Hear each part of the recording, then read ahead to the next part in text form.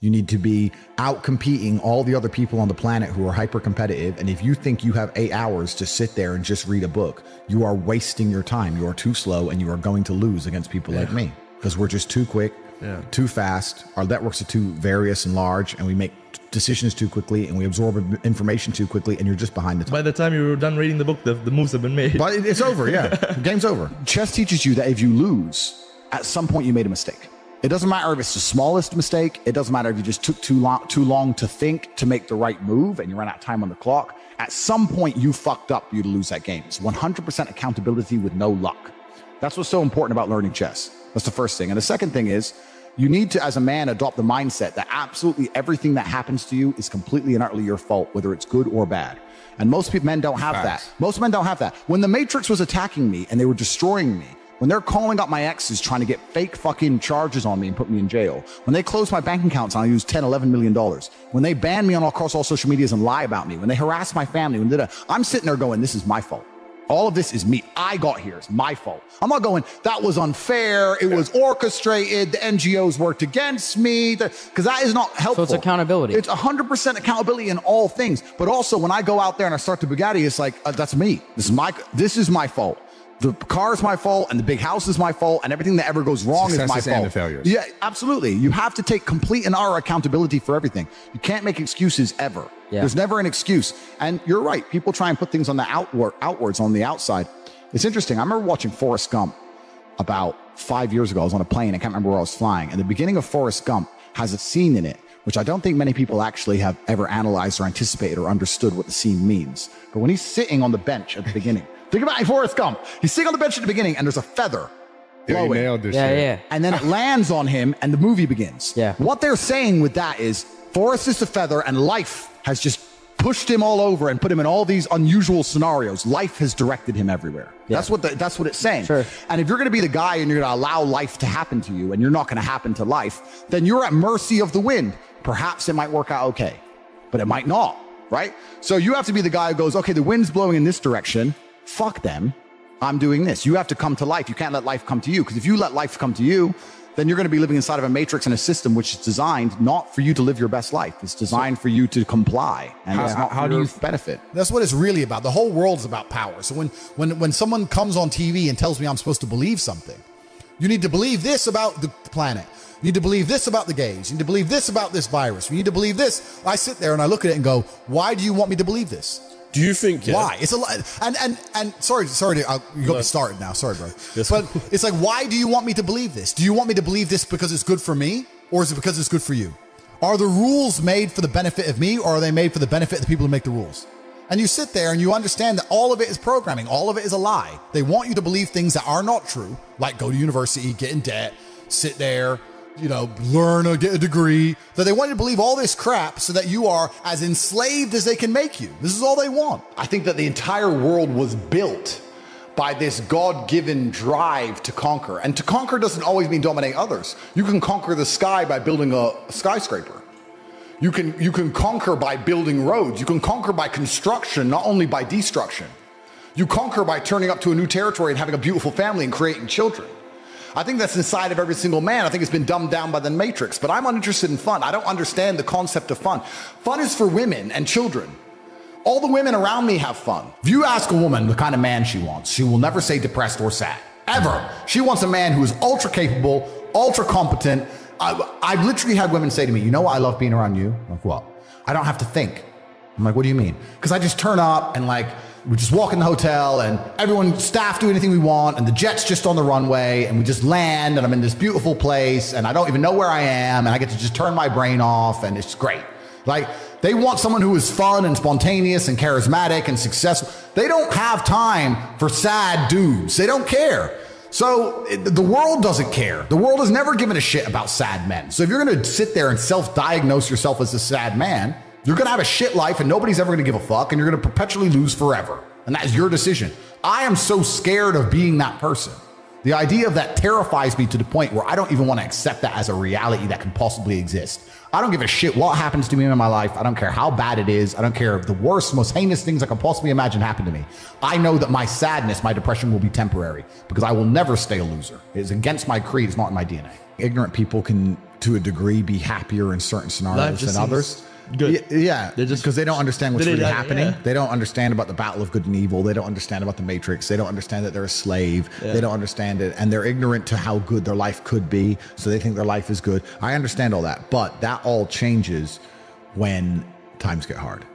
Because those people are not happening to life. Life is happening to them. And they are subject to circumstances. Correct. I'm not subject to circumstance. No matter what happens, I can change country. I can fight against the wind. You are the circumstance. I can disappear. I am the circumstance. Tate arrives and circumstances change. Whereas these people cannot do that. The circumstances dictates their life. And on a long enough time scale, especially in the world we're currently living in, I think that things are going to get a lot harder for these people. And they will see soon that ignorance is not bliss because they cannot pay their heating bill. Whereas if they were less ignorant and paid attention, they'd be able to be living in a mansion like me with heating on full blast. So this is what happens. I have hundreds of people who I talk to all doing this shit. Hey, Tate, have you seen this? Boom. And I'll throw him something, he'll throw me something. That's my ecosystem.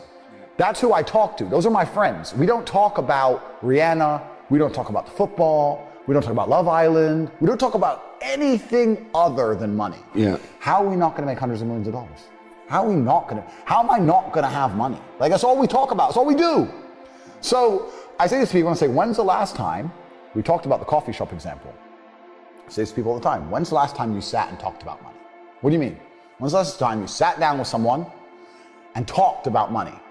Well, what do you mean talk about money? Well, if you don't know what to talk about, then you don't understand money. So go learn how money works. Go learn how a bank works. Go sit on YouTube for free. You don't just pay 50 grand in 4 years at a university. Go sit on YouTube and understand money, banking, or the real estate market, any of it. Understand the last housing price crash, why it happened.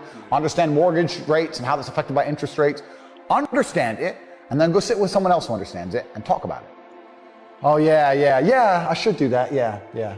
Back to TV. Yeah. Dumbasses. My kids are broke. They are brokies. Yeah? Yeah, because they ain't going to get the lessons any other way. You know what? It's actually different. So if I had a daughter, my number one concern wouldn't be spoiling her. Because I think spoiling a chick isn't even a bad thing, really. I don't think it affects their mentality nearly as much as a man. But the problem with spoiling a woman is, if she has too much access to money, a man's going to get hold of it. I've been around, bro. I know. If let's say I had a daughter and she's 18 and she has access to a bunch of money. Her boyfriend, whoever the fuck he is, if he has any game, is going to be in the club on my money, driving her fast car with no insurance. PS5 paid for. You know what I'm saying? She'll be buying him nice presents and shit. So that's what annoys me about the chick. So she can't have any money because I don't want some fucking side dude getting it. Yeah. My son ain't going to get any money because I don't want him losing his hunger. I want him to grow up broke. I want him to go through all the struggles I went through. I want him to suffer. I want him to have that fire. Now, I had some major disadvantages due to the fact that I had absolutely zero access to money. My family was completely broke. So I will give him some advantages. Let's say like when I was a fighter and I was fighting and I couldn't pay the rent. If my son, when he wins his fight, I'll give him a financial bonus myself for winning. But he still has to go win. Yeah. You understand what I'm saying? My kids are not going to be born into any kind of wealthy environment, in any kind of money. When I have children, I probably won't even raise them in a Western country because I think Western countries are soft. Bro, if I have boys, I want them growing up in deep Russia. Hardcore ones. Yeah, with like in the mountains with the goats. Like just running in the snow barefoot. Khabib ones. Yeah, I want monsters. That's what I want. I don't see the point in send them to some private school to sit around with a bunch of fucking toffs. Yeah. I don't see that. I think the best education in the world comes from the streets and comes from hardship. I don't think a private school can teach my kids anything that I can't teach them or that they actually need to know. You know, so when I have children, their lives will be very, very hard. So I think that as a man, your happiness comes from feeling respected over feeling loved. And the reason perhaps you're happy now is because you have more respect for yourself because of the decisions you're making, and you have self-respect. Yeah. And I think that a lot of men, even if they have self-respect, if nobody else respects them, they're struggling. If you're a person, if you're a man and you're out here and you go, you know what? Who do I want to be? I want to be strong and rich and brave and respected. Then I need friends who are strong and rich and brave and respected. That's what you need to do. If you're going to say, oh, I want to be these things, but I hang around with this guy because we play FIFA together, then you can stay a fucking loser. And that is your decision. Stay a loser. I have no sympathy for losers. I want to make this another thing clear that ends up on TikTok and everyone cries their eyes out. I don't give a solitary fuck if you want to stay at the bottom of the societal totem pole.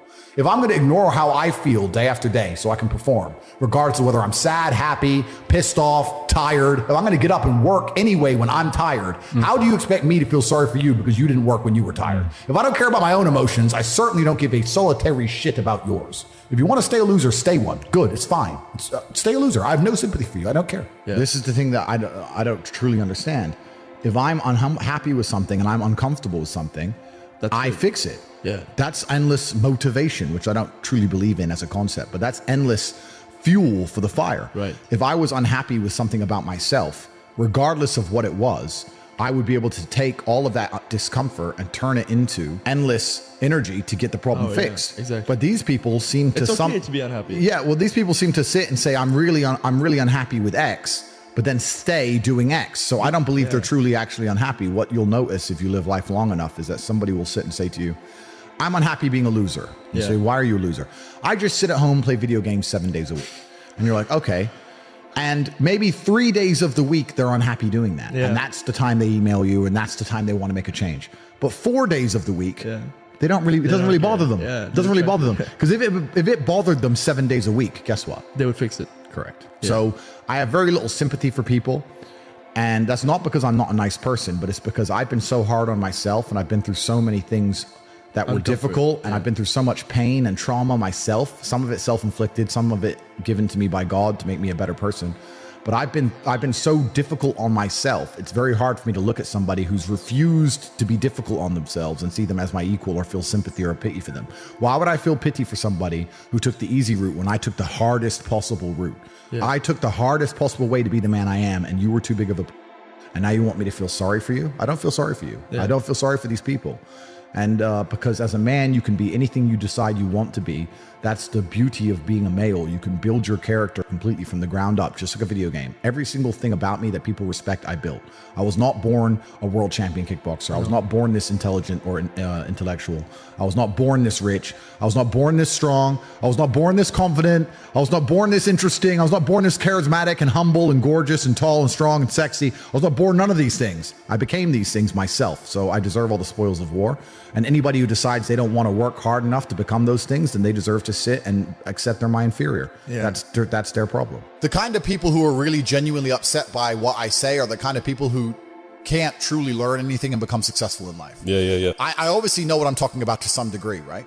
So if Mike Tyson walks in here and tells you he's going to teach you how to box and says you can't fight, you're a pussy, if that upsets you, then you can't learn, right? It's Mike Tyson. Just shut up and listen. Yeah. If someone richer than me comes along and says, Andrew, you don't know shit, you're a dumbass and you're a brokey, I'm going to sit there and go, okay, maybe I'm a brokey, Elon. Tell me something, right? I'll listen. But if you're going to sit there and go, don't call me names and then I not listen, you're never going to get anywhere, right? You don't become the master unless you're very, very good at being a student. And I've always been very, very good at knowing when to shut up. My entire life, I've always woken up thinking or feeling like I had an enemy to fight against. As long as I can remember, I've always had. I was a professional chess player when I was a kid. So when I was 4, I woke up and my dad was sitting there saying, you're playing this Chinese kid, he's good, right? So I always had that. Then I had professional fighting. I had 87 fights. So my whole life I had some fight coming up. And now I wake up and the Matrix is attacking me. So I've always woken up feeling like I had an enemy. Mm-hmm. And that certainly shaped my reality. It definitely shapes how I act and shapes how I think. I've always felt like I was in war, if that makes sense. Have you ever felt like you were your own worst enemy? No, in fact, quite the opposite. I've had a healthy fear and respect for all of my enemies to the point where I've understood the only chance I stand to beat them is to have as many allies as possible. And the most important ally is my own mind. Yeah. I have enough people who dislike me that I don't have the luxury of doubting myself. So even at the height of the cancellation, right, when they were coming at me with everything, and I haven't even told you some of the stuff they come at me with, I'm about to tell you, it's a lot more scary than getting deleted from Instagram. Sure. When they were coming at me, absolutely, even the people close to me are going, you're dealing with this well. And I was like, I have now innumerable shadow figures trying to destroy me. If my brain betrays me, I'm really fucked, right? Yeah. Like I can't go down that path. So no, it's actually completely the utter opposite. I've galvanized myself against internal enemies. Me and every single part of me is all on the same team, and it always will be.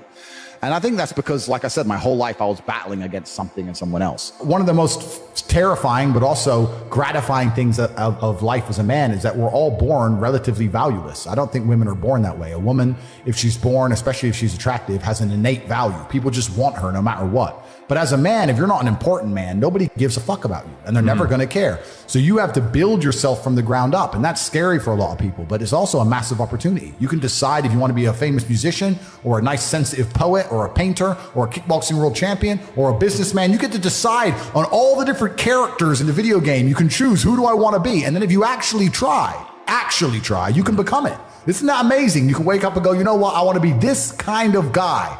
I knew who I wanted to be. I wanted to be the dude pulling up in the Lambo, 3 a.m, gets out. Everyone's like, who is this big, strong, rich dude? I wanted to be that man, so I became him. And if you don't want that, if you want to go be a musician and play guitar and get a bunch of chicks and chill in Bali and smoke weed, whatever, go, you can choose your character and build it. Like, so I don't even want to hear it. I'm interested in it. And you're right.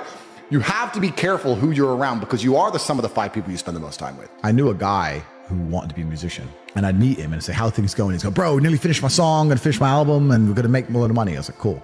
6 months later, I'd see him, how's things? Hey bro, almost done with the album. I was like, it's been 6 months, an album. Yeah, but you don't understand. You got to mix the track. It takes time. Mixing a track. Okay, we have computers. What, 10 minutes? Okay. Two days. It's been 6 months, bro. Like, and I'd sit to him and say, it can't take this long. You're just smoking weed. You're not working. And he's like, no, you don't know. So I thought, okay, I'll make a track. So I made a song. I wrote some lyrics and hit a guy up, got a beat, got a mic. I know I'm not talented. Talked, blah, blah, blah. I made a song in 2.5 hours. And I started releasing these songs I made in 2 hours. And it was just to spite that guy, just to teach him a lesson about how speed works. It's funny because obviously not because of my musical talents, but because of my influence everywhere else. I got millions of views on my videos. Yeah. So I beat him. Yeah. So like, how many views you got? Yeah. 0. And it's not because the songs are good, not because I think I'm a musical genius, but because I'm Tate. But they're like an hour, 2 hours. I threw them together, and it was just a lesson in speed to make sure that I wasn't making any mistakes. And he was telling me it genuinely took months. I knew he was wrong, but the only way you truly know is to do. So it's like, this has to be a lie. So I made a song in 2 hours. I made a video in 3 hours, and boom, boom. From 9 a.m. till 1 p.m. Bang, millions of views, done. And he's still talking about his album. He's probably still talking about it today. It probably doesn't even exist. Comes out tomorrow. Yeah, be ready. It's coming. Yeah. Look, everyone loves passive money, right? I make money as I sleep. I get it. You need to de-link your time to your money, because if you're only working for money, you run out of time, you can't make enough money. I understand all those principles. My point is, if you have no money and you're coming to me saying, I want to make passive income, why are you not making active income? Get up off your ass and work first. Because there's no such thing as completely, truly 100% passive. You're going to have to check on it. You're going to have to maintain it. You're going to have to find a new tenant for that property. You're going to have to make sure that DeFi crypto farm you're in doesn't go to zero. It's not a rug pull. Yeah. You're always going to have to keep an eye on it, right? But the idea that people with no money are already so concerned with making money without work is amazing to me. You should be worried about active income. If you show me, if I'm a brokey and you show me how to make $1,000 an hour, I don't sit there and go, okay, but how can I make that passive? I go, cool, I'm making $18,000 a day because I'm going to work. Dude, you don't need to worry about passive income until you have no more time. I look at passive income because I have 18 hours a day I work. When all 18 of those hours are done and my workload still isn't finished, I have to find a way to make some of those income streams passive, either via staff or whatever else. Yep. And that's how I work smart. I use all of my time, and when all my time is done, now I have to become more efficient so that I can get more done within the same time frame. To sit there and say, I don't want to use my time, so I want passive income is dumb shit. The 16-year-old making 45 grand a month, if he was to sit to me and go, I don't want to make the TikToks, I want someone else to do it, make it passive, that he wouldn't be making any money. He's just working. You have to just work. At some point you have to bite the bullet and just work. So when someone comes to me talking about passive income and they're a brokey, I'm like, you are just lazy. You are lazy. You will never get anywhere. Lazy people never get anywhere in life. Doesn't matter what it is. Doesn't matter if it's tennis or money. If you're lazy, you're never going to get there. I feel uncomfortable with a lot of money in my bank. So that's another thing. Like, I'm now at the point where I don't really carry money at all. I don't have any way of paying for things, because anytime I'm anywhere, I'm with like my PA or my security team, whatever. So it's almost weird how quickly you get used to like walking in somewhere, eating, and just walking out. I don't pay, and someone else sits and pays for me. Sorts it. So it's weird. I don't pay for anything. I don't have any money. I don't have any of that stuff anymore because that sounds like true freedom, though. You don't have to worry about the money at all. I don't look at the price of anything. I don't look at the price of anything. If a new car launches and I want it, I just say, give me this and Sort it. Yeah, literally, give me one. What options? All of them. Just tick every box. Buy. And cars turn up at the house that I've forgotten I've bought. And when did you reach that level of wealth? Was it within the last couple of years, or were you at that stage beforehand? I was always fairly well off, but in the last, I'd say 3 years, I got to a point where money is truly not real. Money has no value whatsoever for me anymore. So if I want something, I'll just buy it. What do? Starting from scratch, you're in London, you got nothing, you got no contacts, you're not in your war room, and you need to make £10,000. I've never done it before. However, you'd have to start with selling something. Yeah. You'd have to start with becoming the middleman of something, and you have to start by taking a commission. That's the first thing you could do. Like the London dropped in the middle of zero and doing it physically, I'm not sure. I think no matter where I was dropped, I would turn to the internet, no matter what. Okay. I think that because the internet's just a global marketplace, it's just so much better. I'd find somebody with, okay, so let's say I had nothing, right? I'd find somebody with star power, like you, for example. I'd come along, I'd drop you an email and say, listen, I want to put something together. I believe I can help you sell more. I am hoping if I show you I can sell more, you'll give me X amount of commission, X amount percent. I understand you have star power. You have something I don't have. You can talk in front of a camera. You can attract people. You can entertain people. What are you currently selling? You're selling this. Okay, if I bring X amount of 1,000 people, will I be able to get this percent? That's what I would do. I think that if I didn't have the ability to sit on a camera and entertain, I would find somebody who does, and I would be the blood and guts beneath the show business. Interesting. And that's the easiest way to get rich in the world today. So you'd find someone that's got an existing product or service. Correct. And then you would help them sell it and promote it. Absolutely and utterly. That's the easiest way to get rich today, especially because commission only, nobody's afraid of saying yes to. What's made me the most money is the War Room. The War Room is a private members organization that I run. So when I first got when I got extremely wealthy, I wanted to know where I kind of felt like I'd gone to outer space expecting to see aliens, and I got there and there were none. No aliens. I was like, where is everybody? Okay, I'm rich, but I expected once I became rich to meet other men who were rich, focused, intelligent, had their dating lives in order, their physical health in order, their finances in order, their connections in order. And I got to the top of the mountain. I looked around and realized nobody had it. Like, yeah, this guy's rich, but he's cucked by his wife and he's fat. This guy's rich, but he's controlled by the Matrix. This guy's rich, but he's dummy. He just made a bunch of money making music, rap. He's an idiot. This guy's rich. Like, there was nobody who had it all. I was like, and I wanted a network of genuine predators. I wanted the Freemasons almost. I thought I didn't want to join their organizations, but I wanted people like you. I wanted people like me. So I started an organization to find those men. If you spend all of your time sitting around people who talk about how to become powerful and influential and rich, guess what you're going to end up being? Powerful, influential, and rich. So now I have the greatest network on the face of the planet. And when I say it's maybe the most money, it's not because of the membership fee. The membership fee is very low. It's cheap. It's because of the opportunities and connections inside of the War Room.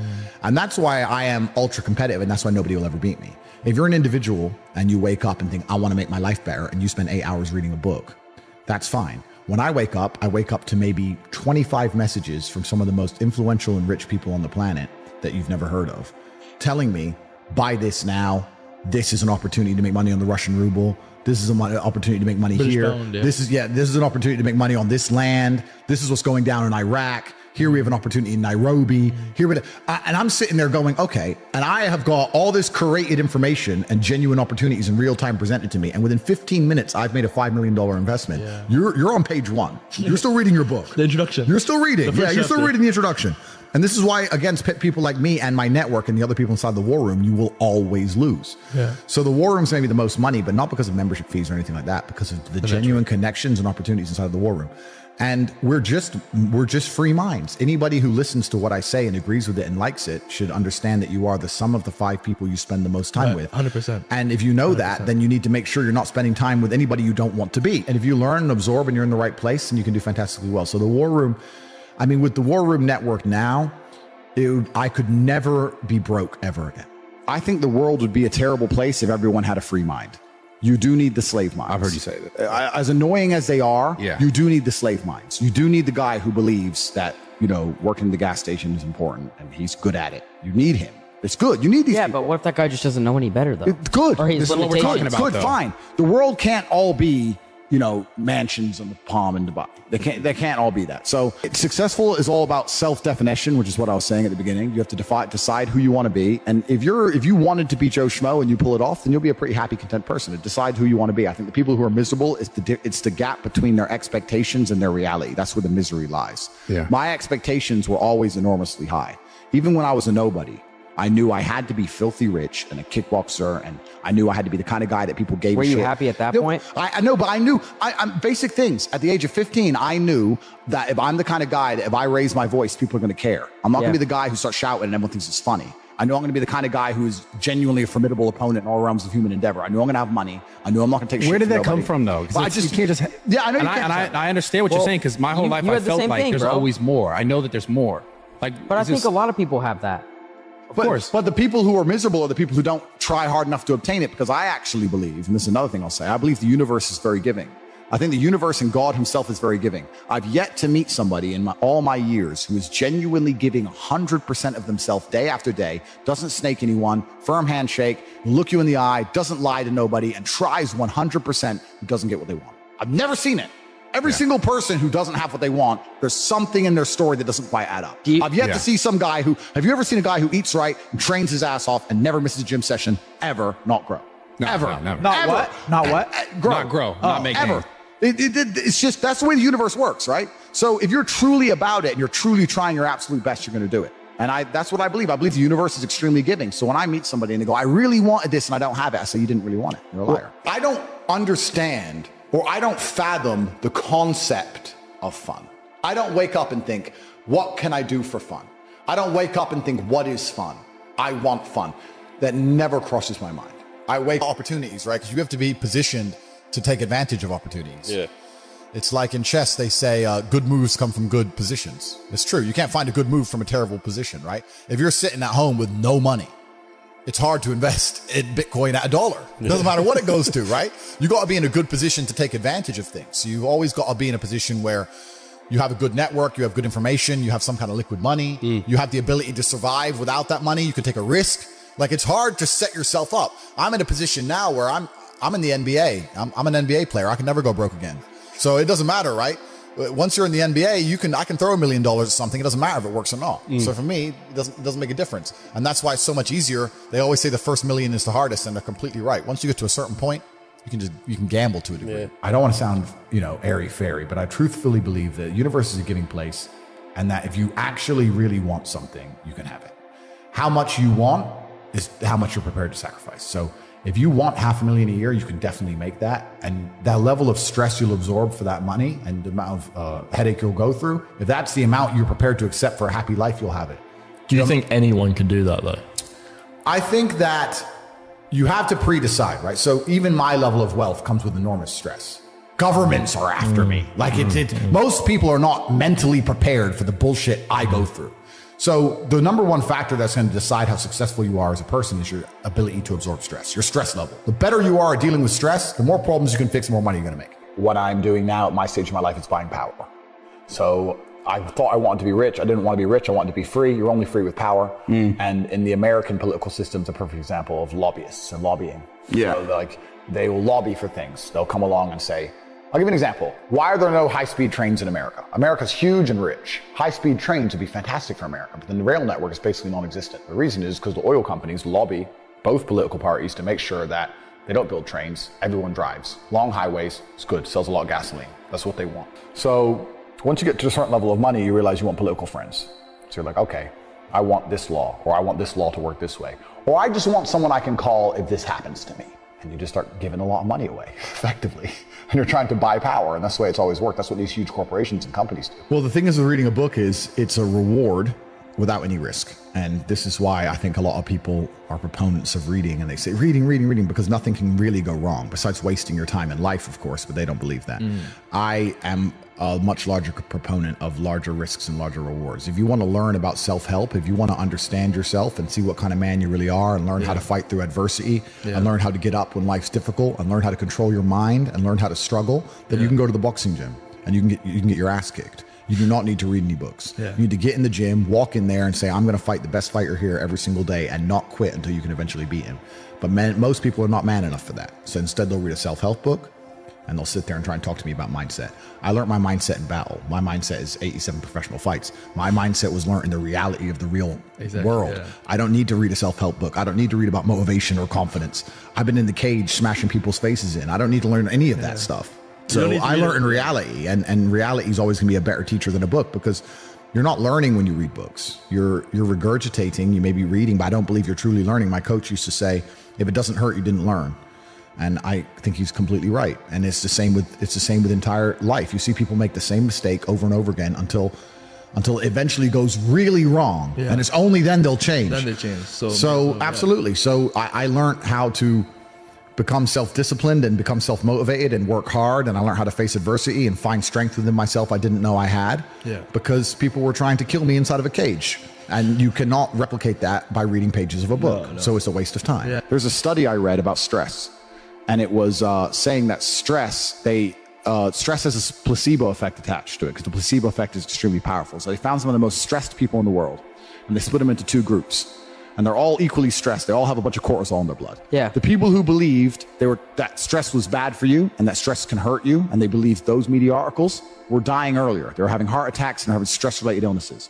The people who believed the opposite, who just said, stress is part of being successful. I like stress. When I feel stressed, I do my best. It makes me anxious. It turns my brain on. I like being stressed. Lived longer than average. Yeah. The point is, the same drug, how you look at it and how your body anticipates it, how you feel about it, affects the real world results. I don't think motivation is a real thing. I don't believe in motivation as a concept. I think discipline is real, and I also think discontentment is real. And I don't think it's possible for anybody to stay in a scenario where they're truly uncomfortable. If you fall asleep on your arm and your arm really starts to hurt, even in the deepest sleep, you're going to wake up and move your arm. If you sit there and your life has been in a rut for 7 years, you are semi-comfortable in that rut. Sure, there's days you're pissed off. Sure, you're semi-annoyed by it, but there's also days where you just play video games, eat pizza, and you're kind of cool with it, and it's no big deal. If you were truly unhappy and uncomfortable and discontent with your scenario, you wouldn't be in it. So I don't believe there's anybody who's truly... When I was broke, I couldn't sleep. Yeah. I'm not saying that. Please understand me. When I was broke, I couldn't sleep. I'd be trying to go to bed thinking, how the fuck these people have Ferraris? I want a fucking Ferrari. I couldn't sleep.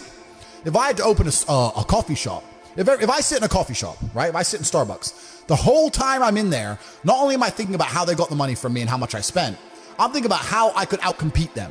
I'd sit there and go, okay, cool. I'm in Starbucks. I spent £5.68. I got a latte and I got a donut, and I'm sitting here. And that business place, that commercial property right across the street is available for lease. How could I outcompete this coffee shop which just took my money? What's the profit margin on this £5.68? How much did this cost them? The coffee, pennies. Donut, 30p maybe, right? How much is the staff? They pay the staff minimum wage £8 an hour. So I've already paid 30 minutes work from that brokey. The wage, she's there for another 30 minutes for free, right?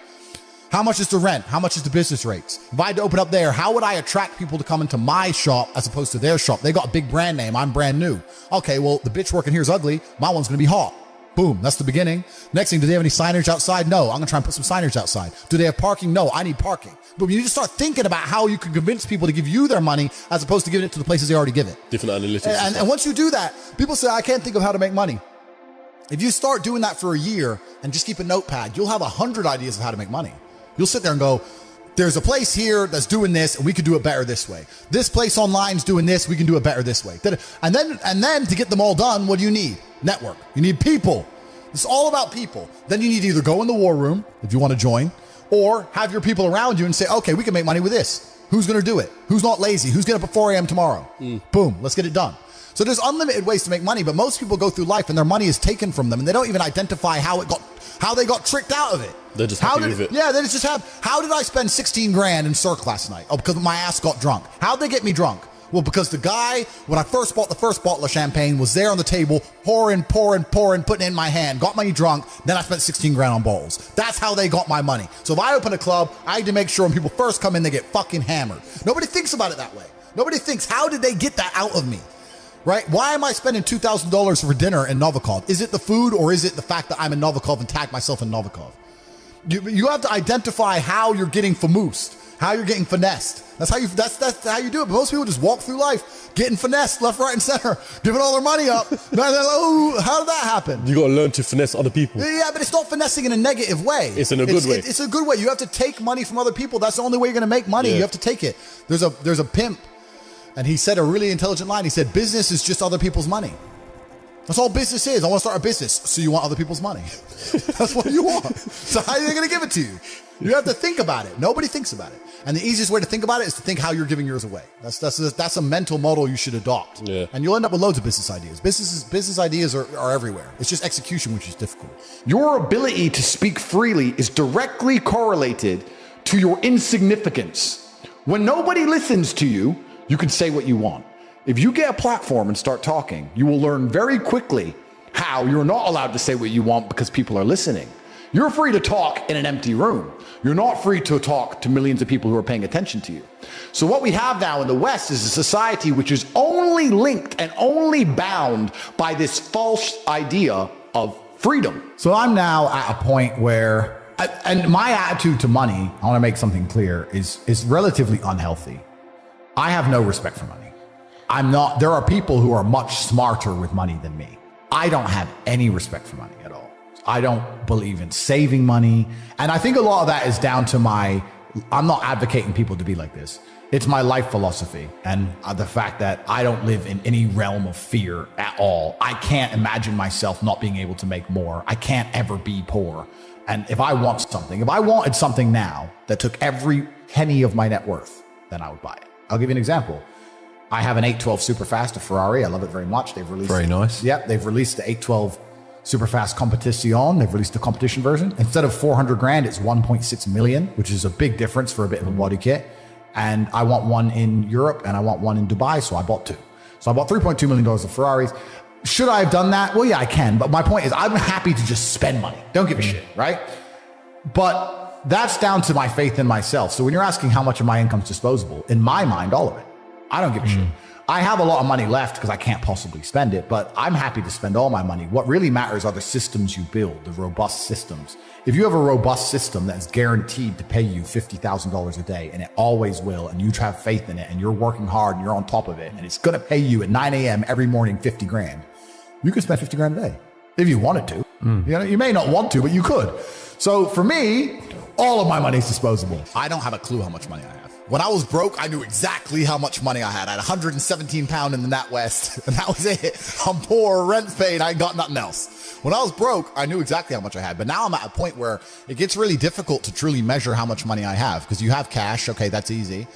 I have some crypto, which is constantly fluctuating. And then you have assets, and the price of the assets is constantly fluctuating. And then I have companies and income streams, which need to be valued. And how do you value them, right? They can be an 8 times multiplier in some circumstances, and others they'll be a 10 times multiplier. So it's really difficult for me to put a value on it. If you were to say to me, how much money do I have in the bank? But then even then, because I've got to be careful what I say on this podcast. But even then, once you have a healthy respect for money, once you get past a certain amount of money, you don't need it in the bank. Like there's no point in me having 50M liquid in the bank. Why? What am I going to buy?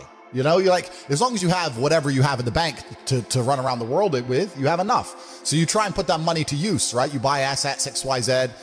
So it's really difficult. Most people don't deserve to be proud of themselves. Yeah. And that's the truth. A lot of people say, oh, I have confidence issues. And I say, if I was you, I would have confidence issues. Of course. I completely understand why you have confidence issues. You're a dork. But we have to be realistic here. We have to be absolutely and utterly realistic, because the world is brutal and it's harsh.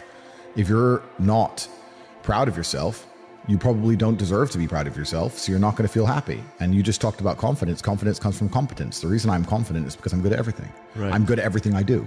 The things I'm not good at, I'm not confident in, of course. And I know what they are. I don't do them very often. I've now created my reality to the point where I don't do anything I'm not good at. You just hire. I either hire or I just don't want to do it. Like I don't play darts. Yeah. I'm not good at darts, right?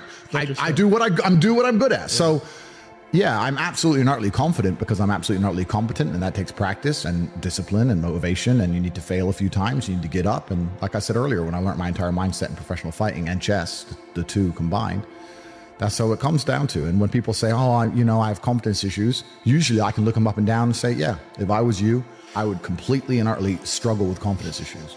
because the world is competitive and there's men like me on the planet and friends like mine on the planet, and you're competing against us for money, for girls, for status, for resource, and you're going to be destroyed and decimated the entire time. So of course you have confidence issues when you can be annihilated in real time by the competitor.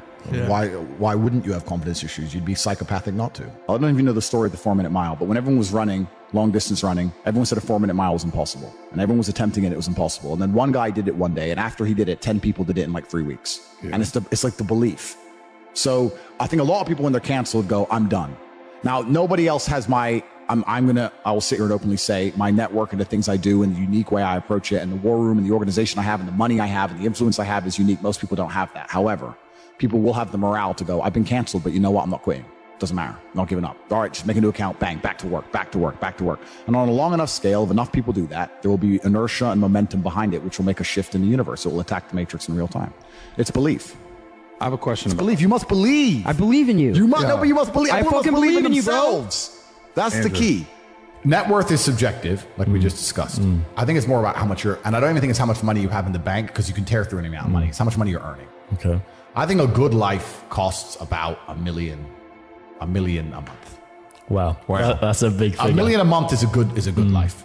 $500,000 a month is doable, and you can still live good. But if you want to really truly live like the best human experience, it costs about $1 million a month. And is that earned income or income with your assets increasing? That's income that you have coming into the bank that you can spend. Okay, that you're taxed on as well. So it's slightly less than that, but depending where you pay tax. When I started my business, I was told by my mentor, what you've got to have a good life is 100,000 a month. That was 36 years ago. Well, it's pretty similar now, maybe inflation and stuff, but I can give you, it depends on the way you're living, right? Because I told this story before on another podcast, but Dan Bilzerian messaged me and he said, look, let's hang out. I was like, all right, cool. And I was in Bucharest. He was in France. So by the time I only wanted to go see him for a day. So by the time I got the jet, I wanted my security team to come. So I had to get the 4 security team, and they came and obviously had to pay their wage. And I put the cars on the truck to make sure they were waiting for me there in case we would decide to go for a spin. And then I landed with the security team, and everyone needs hotels. It's 8 people in a 5-star hotel. And then you're on the ground. You have to rent these V classes, armored ones to look after you. And you see Dan, you talk to him for an hour, you have dinner, and then everyone gets back on the jet. By the time I saw Dan in a 48-hour whirlwind, by the time we moved the cars, which I didn't drive, and security came, etc., you spent $400,000.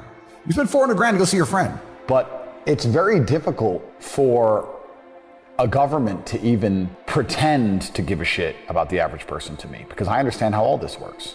So the government comes along and decides to give out free money. The average person in the middle or at the bottom goes, wait, free money. Government cares about the poor person. No, they don't. Let's keep it very simple. Let's say they gave every person in the UK £1,000. They're either going to save that money, or they're going to spend that money, or they're going to, let's say, invest that money. If they spend that money, which is what 90% of them would do, it goes to corporations, making the corporations filthy rich. The stock price of Amazon during COVID went to the moon because everyone's sitting at home bored, just buying stuff, right? So there's less corporations than there are people. So let's say you give everyone in the UK £1,000. A lot of that money goes to one guy, Jeff Bezos. The rich get richer, just like before. Let's say they invest it. Well, they're going to invest it in what? The stock market? Well, that increases the share price of companies. Who owns companies? Rich people. Let's say somehow 200 of these people are best friends and they're never going to argue, and they get together and they get £200,000 and they buy a house, for example. That's still going to raise the price of housing on that street. The homeowners are going to get richer. The people who already own things, the asset owners, are always going to get richer. No matter what you do, the people who are poor are always going to get poorer, and the asset owners are always going to get richer. Yeah. And it's running away now to a point where the chance of buying a home on the average salary is near on impossible. I mean, you know some hacks, you know some things about it, et cetera, et cetera. But I don't know how people are surviving on this money.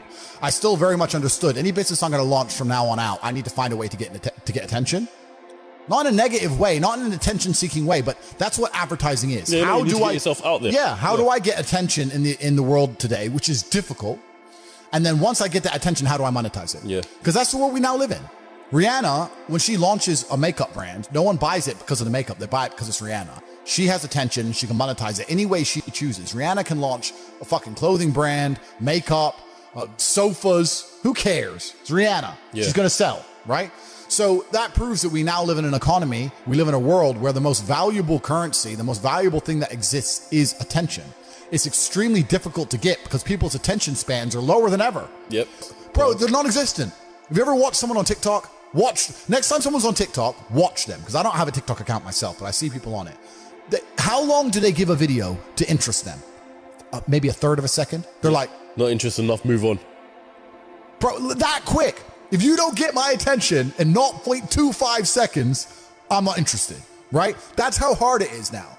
So, and it's getting harder and harder because the apps and the algorithms are retraining our brains to do that. Yep. So now we live in a world where if you can find a way to hack these algorithms and you can find a way to get attention, and there's lots of different ways to do that, then you can find a way to monetize it. And off the back of that, you can become a very, very wealthy individual. Just do it all at once. I mean, that's what I do. I've had people come into my office and say, are you on a phone call and playing chess and reading a web page at the same time? I'm like, yes.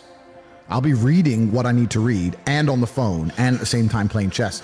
Otherwise, my brain's not full enough. You need to be stimulated. Yeah. So, yeah, can I focus on one thing? Not easily. But am I massively successful doing enormous amounts of work? Yes, every single day. Yeah, so that's the most important thing. It's just staying within the parameters of constructive. If what you're doing with your energy is constructive and you're within those parameters, then you're going to be massively successful anyway. I am scared about the fact that someday someone's going to say, you know what, this guy's causing too much problems or he has too much influence. Can he just... Why wouldn't they do that Can he just already? crash his car? Can his jet just crash? Can we just get rid of this guy? Because it fixes a lot of issues. And then you have to sit and say, is my life worth more than the trouble I'm causing to these people? They don't give a shit about me. They don't give a shit about anybody. So you do get to a position where it's scary. And then you have to sit and decide, well, do I want to sell my soul to the devil and cuck? Or do I want to just shut up and disappear, which is also cucking? Or do you want to live for something? And do you want to die as a name as opposed to a number? People who are still dependent on the system will fight to defend the system. There are people who I will sit there and say to them, look, your university degree is a scam. They lied to you. I will show you how to make money. And their reply will be, no, I went to a good university. They are desperate. No, that degree means something. You work in Greg's, G. Doesn't mean any. Shut up. They won't accept it, right? So certain people are not ready for the truth. People who are ready for the truth seek it and they find it. Well, also, there's no light without dark, and there's no joy without pain.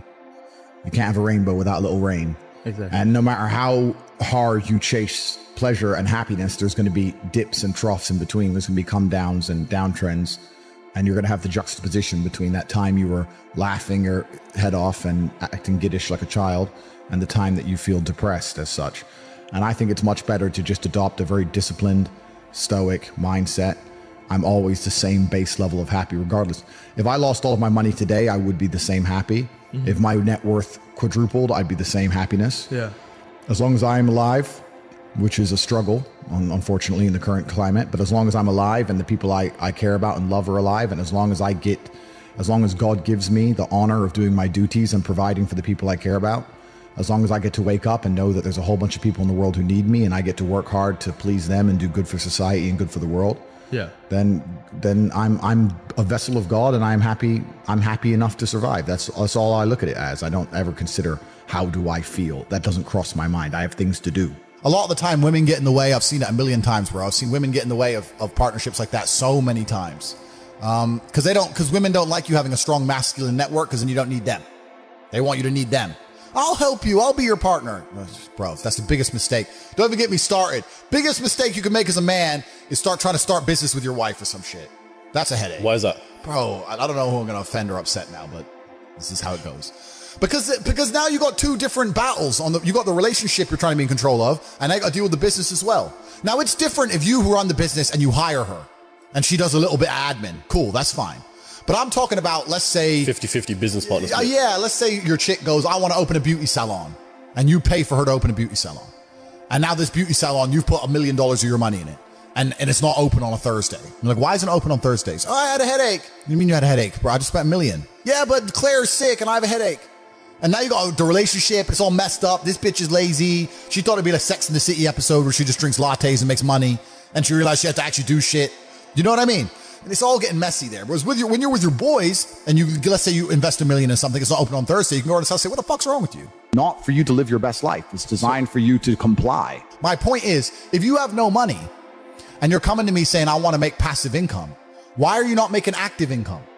Get up off your ass and work first. If you spend all of your time sitting around people who talk about how to become powerful and influential and rich, guess what you're going to end up being? Yeah. Powerful, influential, and rich. I don't give a shit what happens to me in my life. I don't care how bad it is. I don't care the worst, most heinous things I could possibly imagine happen to me. I know that my sadness, my depression will be temporary because I will never stay a loser. It's against my creed. It's not in my DNA. I hope this pisses you off because I'm telling you to annoy you that you're sitting there struggling to pay your bills. There are people out there making so much money you couldn't possibly fathom who have anything they want all of the time. And you may sit there and go, oh, but they're miserable. A lot of them aren't. Trust me. They're having a great time. So you need to make a bunch more money because there's money everywhere. I look at a beautiful woman and go, I can go on a date with her and she's absolutely gorgeous and perhaps we'll fall in love and it'll be great. But you know what? I'd rather work. I just want to conquer the earth. I don't care about anything else. So you need to start identifying how your money is taken from you. Because once you identify how your money is taken from you, you can start to actually intelligently think about how you can take money from other people. The only time being a man ever is good is if you become an exceptional man. He understood. Be near the money. I have no money. Money's over there. Well, let me get closer to it. Like, no point staying over here on my fucking own. Let me at least get closer to it. That was 17. The brokey days were good days, bro, man. Like, I'd get McDonald's and you're laughing with your boys. Yeah. The brokey days are great. And I'm not complaining about being rich. Obviously, I worked hard for this and it's a fantastic life I live now. But I think without those brokey days, without those original days to compare it to, without that juxtaposition, then I don't think being rich would be fun at all. I think it's only fun because you can compare it to the days when you weren't rich. That's the only thing that makes it fun. The only thing that makes my $10,000 steak fun is that you can laugh saying how you never had 10 grand in your bank till you were 27 years old. Yeah. Like otherwise it's boring. Otherwise okay, steak. And I think if you're born with too much money, that you'll never truly be happy. I think you need the brokey days. They're the best days. Most people are so uninteresting and so unremarkable that you could replace them online with a chat GPT bot and you wouldn't really notice. Genuinely, that's how boring most humans are. If you're special and remarkable and unique and you're famous or you do whatever, that's different. But most people you could replace with ChatGPT by text, you wouldn't even notice. And that is a free application, which is brand new. Imagine we're going to be in 20 years from now. So we start talking about useless eaters. This has been discussed by very important, very powerful people at length. The same people who are trying to give you the vaccine are talking about the fact that the population of the earth needs to decline. Why do we need, they say it, Bill Gates says it. Why do we need to get rid of people? Well, machines will do it. So why do we need people sitting around who have hopes, dreams, aspirations? They want health care, they want safety, security, children, all of this garbage. We just need somebody to do X job, and a machine can do X job. So what do we need these people for? So then you start looking. I find it weird that Hollywood was the first one to strike about it, but it was about actors. Well, yeah, because have you ever asked ChatGPT to write a movie? Like that? Bro, it's better than anything you've seen in Hollywood in a long time. There's no woke bullshit. There's no trans, lesbian, black, double-dicked fucking hero. So it's great. You know what's so funny is that like this episode is definitely gonna like fuck my account up, but I'm in for it. And this idea of chasing happiness and always being concerned and preoccupied with how happy you are is actually the biggest mistake that a lot of people make, I think, in the world today. Especially men who wake up and go, oh, I don't really feel happy, so I need to get happier. And that's how they end up down a hedonistic path of drugs or alcohol or gambling, chasing pleasure. I don't care how I feel. Yeah. I don't care if I feel happy or sad. It doesn't really affect what I do each day. I do the exact same things. I act the exact same way. I don't care. Yeah. I don't put weight to the significance of the emotion. So I always consider myself a happy person, but if I woke up and I was slightly less happy one day than another, it wouldn't affect anything I do and I wouldn't put any relevance to it. I'm human and that's life. And so, am I any happier now that I have hundreds of millions of dollars than before I was broke? Yeah. Not really, but I was never unhappy. I'm the same state that I was then, that I am now. I have work to do and I will do it. And life is a value exchange. Every friendship, every relationship, every business relationship, there has to be an exchange of value. As you progress through life, if people stay in the same place, you're only giving value and you're not receiving any value back. And you have to be ruthless about those things. Like I have a very curated circle and everybody in my circle is extremely useful and we're extremely successful. And it's a very motivating thing. If you're in a room full of ice cream experts and all they talk about is ice cream, how to move ice cream, how to sell ice cream, different flavors of ice cream, how you make ice cream, you're going to learn a lot about ice cream. If you're in a room full of people who are billionaires, and guess what they're talking about? Money. And guess what you're going to learn about? Money. I don't sit and have pointless conversations with people. I don't even know what people are talking about. If me and my friends meet, we end up talking about the earth and how it can pay us. That's what we talk about. And that's how we manage to make a bunch of money. So you have to be ruthless with your circle. And for people out there who understand this, a lot of people say they understand it, but they genuinely don't. But if you do, and you are trying to progress your circle, you need to find a way to provide value. You need to either join networks like my one on corporative.com, or you need to find a way to provide value. I'll give you an example. In Romania, I was driving and I went to a town called Cluj. It's a very small town. I went in a nice car and a kid came up to me and he said, I run the car spotting page and we take pictures of the Ferraris and Lamborghinis. Can I take a picture? It's like, yeah, sure. And anyway, he took a picture of it and then he gave me his business card and he said, I just want you to know, I don't even like cars. I just knew the best way for me to meet rich people is to take photos of nice cars. It's a great story. I was like, you're smart. Very smart. I hired him. I'm not surprised. He works for me. Yeah. He still works for me for this day. Yeah. He was smart enough to go, well, where's the money over there? Yeah. How do I get close to the money? Oh, they don't want to talk to me. But if I take cool photos of his car, he might want to talk to me. You have to find a way to provide value to people. Yeah. If you provide value and it's a value exchange, you'll do good. But yeah, I say this to people and they go, oh, but my friend, and we have a good time together. Well, if you're going to prioritize your friends by drinking and having fun, then you're going to have a bunch of fucking loser friends. That's your life and that's your life to live. It's fine. Don't complain when the NHS are on strike and you can't get seen and I'm in a private hospital in fucking Saudi. That's your problem. You have to just make your decisions in life and live true to them. But creating a circle is ultra important. And it's not just important financially, it's also important for your entire life and your mindset as a whole. Because it's amazing, especially amongst men, we never want to be the poorest person in the room. We never want to be the weakest person in the room. You never want to be, so if you're with a group of killers, you have now this massive expectation. It's almost like societal pressure and a positive force. If I go to my friends, I can't be the weakling. If everyone does X amount of push-ups, I have to do them. You might get dropped out. Yes, well, you don't want That's not happening. You don't want to feel that way. You talked about kickboxing. If I want to go learn kickboxing, I expect my coach to be able to fight. If I want to go learn piano, I want to see my piano teacher play piano. Yeah. But people will go to university and learn business from a dude who's never had a business, who's broke. It's just like, it's clown world. It's stupid. Yeah. Like, education's becoming decentralized, which is actually one of my products, so I'm going to talk about it. But education is becoming decentralized now with the internet, and the smartest thing you can do is look at somebody's life and go, this guy is living or he's doing exactly what I want to do. I'll learn from him. That is the smartest thing you can do, as opposed to just going to these traditional educational systems. I think the most dangerous men on earth are the weak men. I think inside of every single man, we're born with a fire inside of us that if we do not control, can destroy ourselves and other people.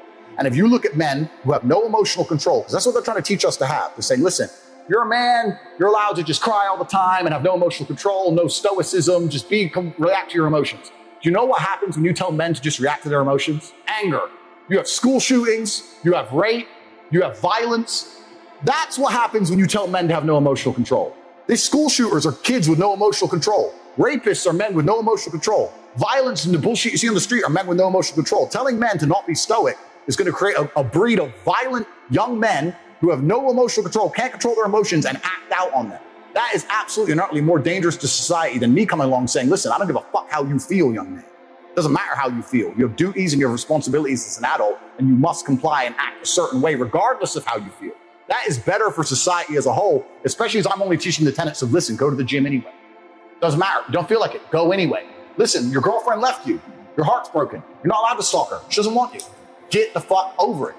What I'm saying is good for the world. They're saying, no, act out your emotions. Cool, you're creating stalkers, rapists, and school shooters. These people are fucking dangerous. I say this all the time. I say the best things that ever happened to me are the worst things that ever happened to me. All the trauma and bullshit I've been through in my life are the best things that ever happened to me. Because as a man, if you've not had a difficult life, you cannot be good at being a man. Being a good man and being good at being a man, they're two slightly different things. But to be good at being a man, you need to have been through so much shit that when the Matrix deletes your entire life from the internet and starts lying about you at mass, and people start doing protests wanting you fucking hung, and they're looking for your family members, and reporters start calling every ex-girlfriend you've ever had, trying to convince them and bribe them to lie, to come out and say you're something you're not, when they're genuinely out to put you in jail, that you can sit there and be focused and stoic enough to go, you know what? Okay, what's the chessboard? What's going to happen? Who's trying to shoot me right now? Nobody. Okay, so it's better than it was a couple years ago. Okay, so X, Y, Z, and plan through it, right? You're never going to be capable as a man if you've not had trauma.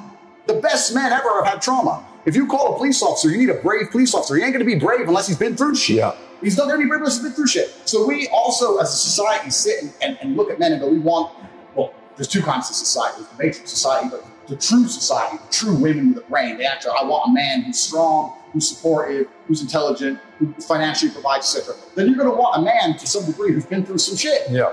And a man who's internalized it and used it as a weapon. And this is what I say to people. People email me their long lists of all the bad things that happened to them, and I reply, fantastic.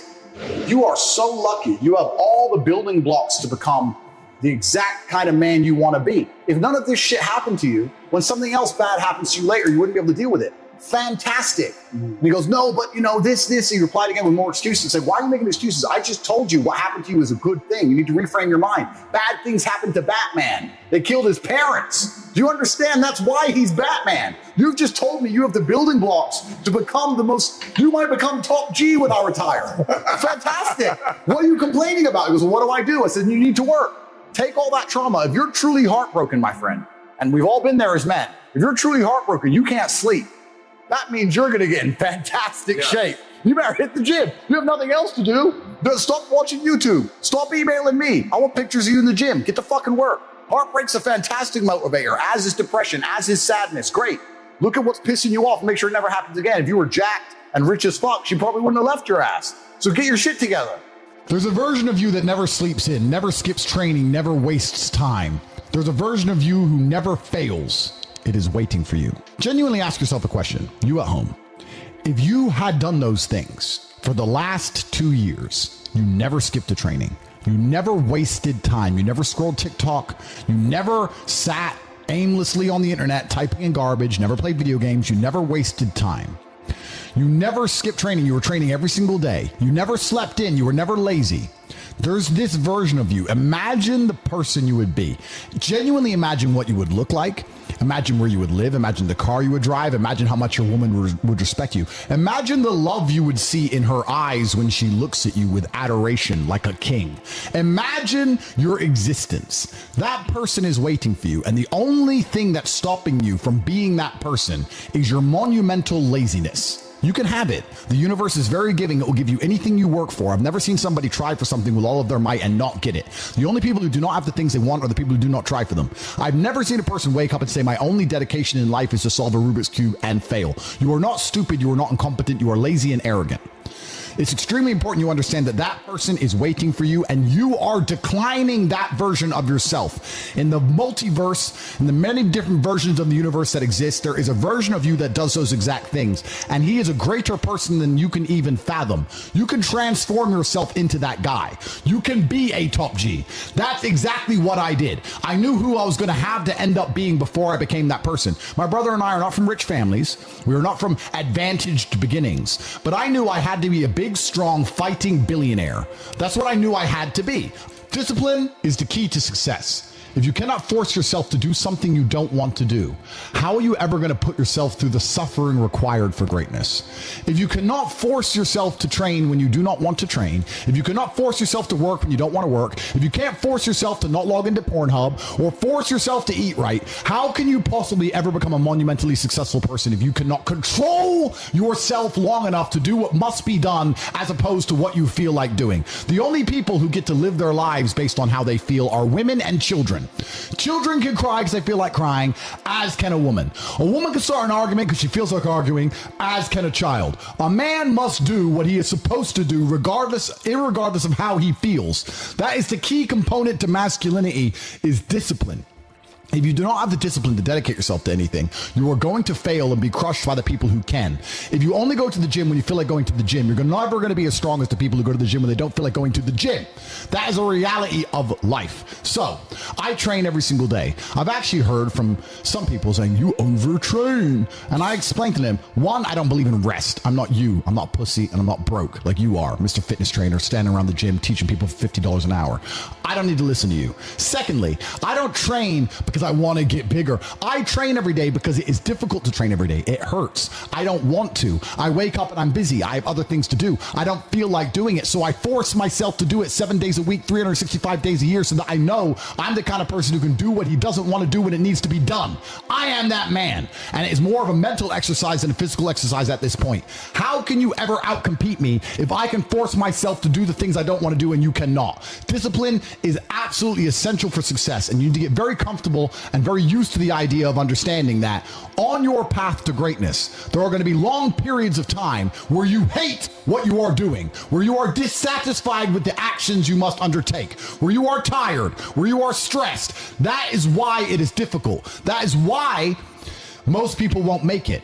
If the path was easy, everybody would walk it and it would lead nowhere. 100 people start the path, 99 fall off because it is difficult, and the one person who makes it to the end gets the gold. If all 100 made it to the end and the gold was divided by 100, it wouldn't even be worth anything. The difficulty gives it value. The fact that it is difficult to do is the key component into the fact you want it in the first place. If it wasn't difficult, everyone would have it and you wouldn't want it because no one would respect it. It's supposed to be hard. Life is supposed to be hard. You're supposed to think this is terrible. You're supposed to suffer and smile through the pain regardless. Discipline is the key to success in all realms as a man. And if you lack it, you stand no chance. You can give most people a roadmap to success. You can give them a Ferrari with a full tank of gas, and a lot of people still wouldn't make the destination because they would say the drive is too far away. Quitters, they don't have the discipline. You can tell them exactly how to do it. You can give them the mechanism to get there, but they don't have the discipline to complete the drive and end up at the destination. That is the majority of Earth. This is your competition. People who, even if they are told what to do and people tell them exactly how to do it and help them do it, still quit, still fail because they lack discipline. Even me, with my monumental powers, I can't make a quitter successful. It doesn't matter how good I am. It doesn't matter how easily I make it for them to succeed. It doesn't matter how compendious and concise and powerful the real world is. It doesn't matter how much I text them and motivate them, how many emergency meetings I do to try and talk to them and hype them up, how much motivation I give them. It doesn't matter what I do. If they are a quitter, guess what they're going to do? They're going to quit. No matter how simple the map is to read, no matter how fast a Ferrari is, somewhere along the drive, the sun's going to get in their eyes, and they're going to sit there and go, I don't like this, this is hard, and they're going to quit. Quitters are the number one type of people that nobody can help. If you're a quitter, I can't help you, life can't help you, God himself cannot help a quitter. So if you lack discipline, you lack the very basic building block to any type of success which exists on the planet. By every single metric which can be measured with science, you are going to stay a loser and a failure. The key is to keep training. If you train hard every single day, you don't have to worry about a little bit of vitamin C. It's true. If you don't train and you don't smoke, you're still going to be a pussy. Yes. The answer is always hard work. As soon as you are granted life, you are guaranteed death. What you do in between is up to you. You are all conscious. That could end tomorrow, that could end in 100 years. But the time between the beginning of your consciousness and the end of it is completely up to you. Training is never the wrong decision. If you're in jail, you should train. If you are free, you should train. If you are rich, you should train. If you are poor, you should train. If you smoke, you should train. If you don't smoke, you should train. If you drink, you should train. If you don't drink, you should train. You cannot escape that hard work is always the correct decision. There is no time in any scenario when working hard is going to be the wrong answer. You should always try your very best in all things. I will smoke 10 cigars a day and beat the shit out of you because I train harder than you can possibly fathom. Pain is an extremely important part of the equation. Pain is the elixir of success. When people say this bad thing happened to me and I'm suffering, I say good. It is pain which is required. It's one of the elements in the chemical reaction. If the chemical reaction requires 5 particular distinct compounds and you have 4 and you're missing 1, it simply doesn't work. pain for a man is one of the most important elements in becoming successful. Batman is Batman because they killed his parents. If they did not kill his parents, he would not be Batman. You're supposed to suffer. You're supposed to take that pain. The worst thing that can happen to you as a man is you live a life with no pain in it. To be born into a rich family and have a nice, easy life and be given money, and you don't have to go to the gym and not have to train because you have bodyguards and sit around like a fuck up. You're going to be miserable and unhappy and a drug addict buying prostitutes. You're only going to have women who adore you. You're only going to feel confident in yourself and feel happy when you've been through hell and come out the other side. I don't own shit. So that's the first thing. The second thing, you have all these different jurisdictions around the world. It's extremely complicated. How are you going to tax a rich guy? He has houses here, houses there, company here, company there, all the companies making a loss. Does Starbucks pay tax? No, Starbucks supposedly doesn't make money. Supposedly Uber's never made profit. An app on the phone with millions of cars around the world and people working endless hours for them and them getting a cut of it to run an app. Supposedly they've never made profit, never paid a penny tax. Funny how that works. You can't tax the rich. It's too complicated. You can't tax the rich. It doesn't work. All you're going to do is just drive them into other countries. If England right now today were to announce a huge tax on the rich people just go, oh, cool. I'll base my company out of Belize. 2 pieces of paper. Fuck you. We don't really learn lessons unless they're learned the hard way. Yeah. I believe that unless a lesson has taught the hard way, you're not going to learn it. You can have so many near misses and people won't learn their lesson. Bro, you must know a guy who goes out there, nearly crashes his car, doesn't slow his ass down till he wrecks it. Yeah. Like, this is how people are, right? So you need that pain for the lesson to sting enough to really genuinely go inside of your mind. And it's the same with everything. It's the same with driving a car or business. Truthfully, if you want to learn a lesson about business, you're going to have to suffer at some point, right? So we always say that most people are not successful with their first companies, X, Y, Z, blah, blah, blah. I get that. The truth is, there's a lot of people who make a lot of money with their first company, but they just act an idiot and it all blows up in their face. And that's how you get the discipline on your fourth company, that when you have 3 million in the bank, you just leave it there. You know, and don't be done with it. So you need to go through some pain. You need to experience some negative things. You need to have to a degree some trauma to really even learn any lessons. So yeah, business studies, you're right. The book, that's not going to teach you anything about business. You need to get out there on the streets. You need to make mistakes. You need to suffer. You need to have the tax man knocking at your door. You got to deal with all that stuff so that you make sure it doesn't happen again. I really think that humans are stupid enough to only learn the hard way. That's kind of how it works. The problem with owning something is that it can be taken from you. So let's look at it the American way. In America, litigation is a big problem. Everyone gets sued all the time. So you don't want to own anything, because if you get sued, then you're going to have to pay that debt. And you might have to sell your assets to pay that debt. Not if it's in a company, though. If it's a limited company. Correct.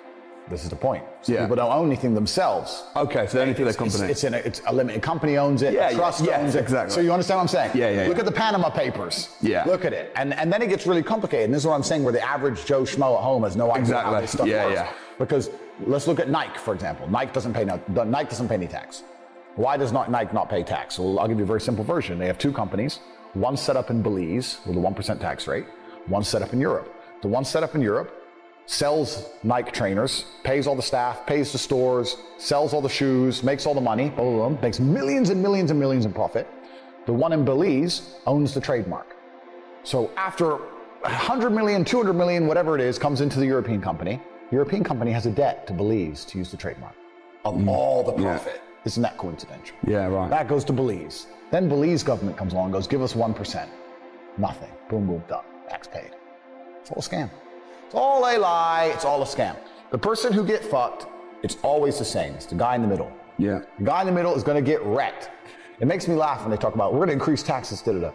When they talk about increases taxes, they're not trying to chase down the billionaire on his yacht, because they can't.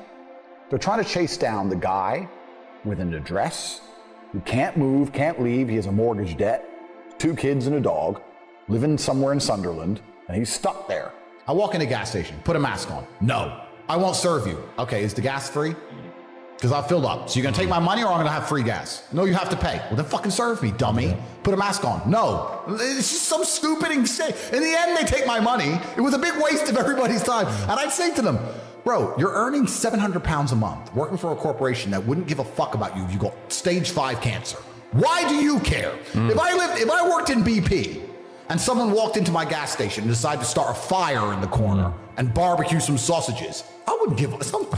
I'd be like, please stop, bro. Whatever. Like, why do these people, they're so fervently passionate about the rules of the BP station? But do we you're need a fucking people? slave in your mind. Do we need slaves though? Because Yes, we obviously do. we need people to work and do those jobs that obviously the free people can't do. And this is the full circle realization when you get to the point where, as frustrating as it was, you need this slave class of people who buy bullshit so that I don't have to do bullshit stuff, which is great.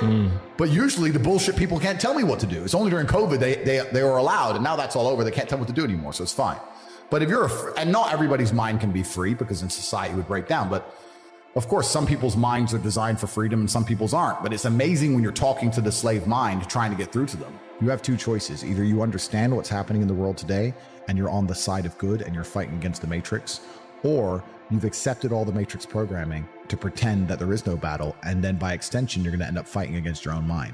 And you're going to be in a fight either way. Your mind's either right and you're fighting externally against the enemy, or you've accepted the Matrix programming and you're sitting there fighting against your own depression, your own anxiety, fighting against your own struggles inside of yourself. You're going to fight anyway. There is no way to avoid this. So you have to make a decision. Do you want to have control of your own mind and control of yourself and fight for God and fight on the side of good against evil? Or do you want to accept the evil programming, fall down a hole of degeneracy and fight against yourself and self-destruct and implode? That's your choice to make. But I think the intelligent choice is to fight against evil. But also, life teaches you a lot. And I think a lot of people are not very self-reflective of their own lives. I don't think you can read a book and that's great. But I think if you're living an interesting life, if you were to take half an hour a day to actually sit and go, okay, what good has happened to me today and what bad has happened to me today? Why have those things happened and how can I prevent them from happening again? Most people don't, that kind of crap doesn't even cross their minds. Like every day I will sit at the end of the day and go, what bad has happened to me today? How did that happen? Did I get caught slipping was I on the street and some guys come up to me and it could have been a dangerous situation? Like, how could I genuinely have improved my reality? And you can self-reflect and teach yourself everything. But that's total ownership of your life, isn't it? But you have to have. A lot of people don't. You have to have ownership of everything good that's ever happened to you and everything bad that's ever happened to you. I have complete ownership for the fact I was canceled. I don't sit there and go, oh, they're lying about me. Yes, they're lying, but I still own it completely. They're lying about me and they're talking shit, but I own it and I took responsibility for it. And I sat there and I took absolute accountability and I thought, okay, how can I turn this in my favor? And I beat them.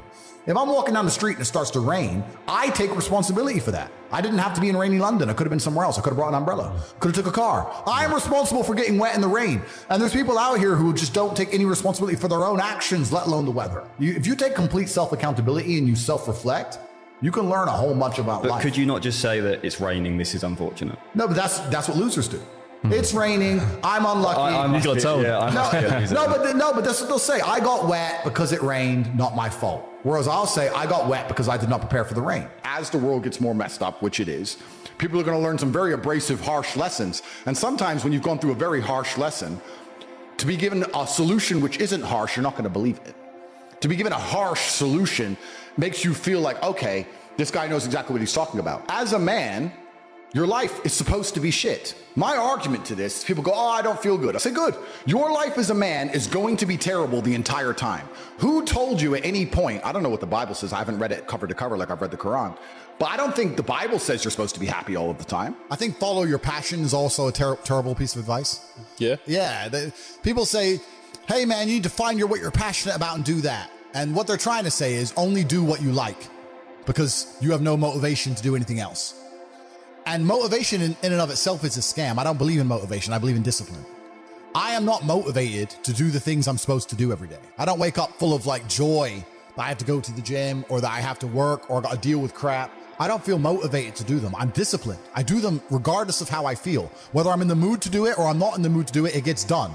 That's discipline. Discipline's a real thing. Motivation is fleeting. Yeah. You're never going to be permanently motivated. So when someone comes along and says, oh, do what you're passionate about, what they're saying is you'll have endless motivation and then you'll be able to try hard. If you're the kind of person who can only try hard at something he enjoys, then you're going to fail. Because most things you enjoy don't pay any money.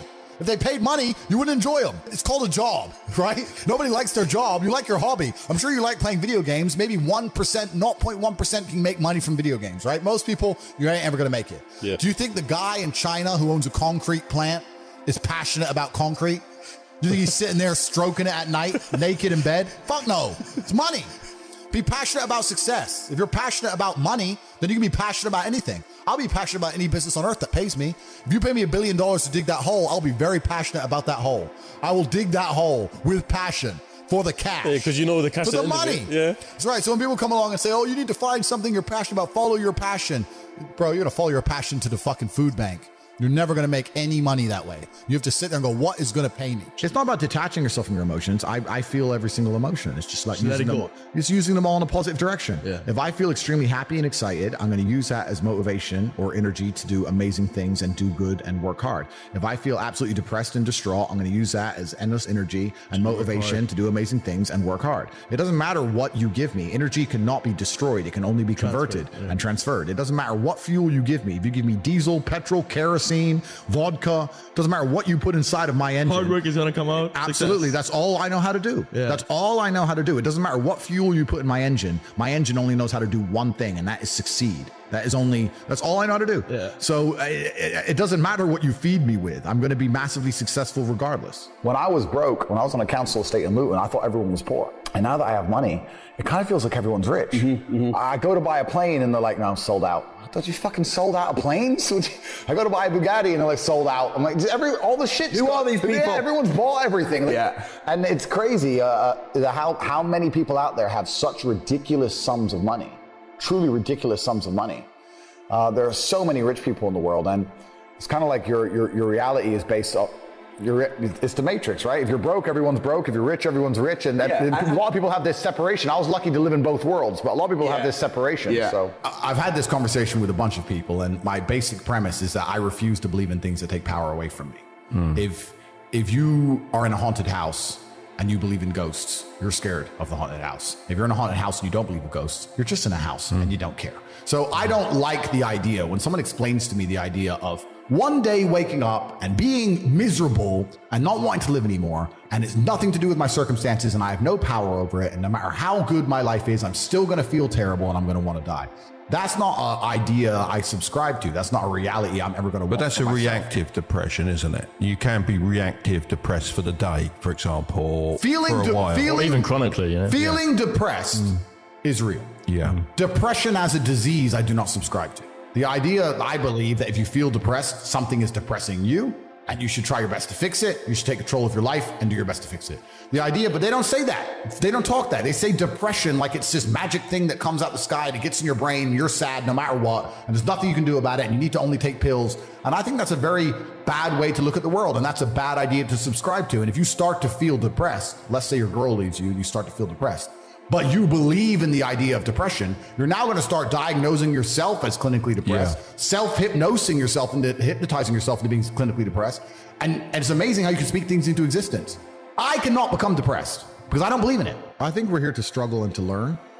I don't think we're here to be happy. That's why when we keep going back to the happy argument, I've always found that kind of frustrating and annoying. When someone goes, oh, but I want to be happy. Why? Why? Why do you want to sit there and laugh? Like you were happy your entire childhood. That's your happy days. You're allowed to be happy as a kid. It's all over now, right? You're a man. You have responsibilities. I think we're here to do important. Provide, protect, and we're also here to do important things. And important things are going to be difficult, and they're going to be hard, and you're going to get frustrated. But that's what gives you purpose. I don't see anyone who's chasing happiness. I think that's a very feminine frame. I understand why some women just want to be happy. I don't know how it feels to be a girl because I'm not one, but in my experience, I know women who just want to be happy. Yeah. Girls just want to have fun. Yeah. Fine. But you're a man, right? And if you're a man, then it's absolutely an utterly different experience of life. I think we're here to struggle. I think we're here to endure pain. Yeah. I think we're here to just see how hard we are to kill. I think that going through terrible things and living through them and coming out the other side is one of the most fantastic things about being human. I think that it's almost like once you understand what life is really about, there's no emotion which isn't enjoyable. The only emotional state which can be seen as detrimental is feeling nothing at all. But if you're sitting at home and you're feeling truly heartbroken, at least you're feeling something, right? And I think that's the whole part of being human. I think we're here to struggle. I think we're here to go through pain. That's so I wake up each day and go, what can I attack? What problem can I solve? And look at history. Why did Genghis Khan wake up and want to conquer the whole world? Why did Napoleon conquer the world? Why did Alexander the Great conquer the world? You just wake up and just say, give me this, give me that. I want all of it. I need to, there's an army there. They're really big. We're better. It's intrinsic. Yeah. You need to go and conquer. That's the purpose of life. I think the world is a violent place. I think there's violence all around us. I think that I view the world in a violent way.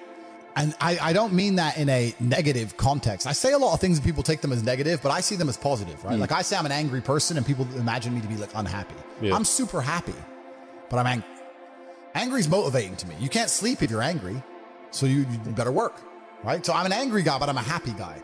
And I see the world as a violent place. I've always seen it as a violent place. If most people look at a tree, they see a beautiful tree, right?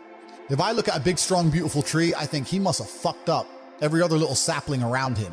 He took all the water, took all the nutrients, he destroyed them all. There was once 20 trees, and all 19 are dead. And I got one tree left, the big G, top G tree. No, one. Top tree. Tate, that's it. That's violence. Violence got him there, right? He destroyed his enemy. That's how he got to the top. You see a beautiful tree, I see violence. You understand? And that's the true nature of the universe. You have to learn that you have to take things from other people. And by taking it, I'm not saying go rob a bank. I'm not saying that. I'm saying completely the opposite. You can be a philanthropist. I'm taking money from everyone inside of HU, but I'm changing their lives. It's a good thing. You can take money in a positive way. Most people don't look at life that way. And when you look at life that way, you need to start identifying. One of the things we teach inside of HU is to identify every single time your money is taken from you. The only thing I will say I don't like about being banned is that you get 3 lives when you attack powerful people. They first ban you and try and shut you up. Secondly, they'll put you in jail for something you didn't do. And thirdly, they'll kill you. So I've used my first life, which is kind of upsetting when you know that next is going to be some false charges. The 2 worst ones. Yeah. And if you survive the false charges, you just die. Jesus. So that's kind of upsetting. I like to think that people at home know if I ever ended up in a jail cell and the media started printing why, that they'd know it's a pure lie and they made it up. Yeah. But that's kind of scary. Outside of that, the ban in and of itself has not, I don't care, bro. It's made no difference to my life. You need to get a piece of paper or understand on a scale of 1 to 10 and say, how stressed do I want to be? How much pressure do I want to feel like I'm under? How much can I take? And be honest with yourself. I wanted this life. This is exactly what I want. It makes me happy. But there's a whole bunch of people who would not be happy in my position just because of the amount of pressure they're under. In my last cancellation, we had press trying to find my mother, family members doxxed. My last 20 ex-girlfriends called and offered a bribe, effectively 100,000 pounds to do a negative story on me. None of them turned. Bank accounts frozen, travel bans, all my social media is deleted, all over the news, national news, I'm evil, press releases in the schools saying that I'm bad for young men and I'm misogynistic. Like most people are not prepared for that level of pressure. I slept fine. Most people would be like, whoa, there are death threats. Like most people can't handle that. I can handle it fine. Most can't. You have to decide what you want to deal with. So when you're setting your expectations, it shouldn't just be about how much money you want to make. It's truly about how stressed and how much pressure do I want to be under. I actually enjoy it. I'm a warrior. I'd be bored in the other way. I want people coming for me. That's what I want. But if you don't want that, then don't build a life that does that. I think if I were to talk to Tyson or Tyson were to talk to anybody, he'd say the same thing. He'd say, look, end of the day, even if you're struggling, it's you that's going to have to get up and get the work done and change your life. I think that a lot of the help, which is being purported now by the system, by the Matrix, isn't designed to help. I think it's designed to keep people in this state of depression because when you're depressed, you're submissive. You don't care about what happens to you if you're depressed. Depressed people aren't going to riot against a new law or against COVID tyranny because they're depressed. They're too busy. They're at home and they're sad. I think that keeping everybody in a degree of semi-neutral depression, semi-sad, is good for their ability to control all of us. So when they go on the TV and say, you're depressed, it's a disease, you can't fix it, there's nothing you can do about it, it's not your fault. I think they're just trying to reinforce in your mind that you're never going to get better. I think if they really cared, they'd say, like Tyson Fury says, you're depressed, but you can beat this. You can do this. I don't hear them saying that very often. They just sit there and say, everyone's depressed and it's normal. Accept it. And I don't accept that. I don't accept that. I don't think people should sit there and accept that they're sad. Change it. I think only you can change it. That's what I believe. God created us to learn and understand ourselves and understand other people and understand the world. And what did I say earlier? I said that you don't learn a lesson or you don't appreciate something without pain. Without pain. So you have to struggle to learn anything. There's only 2 ways to learn things, the hard way or the harder way. If you're smart, you can learn the hard way. But in my experience, 99% of the planet only learn the hardest possible way. If the lesson's even 85% effective, they'll make the same mistake. It's only when they completely decimate and destroy an element of their life do they sit there and go, oh, oops, now I get it. No. That's how it goes. If you start with a good team, you're going to make it. That's really true. Brotherhood in and of itself is so valuable. If you sit around with 20 people and none of them are lazy and none of them are snakes, you're going to be fine. So you need to have people you can, give work. This guy's in charge of this thing. That guy's in charge of this Delegate thing. people, different roles, different tasks. Absolutely. You got to have a team. You got to have a network. And my network is so strong. That's one of the big advantages I have. I have people around me who I can genuinely, seriously trust. Hey man, thank you very much for watching this video until its very end. I highly appreciate it. I don't regret absolutely anything. I don't operate in that frame. I think that it's still a lot of people think that this is the end of me and they don't understand this is absolutely not just the beginning. My only concern now is becoming too big. That's my concern. I'm worried about becoming too influential, too big. There's nothing that God hates more than sloth and laziness. If God were to create a man and that man were to sit around and do fuck all, God will frown upon you. It's why you're never lucky. If you're listening to this and you think I'm never lucky, I'll tell you why, because God dislikes you because you're fucking lazy. Start the work. Start to show God the beauty of his own creations. You'll be amazed how lucky you'll become. God is unhappy with these people.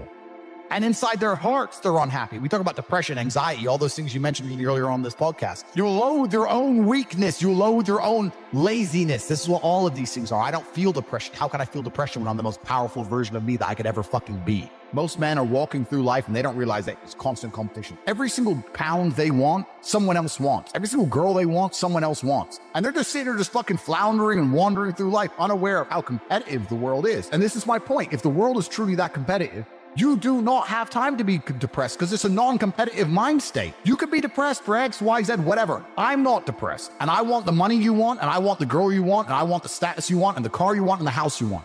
I'm going to get it, and you're fucking not. I don't give a shit what happens to me in my life. I don't care how bad it is. I don't care if the worst, most heinous things I can possibly imagine happen to me. I know that my sadness, my depression will be temporary because I will never stay a loser. It is against my creed. It's not my deed. All of your minds are broken. You can't even focus on anything anymore. You're right. You are constantly distracted to the point where you can't even appreciate the good things in your life. You're distracted. Your minds are broken. You need to rewire your mind and resist the slave programming. If you cannot control your own mind, then you are just a feather in the wind of life because your own mind is the only thing you can control. You can't control the weather. Right. You can't control people. You can't even control whether your heart stops beating. You might have a heart attack tomorrow. You can't control anything besides what you think. If you cannot control your own mind, then you go through life with zero control, zero influence. You can't control anything. You're just a feather in the wind, waiting for life to blow you from happy place to sad place to happy place to sad place, completely hoping on the gods to be fortunate to you because if any genuine discomfort comes your way, you're fucked. It's so easy to win. If you can control your own mind. It seems that nobody fucking can. Your own father's ashamed of you. And you don't even feel fucking motivated to do shit. It's a fucking shame. You're gonna go and look your father in the eye and said, you know what? I could have been a UFC champion. I could have been a multi-millionaire. I could have been a race car driver. I could have been a fucking nuclear physicist. Could have done all these things, but I was busy on Pornhub. You think he's gonna be proud of you? Fuck no. People who go, yes, I'm wasting my potential. Those are the ones who have potential. The ones who stand up and go, I am wasting my potential. I could be anything and I am not that yet. They have a chance. This is your prerogative as a man. But you need to be instilled with a sense of duty to your bloodline. You must want it. You need to want it deep inside your soul. I can't die as anything less than emperor. As a man, if you don't make yourself valuable, you have no value. You have to get up and do it. Just like a video game, you start with fucking zero.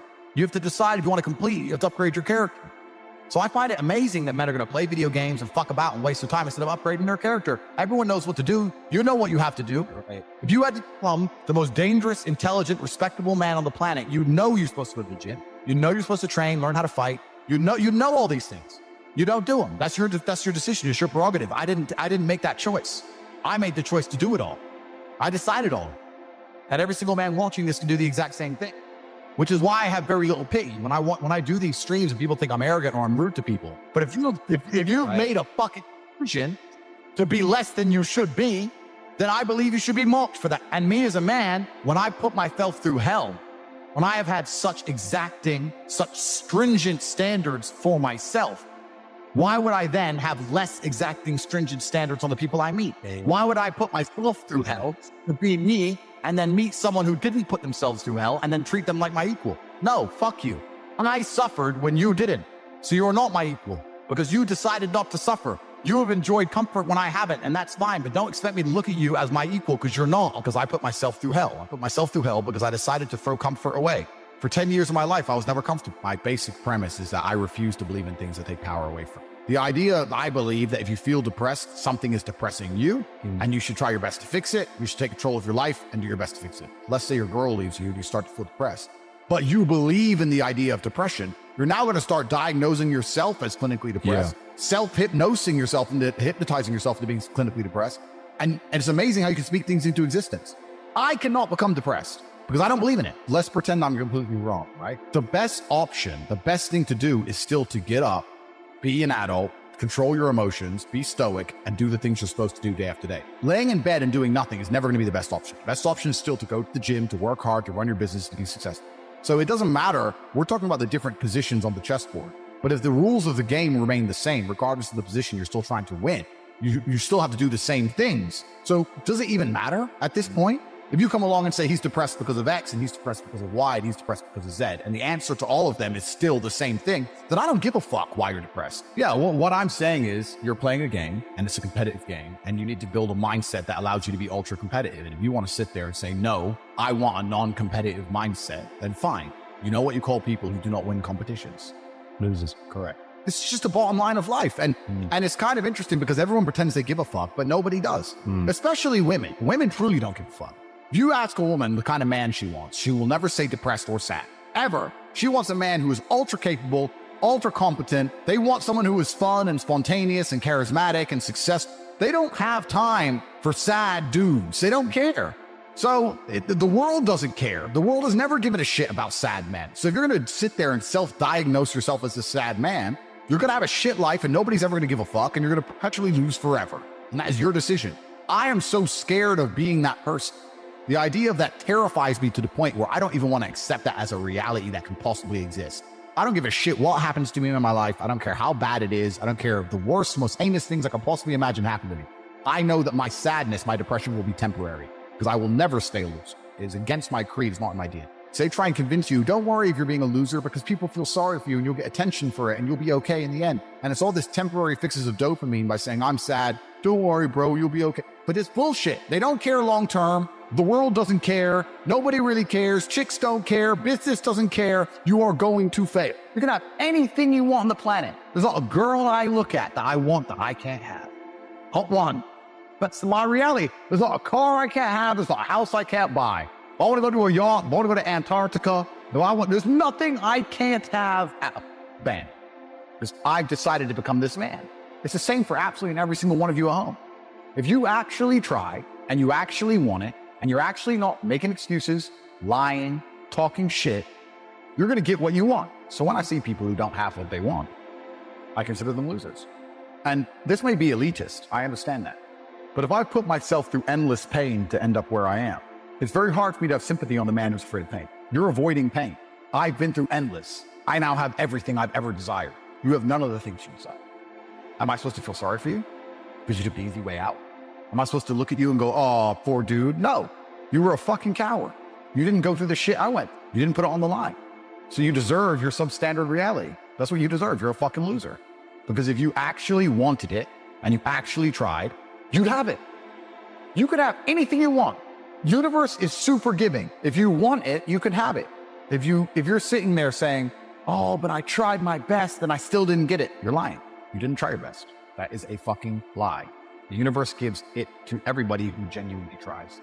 And I know that to be a fact because this world's competitive. We're all competing against each other.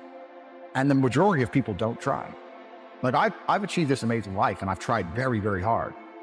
But it could have been harder. You just get to a point where you're like, I'm tired of hearing your fucking excuses. That's bullshit. And you become to a degree, yeah, cold and psychopathic. It's true. That's what happens.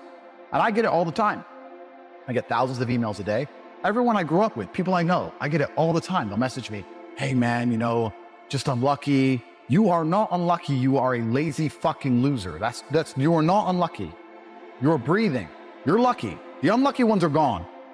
You're alive and you are a lazy loser. So a loser is anybody who does not have everything they want at the drop of a hat.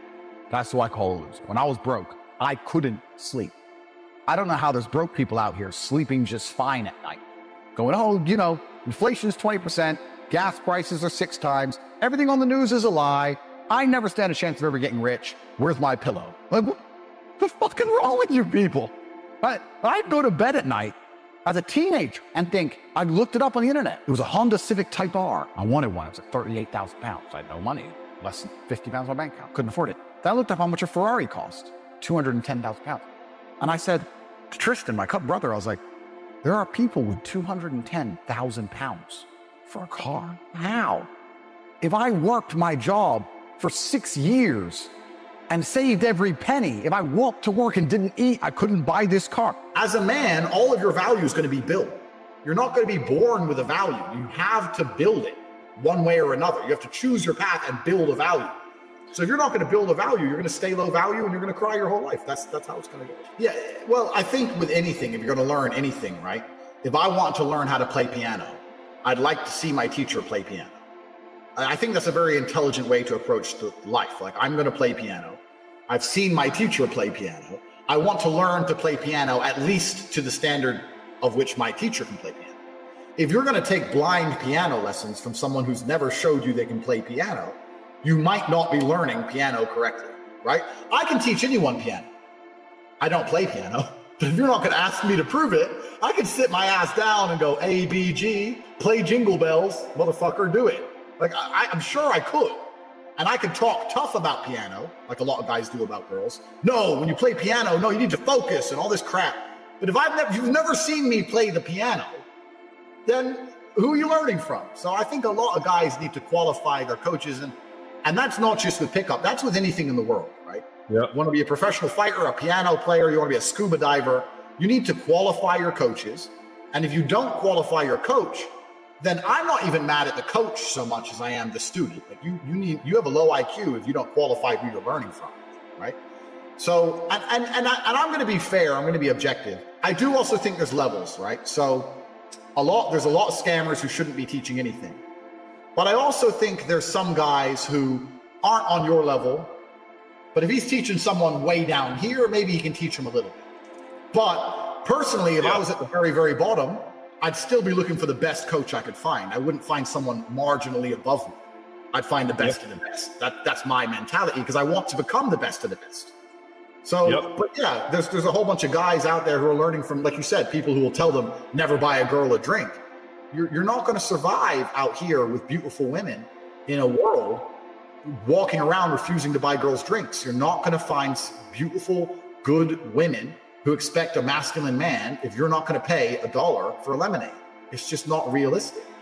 Your value as an individual is directly linked to your ability to garner attention. You need to be able to garner and hold attention. So if you can talk to a girl and be funny, it's not the jokes that will get you laid. It's the fact that you can retain her attention, right? I say this all the time. People say to me, oh, Tate, of course you bang girls, you have a Lambo. And I say, listen, you know what a Lambo gets you? It's all that money, but you know what it gets you? It gets you a minute of her attention because you have a Lambo, right? But if she talks to you and you're a boring fuck, she's not gonna, if you're boring, she's not gonna sit there and listen to you be boring for hours just because you have a Lambo. Like, she might be interested a little bit at the beginning, who's this guy? But if you ain't got game to follow it up, you're just a boring dork with money, right? She doesn't care. Girls you have to find a way to keep and hold their attention. And what's funny is, that's not just about pickup. That's about relationships. I have a lot of guys who come to me and they're like in marriages and stuff. And I'm like, bro, you've lost her interest. You don't have her attention anymore. And that's your fault. If I had a girl working for me for 5 years, making me millions of dollars, I had to every single day garner her attention. She has to want to interact with me every single day. That's a skill, right? That has to be learned. Push, pull, carrot, stick. You know this. You know what I'm saying. But a lot of guys just like, oh, well, I just want girls to just come to me and be a good girl. None of that's real. That's not realistic in the world we live in today. You need to be able to hold her attention. And if your attention is valuable enough, she'll be a good girl. And if you're not, and it's not, she won't. And that's the reality. No single female I will ever sleep with is talking to other men or sleeping with other men. The idea that because they're cam girls, they're hoes, and they get to fuck other guys, absolutely not. They are my women as much. They are completely loyal to me. Now, it's not fair because paternity isn't assured. From an evolutionary and biological standpoint, it's not fair. Men have always had multiple women, and women have been loyal to one man. You can't sit and say that it's fair for a woman to be fucking a bunch of guys. That's not fair, and that's not normal. No woman who works for me or a woman of mine is talking to or interacting with other men besides outside of that website for money. That's it. They don't have male friends. They don't go to the club without me. They are dedicated to me and their job. That is it. And that's what I try and teach guys how to do. I'm like, look, if a woman truly loves you, she doesn't want to be in the club with a bunch of dudes. Like, why does she even want to be there? My women don't even want to do that. They want me to take them, or they don't want to go. So yeah. And if they do want to talk to a guy or whatever, then it's like, okay, goodbye. You cheated on me, goodbye. And they're like, I did, like, of course, at one time when I had 75 girls, of course I'd catch a girl every once in a while messaging a dude or whatever. I'd be like, you're gone, bye. And she'd be like, you cheated on me. Why are you so mad? I just messaged him. And I make it clear, me having sex with other women is not cheating. It's not cheating. Because as a man, my love for you is not dictated by the fact that I've had sex with somebody else. You cannot have sex with somebody else without feeling emotion for that person. It's cheating if you do it. It's not cheating if I do it. If you will not be loyal to me, regardless of the fact that I have unlimited females, I don't want to be with you. Goodbye. Yeah, I run it the same way. I don't even give them a warning. So you got to be. I just cut them off. I just want to make that clear. All my women are completely loyal to me. And I think it was Krauser who said something like, "Oh, he has these hoes on cam and they aren't loyal to him." I've had girls work for me for 9 years who are genuine 10s who have been loyal to me the entire time, and I know they have. And I have their Instagram on my phone. I see them get hit up by, movie stars and NFL stars all day, and they ignore every message. Like, they live in my house. Like, you can't tell me I don't understand what's happening in my house, right? All these women are loyal. Yeah, I like to try and be very honest and transparent with it. Like, when you are with any female, you need to establish a mentality and a worldview, right? I see this a lot where they say, "Oh, I'm voting for Trump. My girl is voting for Biden." Then she doesn't love you. Because if a woman loves you, she adopts your worldview. This is a key element of love, right? So if a female loves me, she adopts my worldview. And if she adopts my worldview, her worldview is that top level men have always had multiple females since the dawn of human time. And that a man being completely loyal to one vagina, if he is a man of quality, is unnatural. And it's just going to make the man miserable. And it's going to make everything terrible. It's not the way it's supposed to be. So she has two choices. I lie to her and do it behind her back. Or I can be honest. Do you want me to lie to you? Do you want this to be a big secret?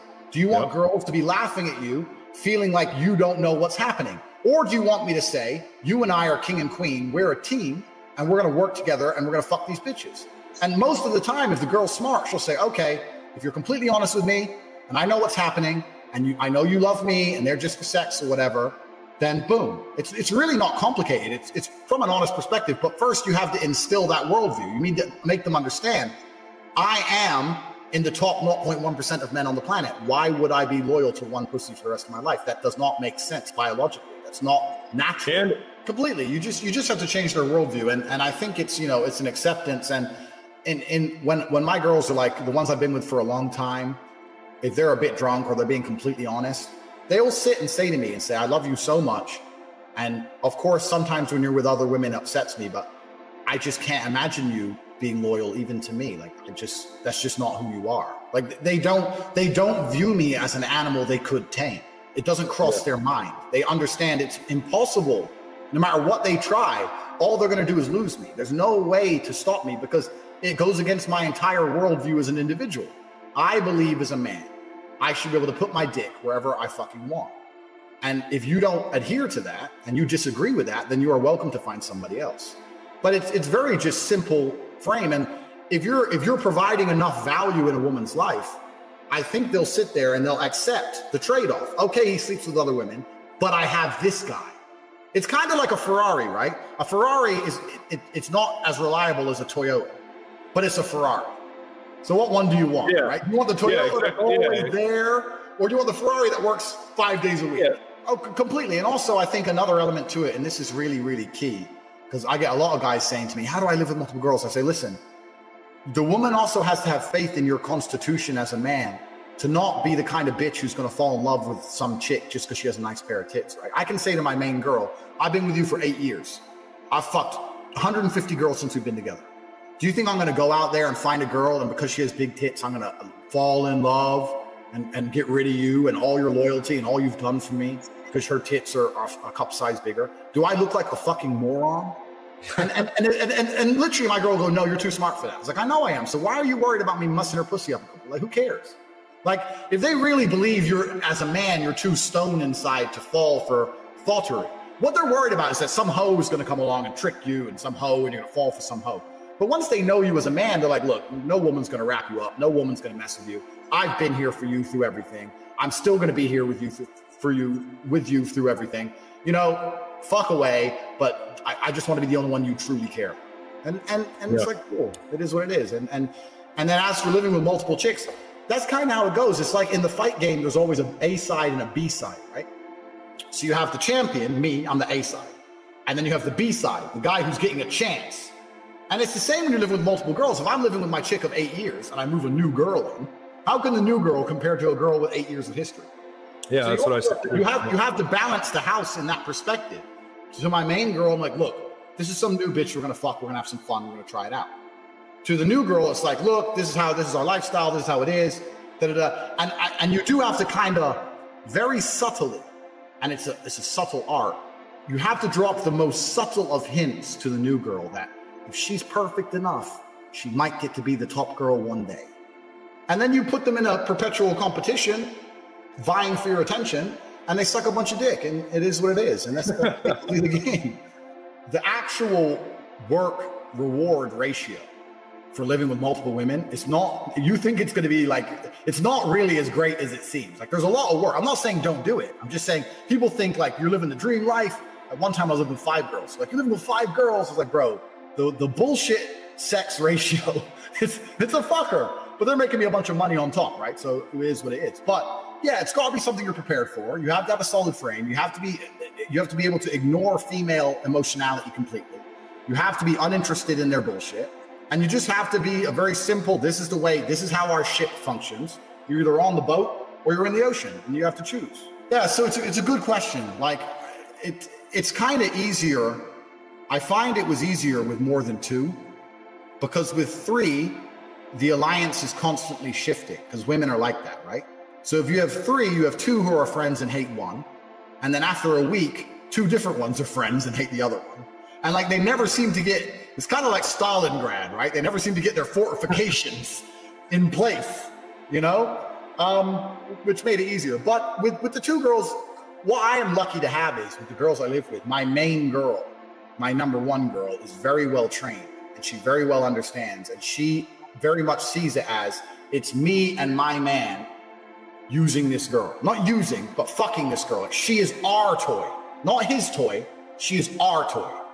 And for that reason, she's always more loyal to me than she is to female. I mean, both the women snitch on each other and come to me and tell me they both snitch to me and all this shit. But have you ever read 48 Laws of the Game? Have you ever read that book? No. You should read it. It's by Pimping Ken, and he was a street pimp.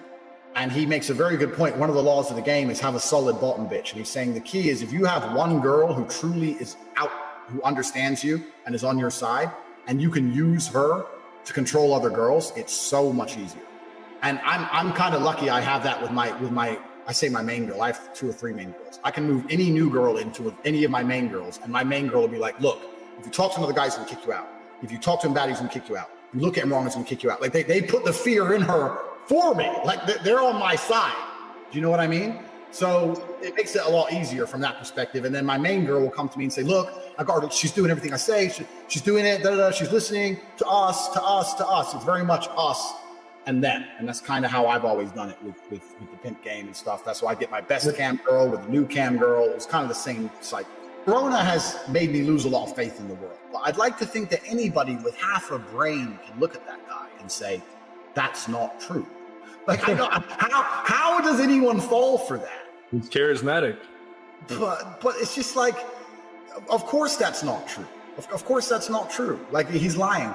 And another thing with the whole dating space is it's really difficult to quantify, right? Because you see guys say 9, and to me she's a 3.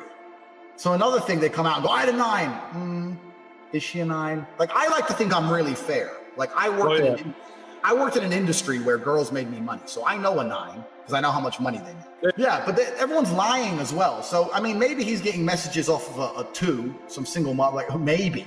But there's no 10 out of 10 blowing up RSD Tyler's phone. Right? Please, gentlemen, if you're watching this, please, you know that's not true. Everyone knows that's not true. You know what? Everyone wants to do my game, right? Because it sounds amazing. I get these girls and they make me money, blah, blah, blah. It is amazing, but like any other business, it is a business, right? And you have to be about the money. The problem is with a lot of guys when they want to try and do this is they're about living with women and having sex. I was about the money. I would not have made millions of dollars if money wasn't my primary focus. And that means that if I had a 6 out of 10 or a 7 out of 10 that made more money than the 10 out of 10, the 7 out of 10 got treated better than the 10 out of 10. I was about the money. So if you're going to do it, you have to be about the money. You can't be entering this game to just show off because it's a business and there's a lot of competition. That's the first thing. The second thing is, the first thing you need to be able to do is get a bunch of chicks. So the first thing you need to do is listen to John Anthony and sleep with a bunch of women because a bunch of women are going to not want to do it, or they're going to be crap at the job or lazy. You need to be able to tear through a bunch of women to find the good ones who can make you money, right? Yep. And then on top of that, if you're really serious about learning, I hate to do a plug on your channel or anything, but if you're really get John Anthony's course, learn how to get girls, and after that, go to CobraTake.com and I have a course telling you exactly how to do it from head to toe and how to make money from digital pimping, no problem. But you're not going to be able to do it unless women listen to you. The idea that women don't listen to me, but maybe if I had a cam business, they listen to me. Like, no, it's not that. Women have to listen to you first, and then you can turn that into money. Since this whole Corona thing, loads of girls have tried OnlyFans. But you know what's amazing about the digital pimp game? It doesn't matter if a woman wants to be an OnlyFans girl, a housewife, a lawyer. It doesn't matter what a woman wants to do. If a man's not in charge, she's going to fuck it up. So all the girls who try and do OnlyFans by themselves make no money. The girls who make big money on OnlyFans, all of them work for men. All of them. If you see a girl and she's like, I'm in the top 0.1% OnlyFans, she is working for a man. The man is in charge of what she's doing. The man's in charge of her sets. And I have one guy in my war room in my private network who's making $100,000 a month from OnlyFans. He has 10 girls. He's making $100K a month. So you can really kill it if you're a man in charge of it, but you need a masculine brain to approach it. The female mind is very lazy. Like, they'll make a couple $100. They won't log in again for weeks. They're just lazy. They don't approach it like a man. Money, money, money, money, money. But it can be taught. And OnlyFans is fantastic. All you need is an Instagram page and the knowledge that we teach, and bang, any girl can make money. But you need a man in charge. You need a man in charge. Yeah, I've said on the stream that my main chick helps me pimp the second girl. I don't think the second girls would be watching really, but even if they are, well, she's been around for 8 years and you haven't. So you need to put some fucking work in and show me you're loyal. Like, what? I haven't lied about anything. The problem with lying is that it's very feminine and you're going to lose a woman's respect if you lie. This is what a lot of men don't realize. If, let's say you cheat, right? And you come home and there's lipstick all over your shirt. If you start going, no, my friend's girlfriend hugged me, blah, blah, blah, and you lie, and then she catches you lying, now you look like a punk because you're scared of a girl. You won't even tell the truth to a girl, right? You don't have to be an insensitive person, but if you just say, look, I don't want to upset you, but yeah, it's a girl's lipstick. Like, what? If you tell the truth, she'll respect you more. None of what I have ever done has been based on lies. I don't lie, I don't deceive, I don't trick. People think, oh, he forced these girls onto cam, he seduced, he tricked them. There's no tricks, there's no lies.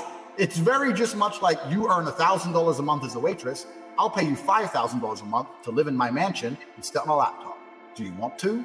Like, there's no lie, there's no trick.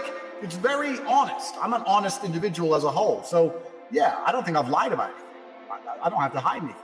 What have I lied about? Women don't want to be right, they want attention, right? So they don't care about winning an argument. You can't win an argument with a woman because no matter how many times you prove her wrong, she's not interested in being corrected. She's interested in attention. But this is another thing. Like, a lot of things can be sexualized. Like, and I mean this in a completely normal way, but a lot of things can be sexualized. When you're at the apex of the game, all the things that women hate, the things that make them angry outside of sex, make them come in sex. I mean that. Like, she's mad, right? She's mad. Like, I have girls who get mad that I'm with another girl. But if I'm fucking her saying, I can't wait to finish with you, I'm going to kick you out, and I'm bringing another girl here, you're a skank, da-da-da. She's coming all over the place. So, like, it makes her mad outside of the bedroom, then she loves it in the bedroom. So a lot of the things that anger them provoke an emotional response. And if you can sexualize it, then it's not so big a deal. So that's another angle that's part of the pimp game. It's a big part of it. It's a big part of it. There's a whole, the idea that what are they saying? You have to hang out with people and get a social circle and then you're going to get girls. They're just trying to make you join their social circle. That's bullshit. That's bullshit. I mean, if you're out and about, you might meet a female. Yeah, sure. But also, I'm being honest with you. I don't know, in my social circle, I don't know men who roll with chicks who aren't theirs. Like, what kind of guys do you know that are just hanging around with all these female friends all the time? What kind of dudes are they anyway? Like, if you see me with a girl, she's my girl. Or she's a girl who I'm dating. Trying to get, Yeah, why would I be hanging around with 5 girls I want my friends to fuck? Like, it's just weird. I don't think that's real. These are my 5 friends. We talk about Barbies all the time. They're my friends. You can fuck them. If I had to say the easiest place in the world to get laid, I would say it's probably 2 places. For me, I thought it was either England, because English girls are fucking morons. And I mean that in like, they're just stupid. Like, hey, do you want to come drink vodka and play video games? Okay. They're just idiots. Like, they're just dumb. They don't have any expectations for you as a man. Oh, no, they're not hot. We're talking about lay counts. They're not hot. I'm just talking about, like to get laid, England's pretty easy. If you want to sleep with beautiful women, I actually had, and I've heard bad things about this place, but personally, I had a lot of success in Sweden. Yeah, I mean, MLD hates my guts. Well, listen, and I mean this absolutely sincerely. This is not bravado, because what he does is he sits there in his little chair, angles the camera so he doesn't look small, and with his glasses, and talks, I'm a tough guy, I'm a tough guy. Please understand something. I grew up in a world where if I had a problem with somebody, we agreed a date, we agreed a time, we turned up and we got in the cage and we fought. This was my career. This is what I did. This is how, it didn't matter what you said. All the words were cheap. There was a day and a time to do something about it. If Modern Life or Ryan is upset, I'll put them on a first class ticket, first time they've ever flown first class in their lives. And I will fly them here. And on national Romanian television, we can enter the cage and they can show me that they're a man. But if they're not prepared to do that, which they won't be, I mean, even if they come and say, yeah, I will, we'll send a contract. We can make this all very legal. If they're not prepared to do something about what I'm saying about them, besides bitch on their YouTube channels, which I don't watch, then who gives a fuck? Who cares if he hates me? Like, I own a Bugatti. Like, I'm an important guy. Like, I've got shit to do. And he hates me. Like, please. I don't care. Like, I don't care. If he wants to do something, he can come get a whooping. But if he doesn't want a whooping, then just shut up and get over it, right? You're small, I'm big. You're poor, I'm rich. Get over it. But I can't remember what I was saying. Oh yeah, to get laid. Sweden. I had a lot of good luck in Stockholm. Did you ever try Sweden out? Swedish girls have amazing genetics, but they ruin them all. So at 19, they're beautiful, but at 24, they're fucked because they don't look after themselves or go to the gym. But they are quite liberal in regards to sex is not a big deal for them. It's easy to get a beautiful girl and she'll have sex with you just for the sake of having sex with you. They're quite liberal like that. It's like, oh, I'm a hoe. It's okay. It's like a feminist nation kind of thing. So you can tear through Swedish girls pretty easily. And I've had some beautiful Swedish women who turned out to be good girlfriends. They're not necessarily bad people, but they're quite liberal and open-minded. And I thought Sweden was a good place to go, but it's not cheap and you need to have a bit of money, but you need to have a bit of game. But also the truth is this is the truth. At your level, with the amount of women you've been with, there isn't a country on earth you wouldn't. Yeah. And that's the thing what Anthony says. 21con, Anthony is completely right. There's a war on men in America. There is a genuine war on men and masculinity. And on health. Just the way I conduct my life, even though I've never hurt anybody ever, the number of women I've told to get the fuck out of the house in the middle of the night because they talked bad to me. Like in America, one of them would have gone vengeance to the police on some garbage lie and ruined my life. Like literally they can do that in America, where here they can't do that. Like I kick you out because you annoyed me and you're out in the street, fuck you. But in America, you can't even do that, right? You have no control. So living in the West as a man is very dangerous. And a lot of the guys who come to me for mentorship, they say, what should I do? And I'm like, my friend, if you're going to live in America, it's going to be hard. The system is against you. And this is it. Like you said, supply and demand, basic capitalism. If you're in a city full of hot women have less of an ego, right? Because there's hot women everywhere. Yeah. But certainly Ukraine and Romania are very similar. The women are not easy. They're quite prudish, especially the hot ones. You know, they're a bit flaky. They're not easy. They're definitely not easy. And it's the same even in Moscow. I was playing in Moscow. And also you have to understand, a lot of people don't respect this. A lot of people say, oh, Andrew moved to some third world shithole. look, Bucharest is full of millionaires. There's a lot of men here with money. That's what people are telling me too. Yeah. Yeah, just because we have money, they think, oh, you have money, so girls want you. There's a lot of men with money in Brazil. There's a lot of men with money here. If you go to Moscow and you think because you have 10 American dollars, you're going to get laid, you're a fool. Because there's plenty of millionaires in Moscow. There's billionaires and oligarchs, and there's G-Wagons and mafia boys all over the place. Same here in Romania. Like if I go to try and get my car fixed, my Lamborghini fixed, there's a 6-week waiting list. Like there's a whole bunch of people here with money. So money's not enough. Like why they don't get results. And that's it. And it's kind of crazy. Like when you they say hate never comes from above. That's one fact. But there's other factors involved. But for someone to try and demonize my success or your success so heavily, to try and demonize so heavily only shows their own insecurity. It's kind of like if I'm driving the Lambo, right? You know what I love to hear? I never got this in Romania, never. But if I was in England and I'm in a Lamborghini, you know what? Someone will go, rented. And I'm like, the idea that I own this car is so beyond your comprehension that it must be rented. That's a compliment. To me, that's a compliment. It's like someone saying you're on steroids when you're not, right? Mm-hmm. Or someone saying you're with hookers when you're not. My women are so attractive, you cannot believe that they're not paid for. Like being horrible to people is not being an alpha. Being a guy who has no sense of humor, a boring fuck, is not being an alpha. Like you don't have to be a dickhead, boring. And that's the try-hard version. That's a beta male who's trying to impersonate an alpha male's personality. I can have jokes and laugh, and I tell my woman I love her, and I live very normal. Like I know who I am as an individual. No one messes with me, and she knows that. But I don't have to fuck you, bitch, and fuck your ass. Yeah. Anyone who's acting that way is just trying to impersonate. That's the thing. And that's the thing, because when I talk to another guy who's genuinely about it, like me and you, we're just friendly. There's none of this posturing.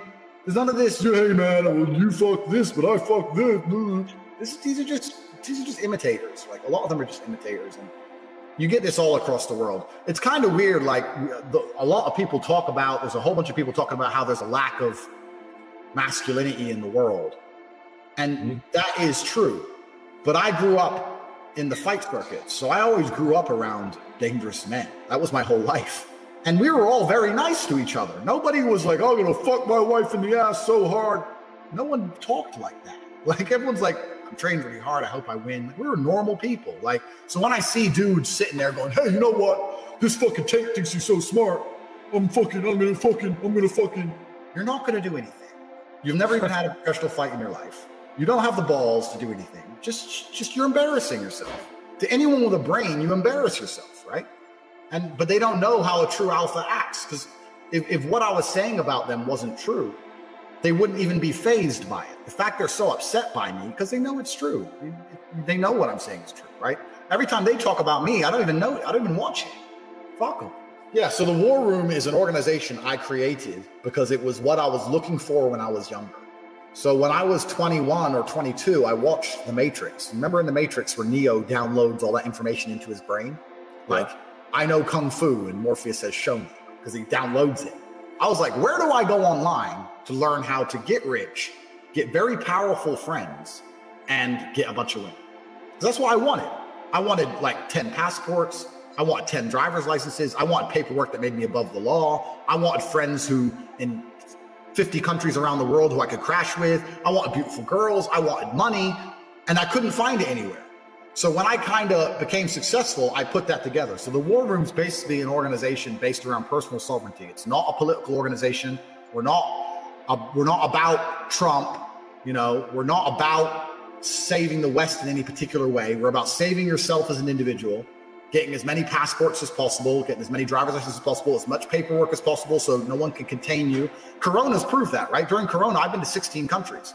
I tried to go somewhere with my English passport, no. American passport, no. Nigerian passport, no. Moldovan passport, no. Romanian passport, yes. So you need a bunch of paperwork nowadays to even travel. So we teach all that. We teach people how to make money online. We do teach about girls. We teach about everything a man needs, and it's a network. If you go, when I go to Belarus, I'm going to be meeting War Room guys on the ground who know the city, who you can trust and take care of you. So it's an international network in 60 countries, and we have some amazing guys in there. So it's big, but I like to make life difficult. There is a culture inside where you must brag. You must do impressive things, and you must meet milestones, and you must show your impressive things to other people. If you do not prove you are advancing as a human in whichever the different metrics, I don't want to give too much away, in the many different metrics, you get kicked out. So over time, only half of the members survive. Half of the guys join and they can't keep up and they get kicked out. So this is a group for winners. Everyone in there is a winner. And if you join and you're not a winner, you need to become a winner. You can't just join and sit around. It's the opposite of that. So I think in its history, I won't say how many people are in there now, but a good 600 people got kicked out in its history. I don't see myself ever getting married because I don't see the advantage to getting married. Yeah, if same. I have a woman and I love her and we're together, why do I need to get married? Yeah, same. Why? Women want to get married, right? So most men who get married get pressured into it. I believe this is the case. Men get pressured, please, please, please, and they give in. I will never get married because I don't want to. I don't see the advantage. As for a relationship, yeah, I have relationships. And I believe in a relationship. Look, if you're sick, you want a woman who's going to give a shit, right? If you're just going to spin plates forever, what's going to happen when you're sick or something bad happens, or not from an emotional perspective, but if I'm sick, I want a girl, look, bring me soup. You want that. It's normal, right? So I have relationships. They'll never be monogamous, no, because that's not who I am as an individual. I refuse to be monogamous because I'm true to my biology and I'm true to who I am as a man. And a woman can go and choose a monogamous man if she so chooses. It's up to her.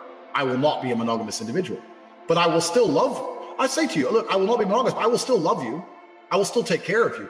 I'm still your man. You still call me if there's a problem. I'm still here for you, but I'm going to fuck that bitch. It is what it is. Like, I will never be monogamous and I will never get married. But also, this is another point I like to make. If people are happy, be happy. I wouldn't do it. I wouldn't recommend it.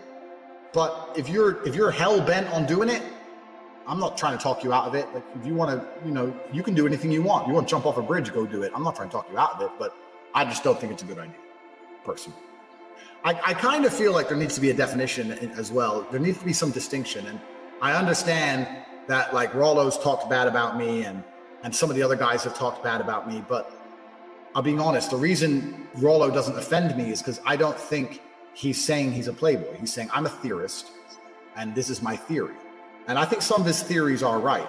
And by his own theory of hypergamy, the fact that women want the best they could, by his own theory, of course we have women more attractive than John or Ryan, because we're higher value males, right? So Rollo's own theory cements our attractiveness. It cements our success. I know a little bit. I see in the chat people are talking about Richard Cooper. I have nothing against Richard. I like him. I know you're looking at me mad now. I'm just saying, he's never offended me.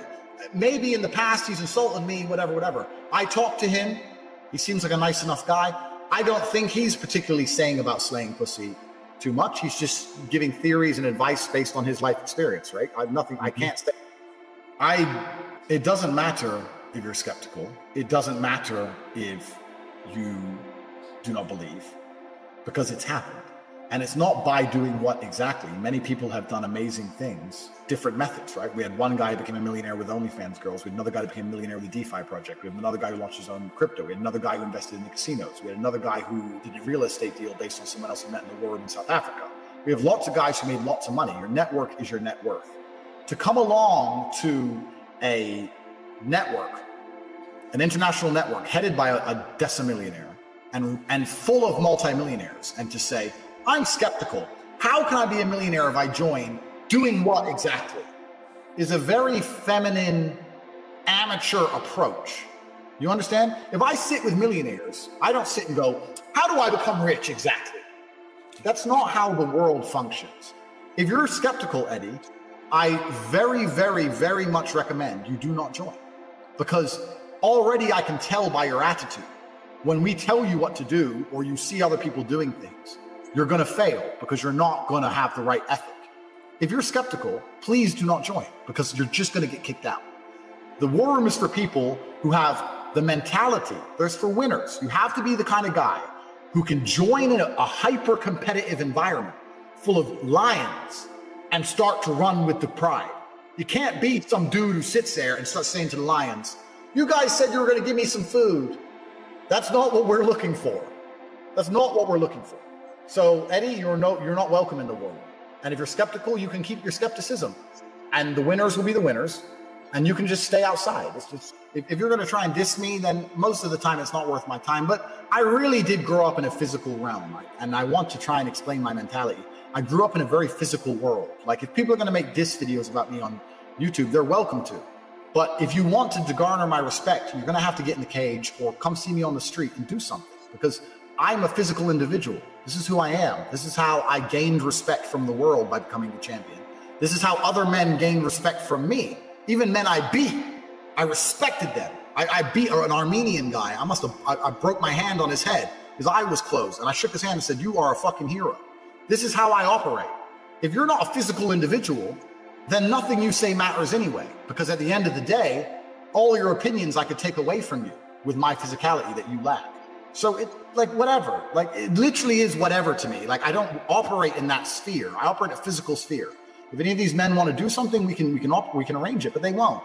So they can just sit and talk. And if they hate me, that's fine. But all I can talk about is my personal experiences with people. My experiences with Rollo were always positive until he got tricked by the MGTOWs. My experiences with Cooper are currently positive. I understand he spoke bad about me in the past, but I hold no grudges. He seems like a nice enough guy now. My experience with Cooper was he seems like a nice enough guy now. And Ryan and MLD we've talked about, and it is what it is. And I'm just living life. That's all I can. I know I'm fucking. So I'm not worried what they're saying. I know what I'm fucking, and I know they're good. I know they're beautiful. So my life's good. Completely. And I think I'm responsible because that's my mental model for everything. Whether I am truly completely responsible or not is a different debate. However, my mental model is every single thing that happens to me is my fault. All of it. If it rains, it's my fault. That's how much control I want over my life. Because if it's not my fault, I don't have control over it. If you want to absolve responsibility, then you absolve authority over it. And that's what a lot of men make the biggest mistake. Oh, it wasn't my fault. Well, now you can't fix it. So it's my fault. It's my fault. I didn't have to be so devilishly handsome. You can't help that, but you can't help what you say. Well, you can't help how you... But there's also a huge, I'll make this very clear. There is a huge degree of jealousy wrapped up in this Matrix attack. If I was some short little dork and broke and said the same things, nobody would care. But because I remind these nerds of the guy who picked on them in school, because I'm big and tall and strong and smart, and women love me, and I have a Bugatti and a bunch of cars and hundreds of millions of dollars of property and a private jet and a yacht, because I live the dream life of every man, a bunch of people are pissed off at me, and they want to put me in jail. Of course, there's a huge degree of that. I didn't have to be so monumentally successful and brash, but I decided to be. So I take responsibility for all of it. And also, I'm not a perfect person. If I go to jail for this garbage, which I know I've done nothing wrong, but I do know I have done things wrong in my life. So all in all, fair enough. Me and my brother kept saying that to each other in jail. All in all, fair enough. You know, we're here for some garbage, complete garbage, yes. But when we were 19 and we were drinking WKDs in Liquid Nightclub, and that guy bumped into us, and we were a bit drunk, and he ran his mouth, and we took his teeth out. Was that necessary? Really? Or were we young and stupid? We were young and stupid, and we hurt some guy bad. So all in all, cosmic justice, put me with the cockroaches. Whatever. I'm not a perfect person. I'm also not a coward. I'm not afraid. Yeah, it would be, but I'll get stories. I'll come out and do podcasts. What am I supposed to do? So I'll take responsibility for it. But I also understand why there's people in rooms right now, sitting there, frustrated that I'm not in jail. Because these people are analyzing my life forensically. And they're like, damn, I'll never be it. I will never have a fraction of his capability or his finance. The way these women stick up for him and adore him, my wife would never stick by me like that. I hate him. I get it. I totally get it. And that's my fault for being so... Well, I think that envy is designed to motivate, but the Matrix has taken envy and it's corrupted it. So I've always been... I've told this story on the podcast before, but I've been an envious person. I've told this story because it was so pertinent to me about how most people don't care. I was walking to school. I was walking to sixth form college in Luton. I was 16, 17 years old. And I used to have to walk about an hour each day to school, and it was raining, and I was walking. And I was walking with three of my friends in a Ferrari. was an F430, I think, pulled up at the... That was my first Ferrari. Yeah. Pulled up at the lights, made a bunch of noise, and I was standing there and I watched it, and then the light went green and he just tore off. I said to my friends, I was like, bro, how do we get Ferraris? And he's like, what do you mean? I was like, my mom is on a council estate, single mother. She raises 3 kids on 300 pounds a month. We can barely afford food. He has 200 grand for a car. Liquid for a car. Something is broken. None of the teachers at school have Ferraris. None of our university professors have Ferrari. No one else I know has a Ferrari. What do we have to do to break the matrix and find the money? This is all a lie. I want a Ferrari. And my friends were like, don't know. That's why I have Ferrari friends. Well, no, that's why I have Ferraris and they don't. That's why I now have 33 Ferraris. Because I was envious. I was envious of this man. Most people don't care. I turned envy into anger, and anger is power. But what we have people doing now, because they don't believe in themselves, because the matrix has dampened their soul, when they feel envious, because they want to level the playing field, which is all envy is. Instead of trying to elevate themselves, they try and drag others down. So when people look at my life and they're envious of me, what they should say is, he's truly from the most humble possible socioeconomic beginnings. He is a person of color from a council estate, a single mother household. He is the bracket of criminal.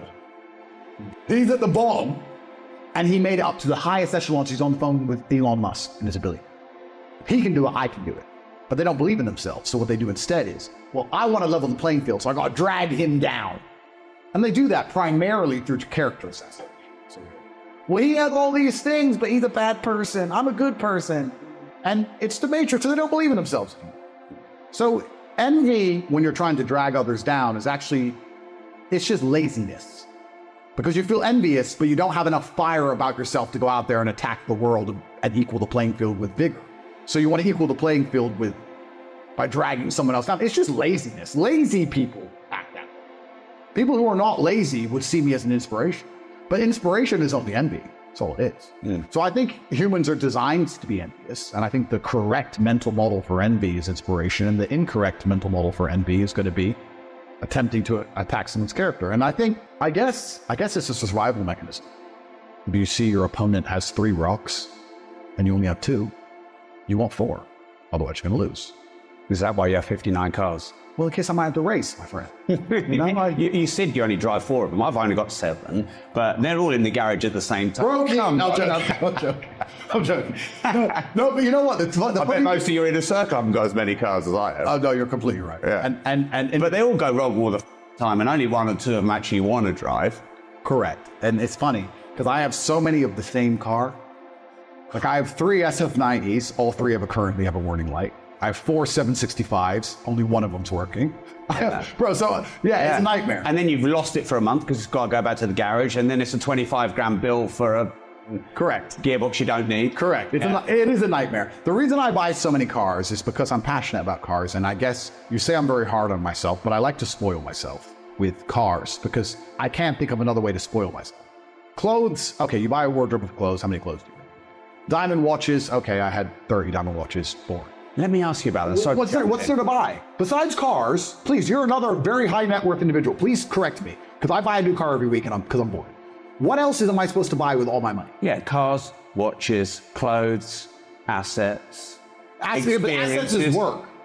Experiences are great, but I'm locked in remain. Just buy cars. Nothing else to do. I bought like 40 cars since I got out of jail. There's nothing to do with 30 cars, whatever. Is this like have you bought a lot since coming out of jail? Oh, yeah.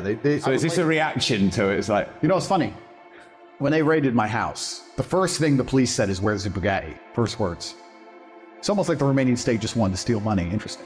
Anyway, back to jail. When they raided my house, I have a safe, and I have all my diamond watches in a safe on a spoolie thing, and it's bulletproof glass and blah, blah, blah.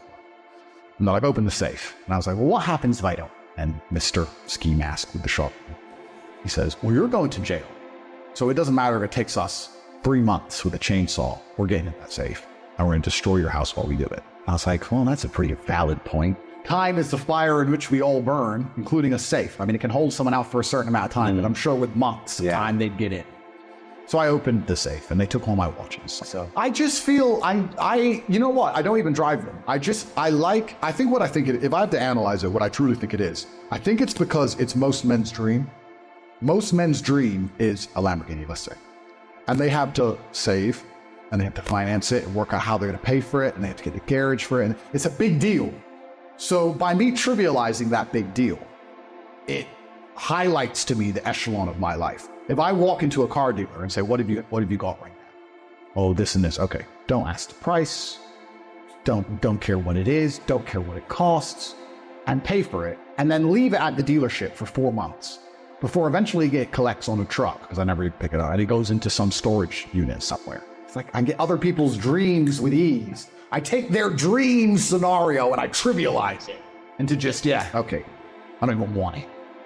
And I think that's what I enjoy about it. It's kind of like that is hedonistic. It's kind of like a man's in love with a supermodel.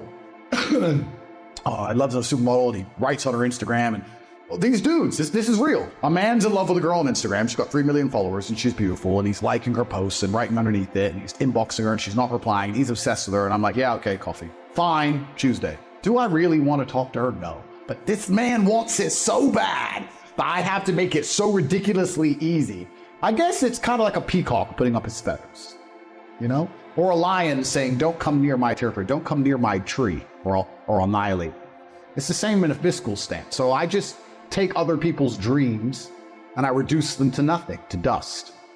And then I put it in storage. And then I forget that I even have the car most of the time, till I'm reminded it needs a service. And then I'm annoyed I have it. And that's a headache. Then it gets serviced. Then it goes back in storage. I just take maybe I'm a dream catcher. I take other people's dreams, take them all, put them in a big warehouse. Take warehouse. And then these people get mad at it. Some people listen to this and are inspired by it.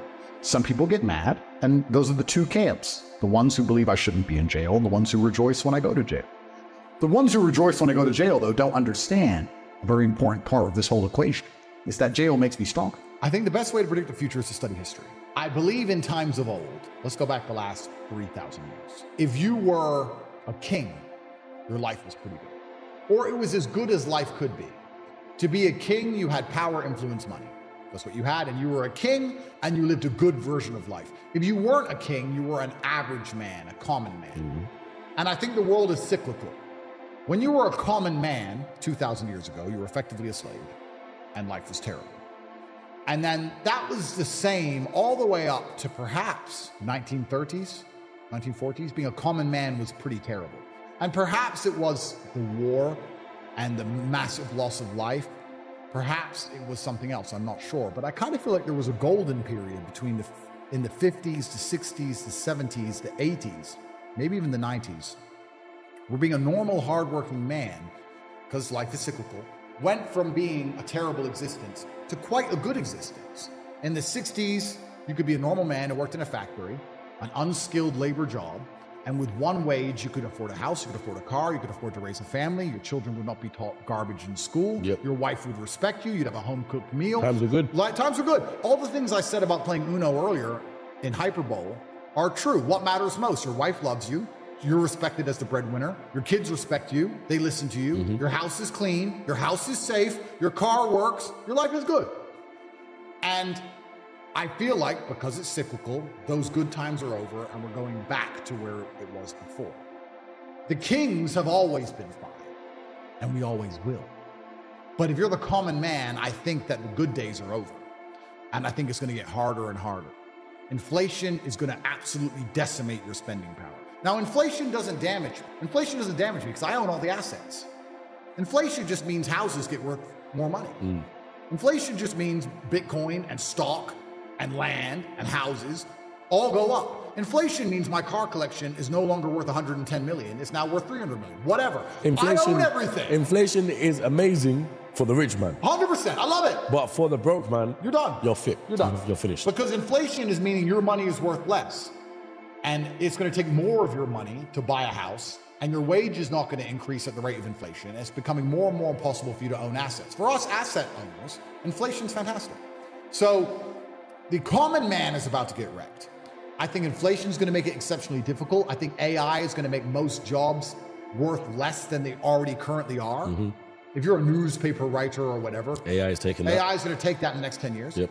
And you're going to, if you still have a job, it's going to be only managing the AI, which means you're going to be paid even less than you're currently paid. I think life is about to become exceptionally difficult for the people in the middle. I think the good times are over. I think it's going to go back to the feudal system of kings and serfs and peasants. And I think if you're a normal, average person now, you should feel deep fear and panic and understand that you have a certain amount of time to get into the higher bracket of the social class before these hard times come. And the most scary thing about these hard times is I have no real evidence for this. It's just in my mind. I feel like the gap is going to permanently close.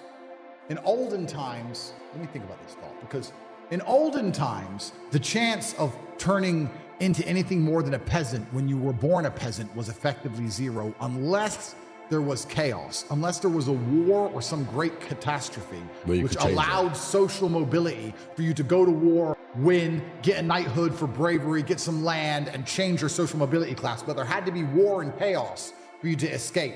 Because without the chaos, it's kind of like a prison break. When all the rules are being adhered to and the prison is operating as it should, you're stuck in your cell. But if there's a prison riot, you have a chance to escape, which means uncertainty and chaos are required for the difference in social mobility. And that's always been the case.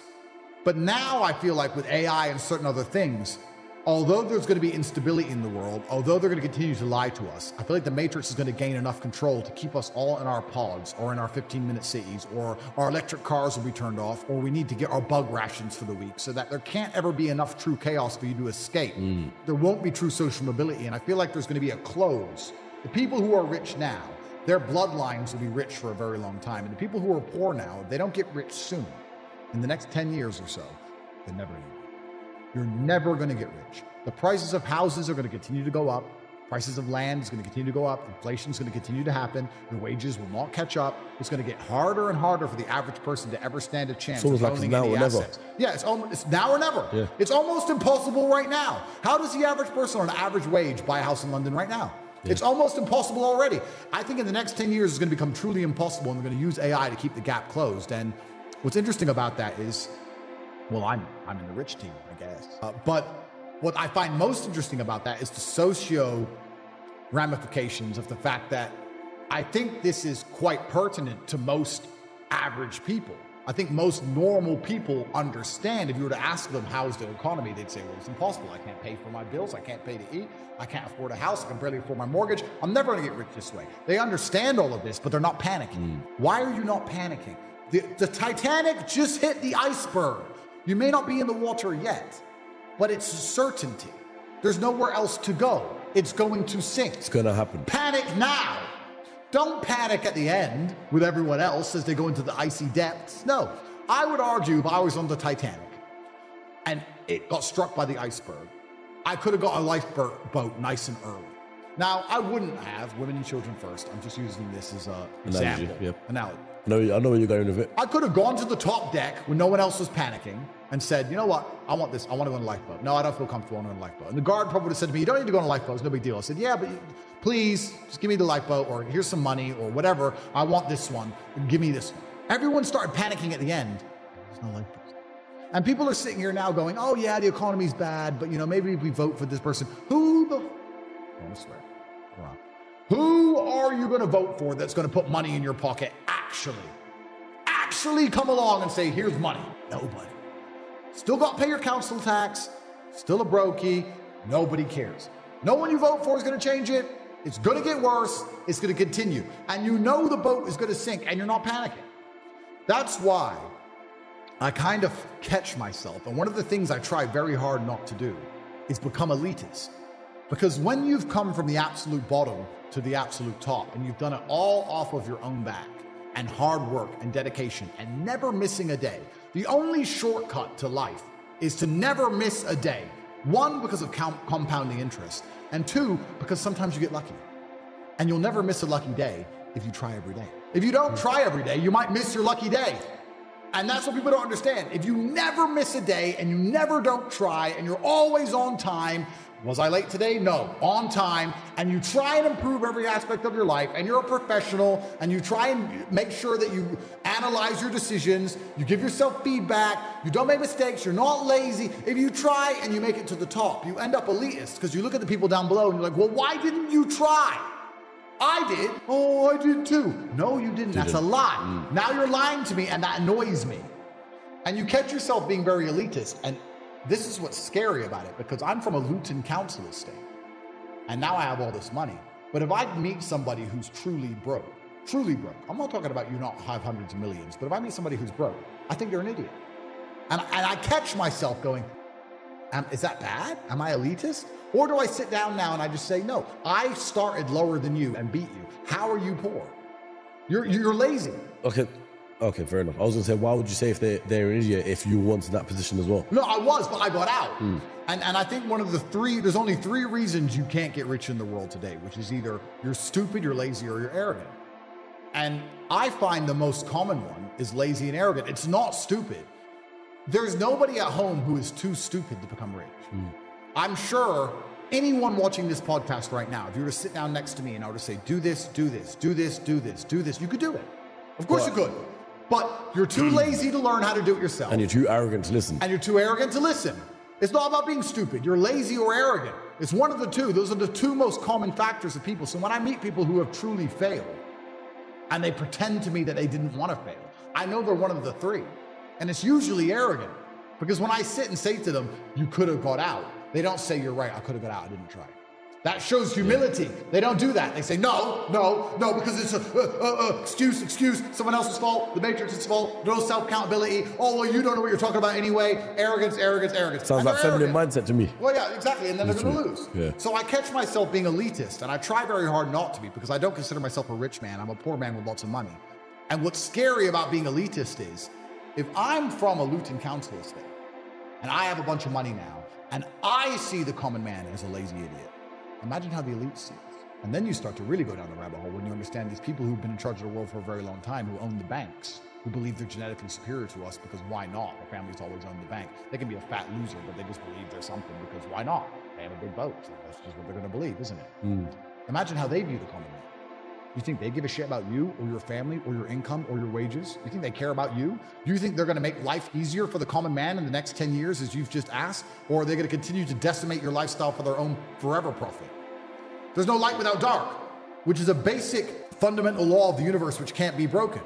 And especially as these large companies want forever profits, which they do, and they own everything.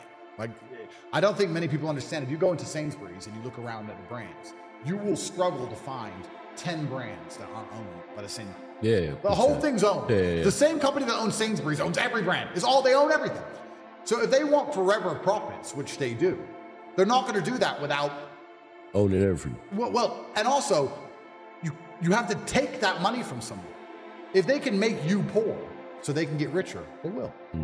If they own all the assets, they want inflation. So if you're the kind of person who's going to quit because it's hard, then fuck off. I don't even want your energy around me, because quitters are the worst people on the planet. You can give a quitter absolutely everything and they will still fail. You can give it doesn't matter what it is. If you go to IKEA and buy a flat pack fucking table and put it in front of a quitter, you will never have a table. He'll look at it, it's just long, and he'll quit. Quitters can have every single advantage. Quitters can have all the information. Quitters can have all the tutelage. Quitters can have a mentorship. Quitters can have someone who messages them every morning, hey bro, let's get it. And guess what they're gonna do at the end? Quit. They ain't never gonna have shit. So if you're a quitter, I don't even want you even inside my organization. I don't want quitters anywhere near me, because you're never gonna be successful. And the people who join and then quit because they had to do an hour's work are the people who come along and go, take this, maybe it's a scam. Idiots. Peons. They will stay brokies and wagies forever. Leave them there, right? You need the people who don't quit. I don't quit. Every single facet of my life is testament to the fact that I don't quit.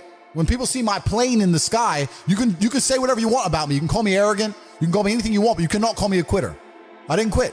So that's the difference. When it was hard, I did it anyway. That's who I've always been.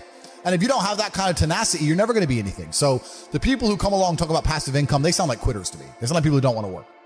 I love work. I'm ready to work. I'll dig a hole.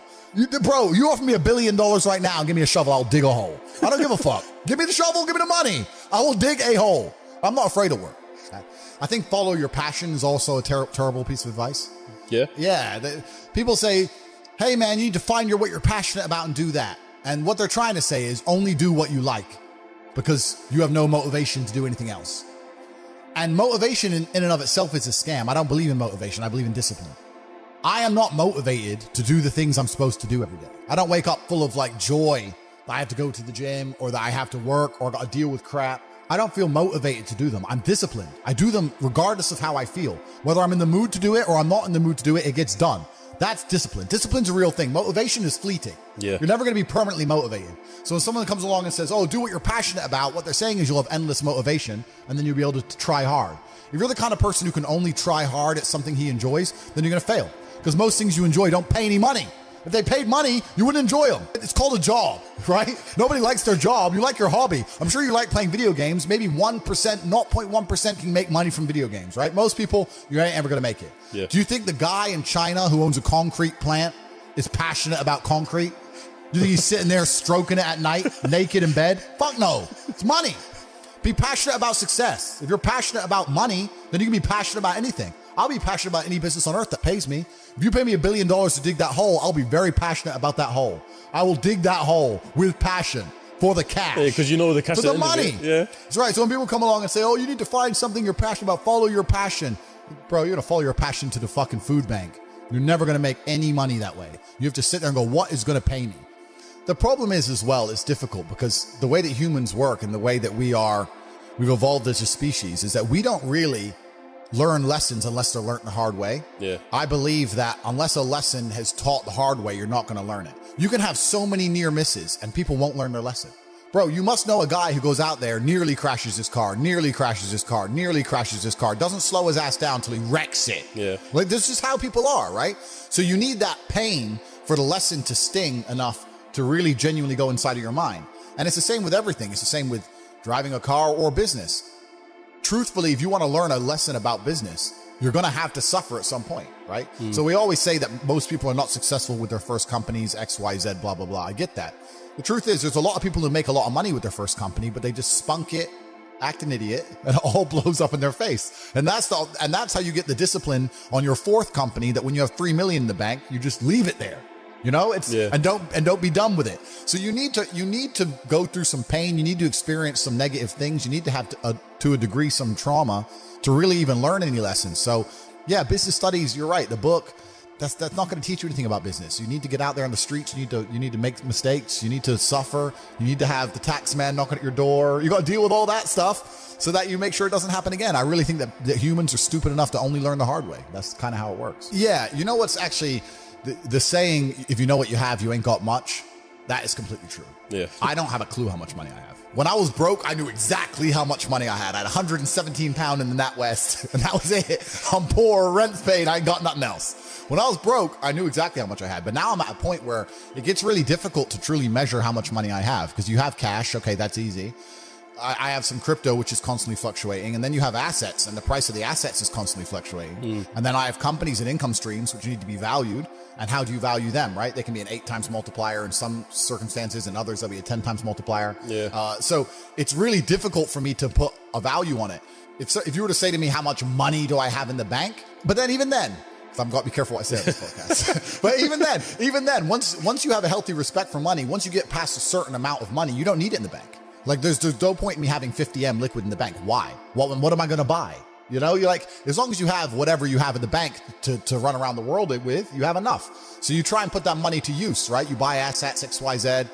So it's really difficult. I mean, I have my online school, which we'll talk about later, Hustlers University. Yep. That's already been valued. That was valued at 300 million. Yeah. Yeah. I missed the brokey days. Why? Because when you have limitations, money makes it fun though. Money does make life fun, but when you have limitations, you're better at living in the moment and you're better at appreciating things. So what happens is now at my point, right? No matter how much fun I'm having, it's always, even if it's only 1% in the back of my mind, that it could be more fun somewhere else. If I can go anywhere I want all the time with no limitations, I never have to turn up to a job. I don't have anything I have to do. I can go anywhere, right? And I got a plane waiting for me. If I'm in Marbella in the middle of a party, how good that party is, how much fun I'm having, whatever girls I'm with, whatever, and my boy texts me from Mykonos saying it's going off in Mykonos. Part of me is thinking, should I just I can get there by it's 3 a.m. now. I can be there before the club closes in Mykonos. And then it's hard to just live in the moment and be happy with what you're doing. Does that make sense? Because there's unlimited choices. It's like going to Tesco. If there's only one sandwich, it's fine. If there's 100 sandwiches, you start reading every sandwich. Yeah. Which one's the one I want? Maybe that one was better. So the brokey days were good days, bro, man. Like I'd get McDonald's and you're laughing with your boys. Yeah. The brokey days were great. And I'm not complaining about being rich. Obviously, I worked hard for this and it's a fantastic life I live now. But I think without those brokey days, without those original days to compare it to, without that juxtaposition, then I don't think being rich would be fun at all. I think it's only fun because you can compare it to the days when you weren't rich. That's the only thing that makes it fun. The only thing that makes my $10,000 steak fun is that you can laugh saying how you never had 10 grand in your bank till you were 27 years old. Yeah. Like otherwise it's boring. Otherwise okay, steak. And I think if you're born with too much money, that you'll never truly be happy. I think you need the brokey days. They're the best days. So yeah, it's not the destination, it's the journey. And humans, we all work in regards to, it's even the way the human body works, right? If you're driving at 200 miles an hour, you don't feel it. You only feel the acceleration getting to 200 miles an hour. Yeah.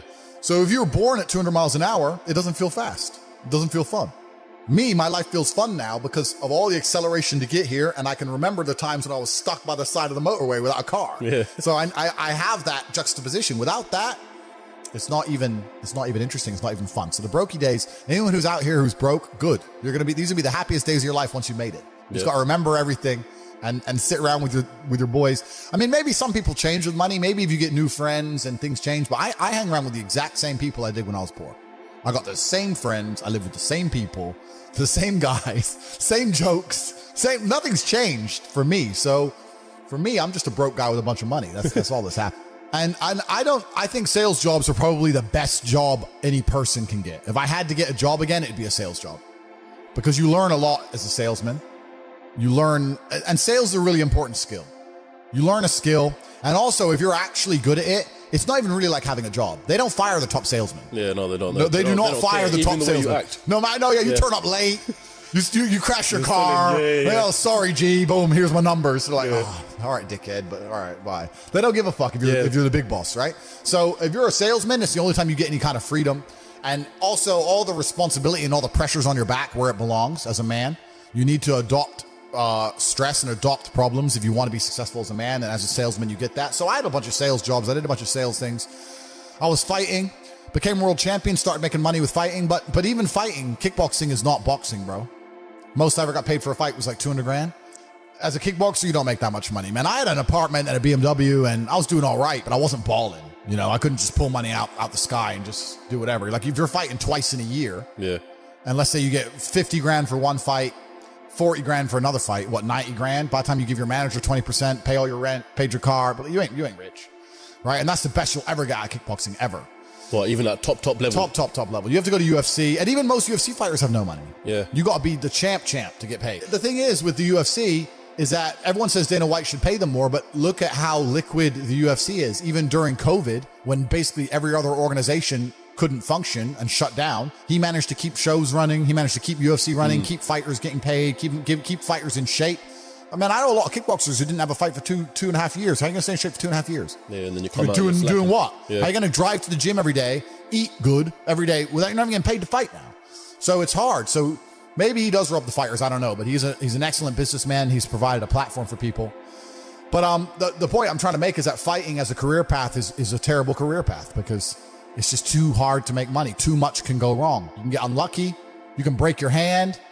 You know, you can get sick on the day before a fight and then lose the fight because you had a bit of a cold and now you got knocked out and you're you know what I mean? Like it's hard. It's too hard. It's unpredictable. So I always knew that even when I was fighting, and I was always trying to find a way to make money.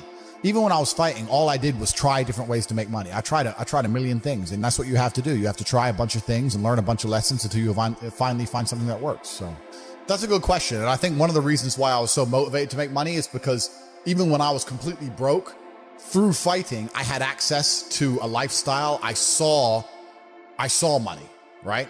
So, man, I can tell you stories now that even sound stupid to me. I went to Deauville, France to fight for a world title. And I was sitting there and the promoter hadn't turned up yet. And I ordered 2 waters, 2 Perrier. Yeah. And they came and they were like €9 each. And I paid for them. And I said to Tristan, 20 quid for fucking water.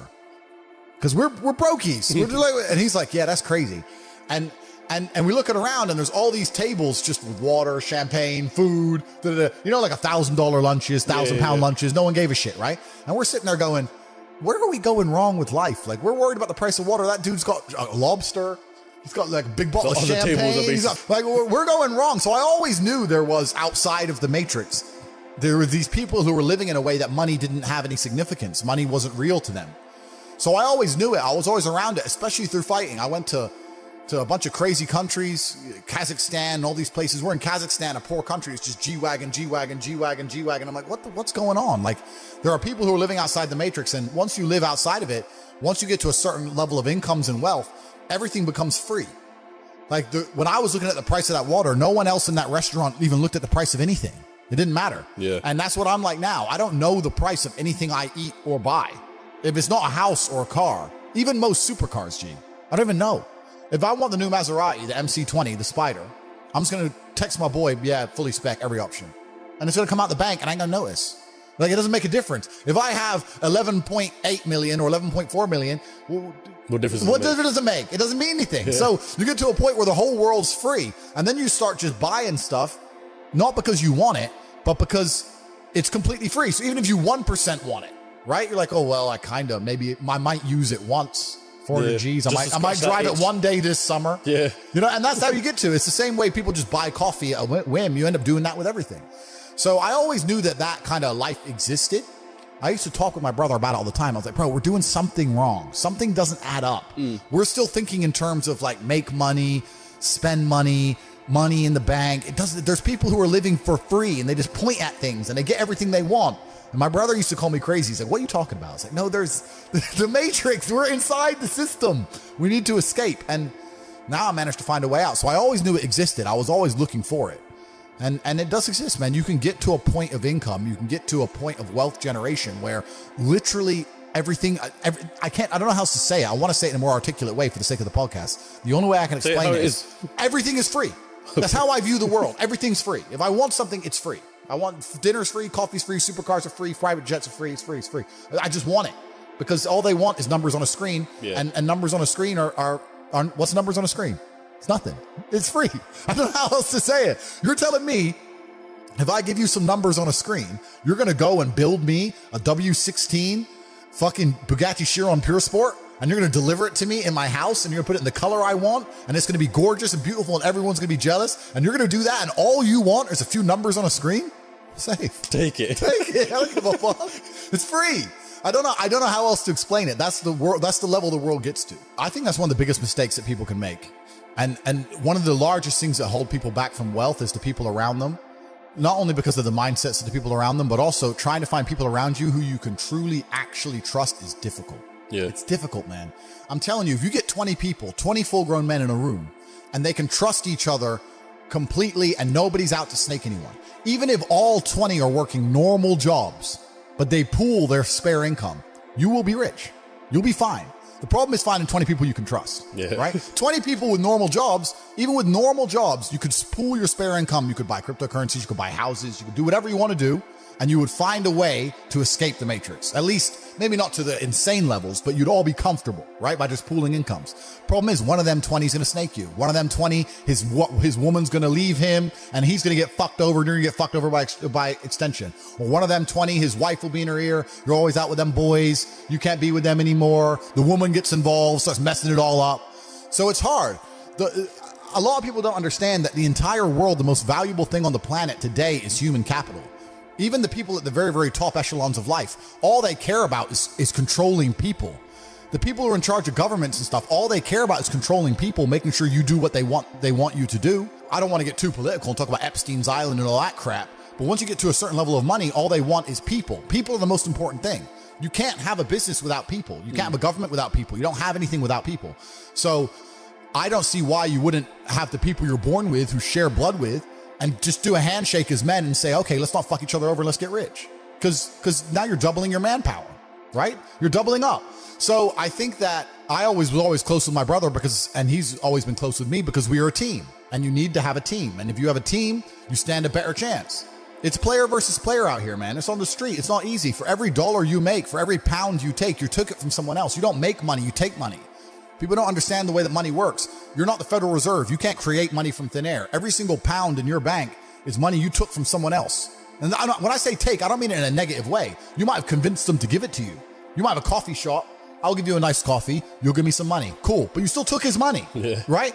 So if you're out here trying to take stuff from other people, don't you want to have a team? You want to do it by yourself? You want to be Rambo?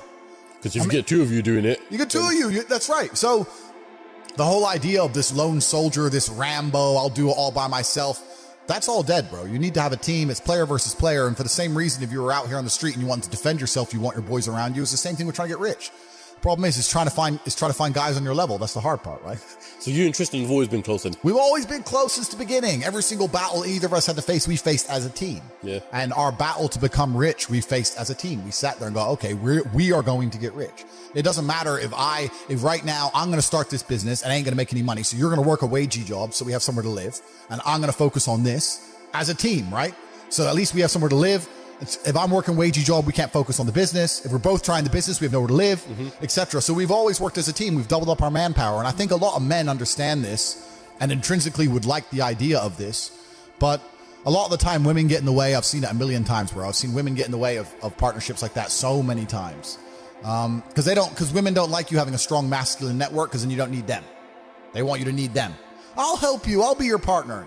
Bro, that's the biggest mistake. Don't even get me started. Biggest mistake you can make as a man is trying to start business with your wife or some shit. Because now you got two different battles. You got the relationship you're trying to be in control of, and I got to deal with the business as well.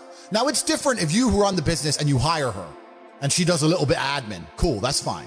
But I'm talking about, let's say... 50-50 business partners. Yeah, let's say your chick goes, I want to open a beauty salon, and you pay for her to open a beauty salon. And now this beauty salon, you've put $1 million of your money in it.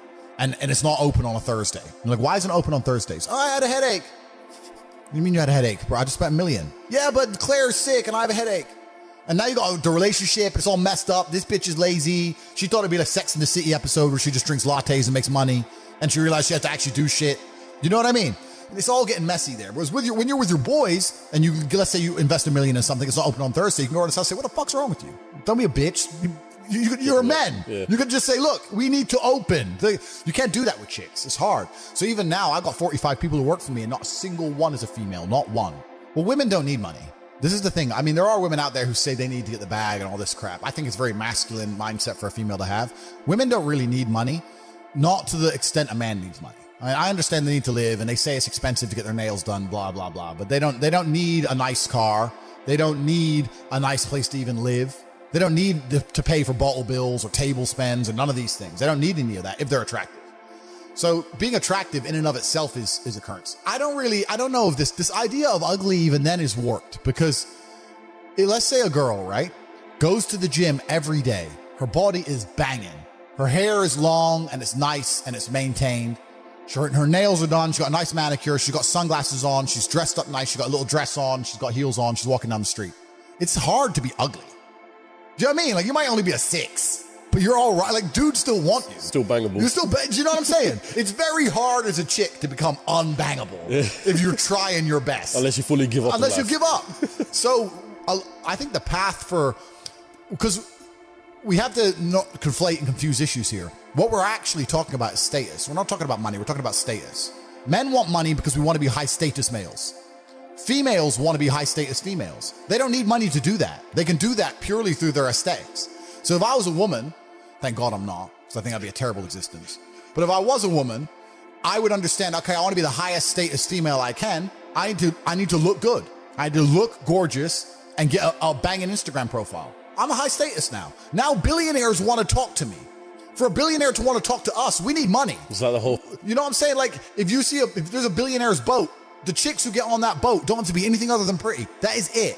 For us to get on that boat, we have to be connected, important, rich, interesting. We've got to know people. We've got to network. It's hard. So what I'm saying is if you're looking for status, whether as a male or a female, there's different paths. I don't think a rich female is a high status female. If you were to take a woman who's unattractive, but she had a bunch of money, no one's going to look at her and go, wow. No one's going to give a shit. I don't care. She's busted.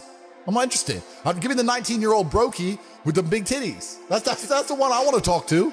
So women can access money and women can access high status men via their aesthetics. So I think that's a much more intelligent way for a female to increase her status. Now, I know this is going to upset everyone. People are going to be sitting there going, you're saying women are only good for how they look, blah, blah, all this other crap. I'm not saying that. I'm saying that women are judged instantly on how they look. Just like men are judged instantly on our status, how rich we are, the car we turn up in, the table we're sitting at. Yep. That's the real world. Now, maybe you have more than just some big tits. Maybe you're also a nice person. It's unlikely, but maybe you are. But we're just talking about status games here, right? Yeah. So any woman who's dedicating herself to hustling instead of dedicating herself to the gym is making a mistake. But truthfully, we're living in a world now where the two things that the webcam business really is selling is it's selling attention, which is the first thing. We live in an attention economy. And also it's selling information. It's a service, right? It's not a physical product.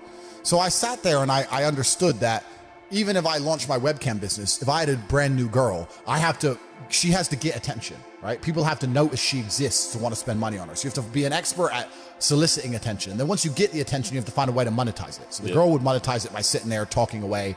You could advertise her and spend money. That's all advertising is, getting attention for money, right? Yep. So I understood a bunch of things. And when I closed that business, and I closed it because I couldn't be bothered with the female headache anymore, I still very much understood any business I'm going to launch from now on out, I need to find a way to get attention. Not in a negative way, not in an attention-seeking way, but that's what advertising is. Yeah, how you need do to I get yourself out there? Yeah, how do I get attention in the world today, which is difficult? And then once I get that attention, how do I monetize it? Yeah. Because that's the world we now live in. Rihanna, when she launches a makeup brand, no one buys it because of the makeup. They buy it because it's Rihanna. She has attention. She can monetize it any way she chooses. Rihanna can launch a fucking clothing brand, makeup, sofas. Who cares? It's Rihanna. Yeah. She's going to sell, right? So that proves that we now live in an economy, we live in a world where the most valuable currency, the most valuable thing that exists is attention. It's extremely difficult to get because people's attention spans are lower than ever. Yep. Bro, they're non-existent.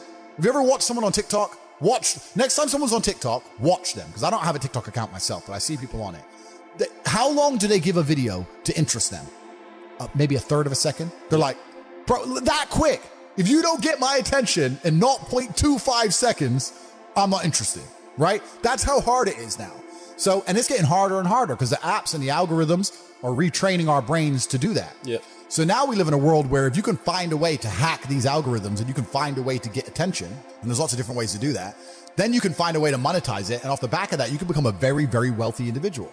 And when I say modern wealth creation methods, it's because a lot of the wealth creation methods that you're going to hear from older people simply don't work anymore. Such as property. Well, yeah, property. I mean, of course, the old guy is going to sit there and go, save your money, put it in a savings account, get a mortgage. Bro, of course that worked for you. You were putting money in a savings account, getting 4% interest. Yeah. Now they won't even give us 1%. You're putting your money in a savings account. You bought a house for 85 grand. Now it's worth $500,000.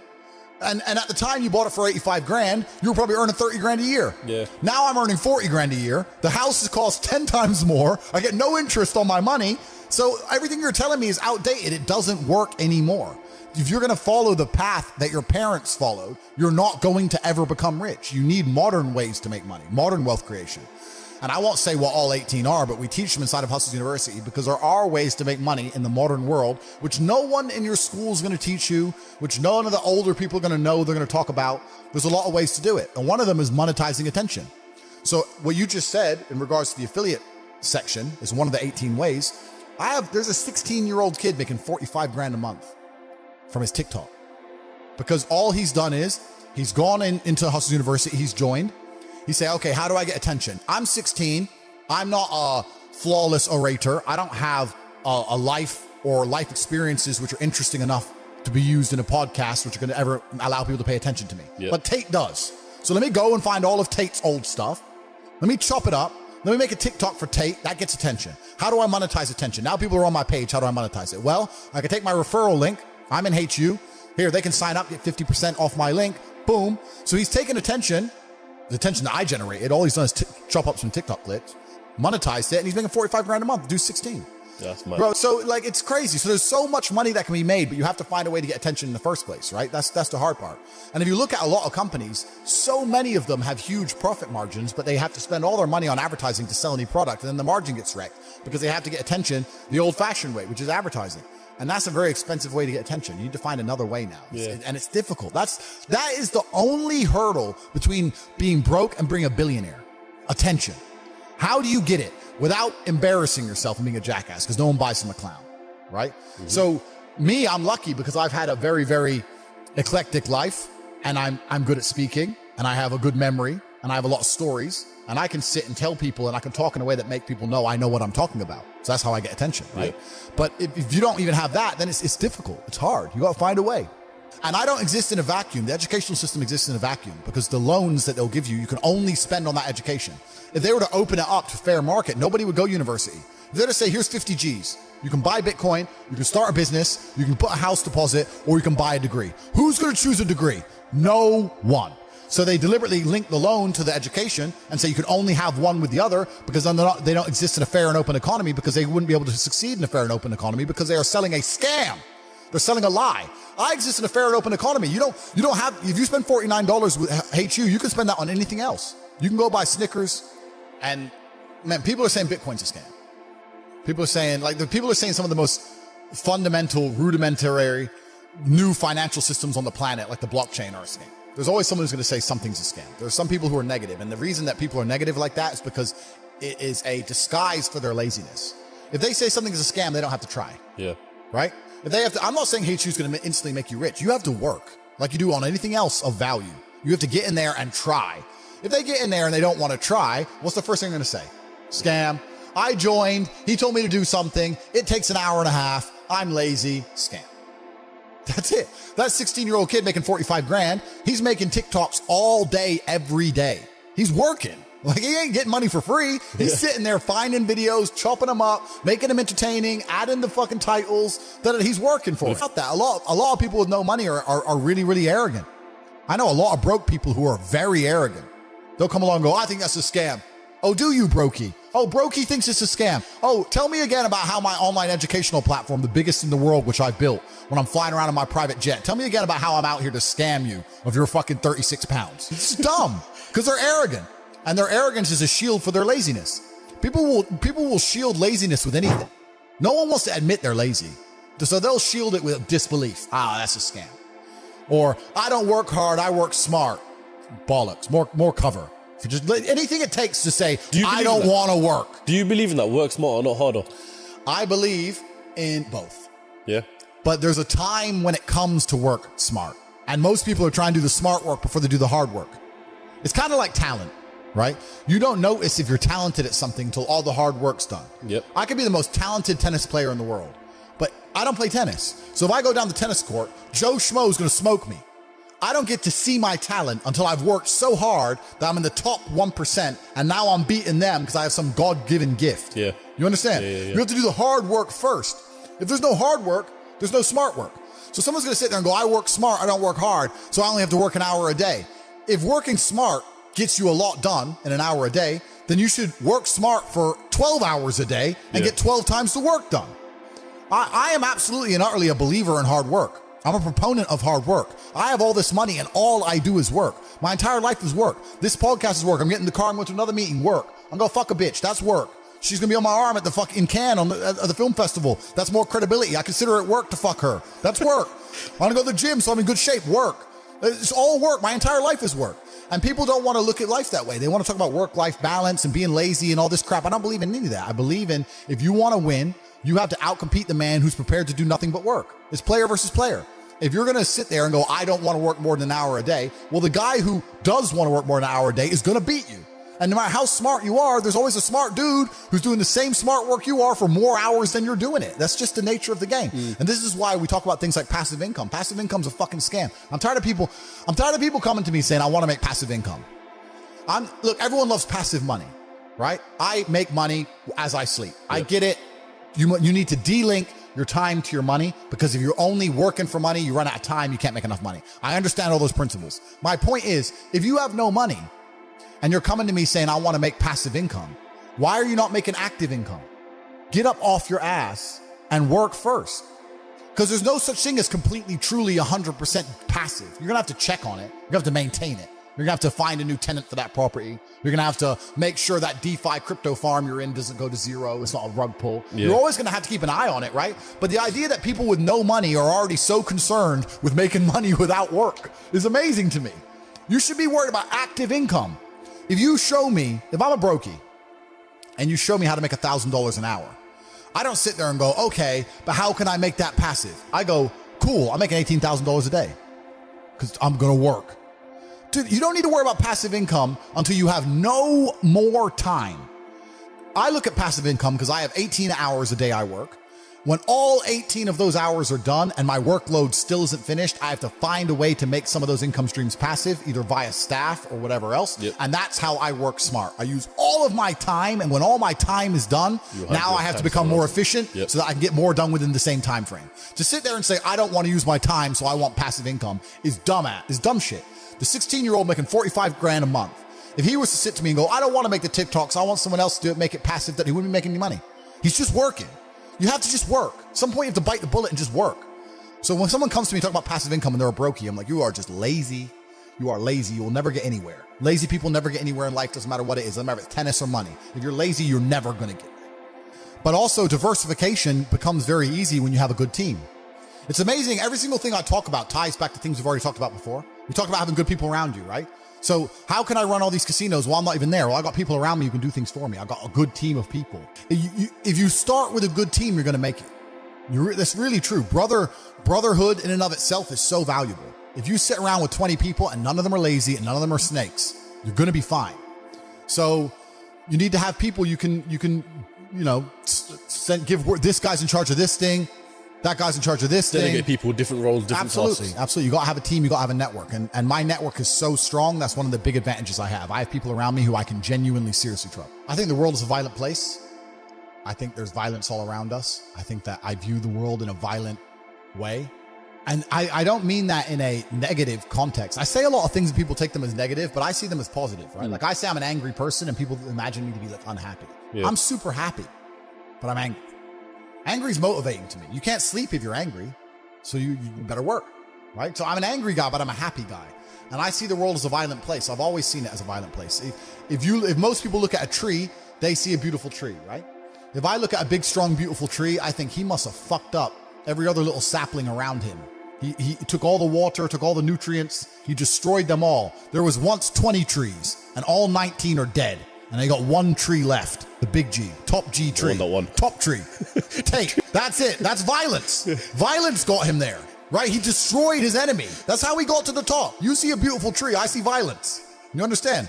And that's the true nature of the universe. You have to learn that you have to take things from other people. And by taking it, I'm not saying go rob a bank.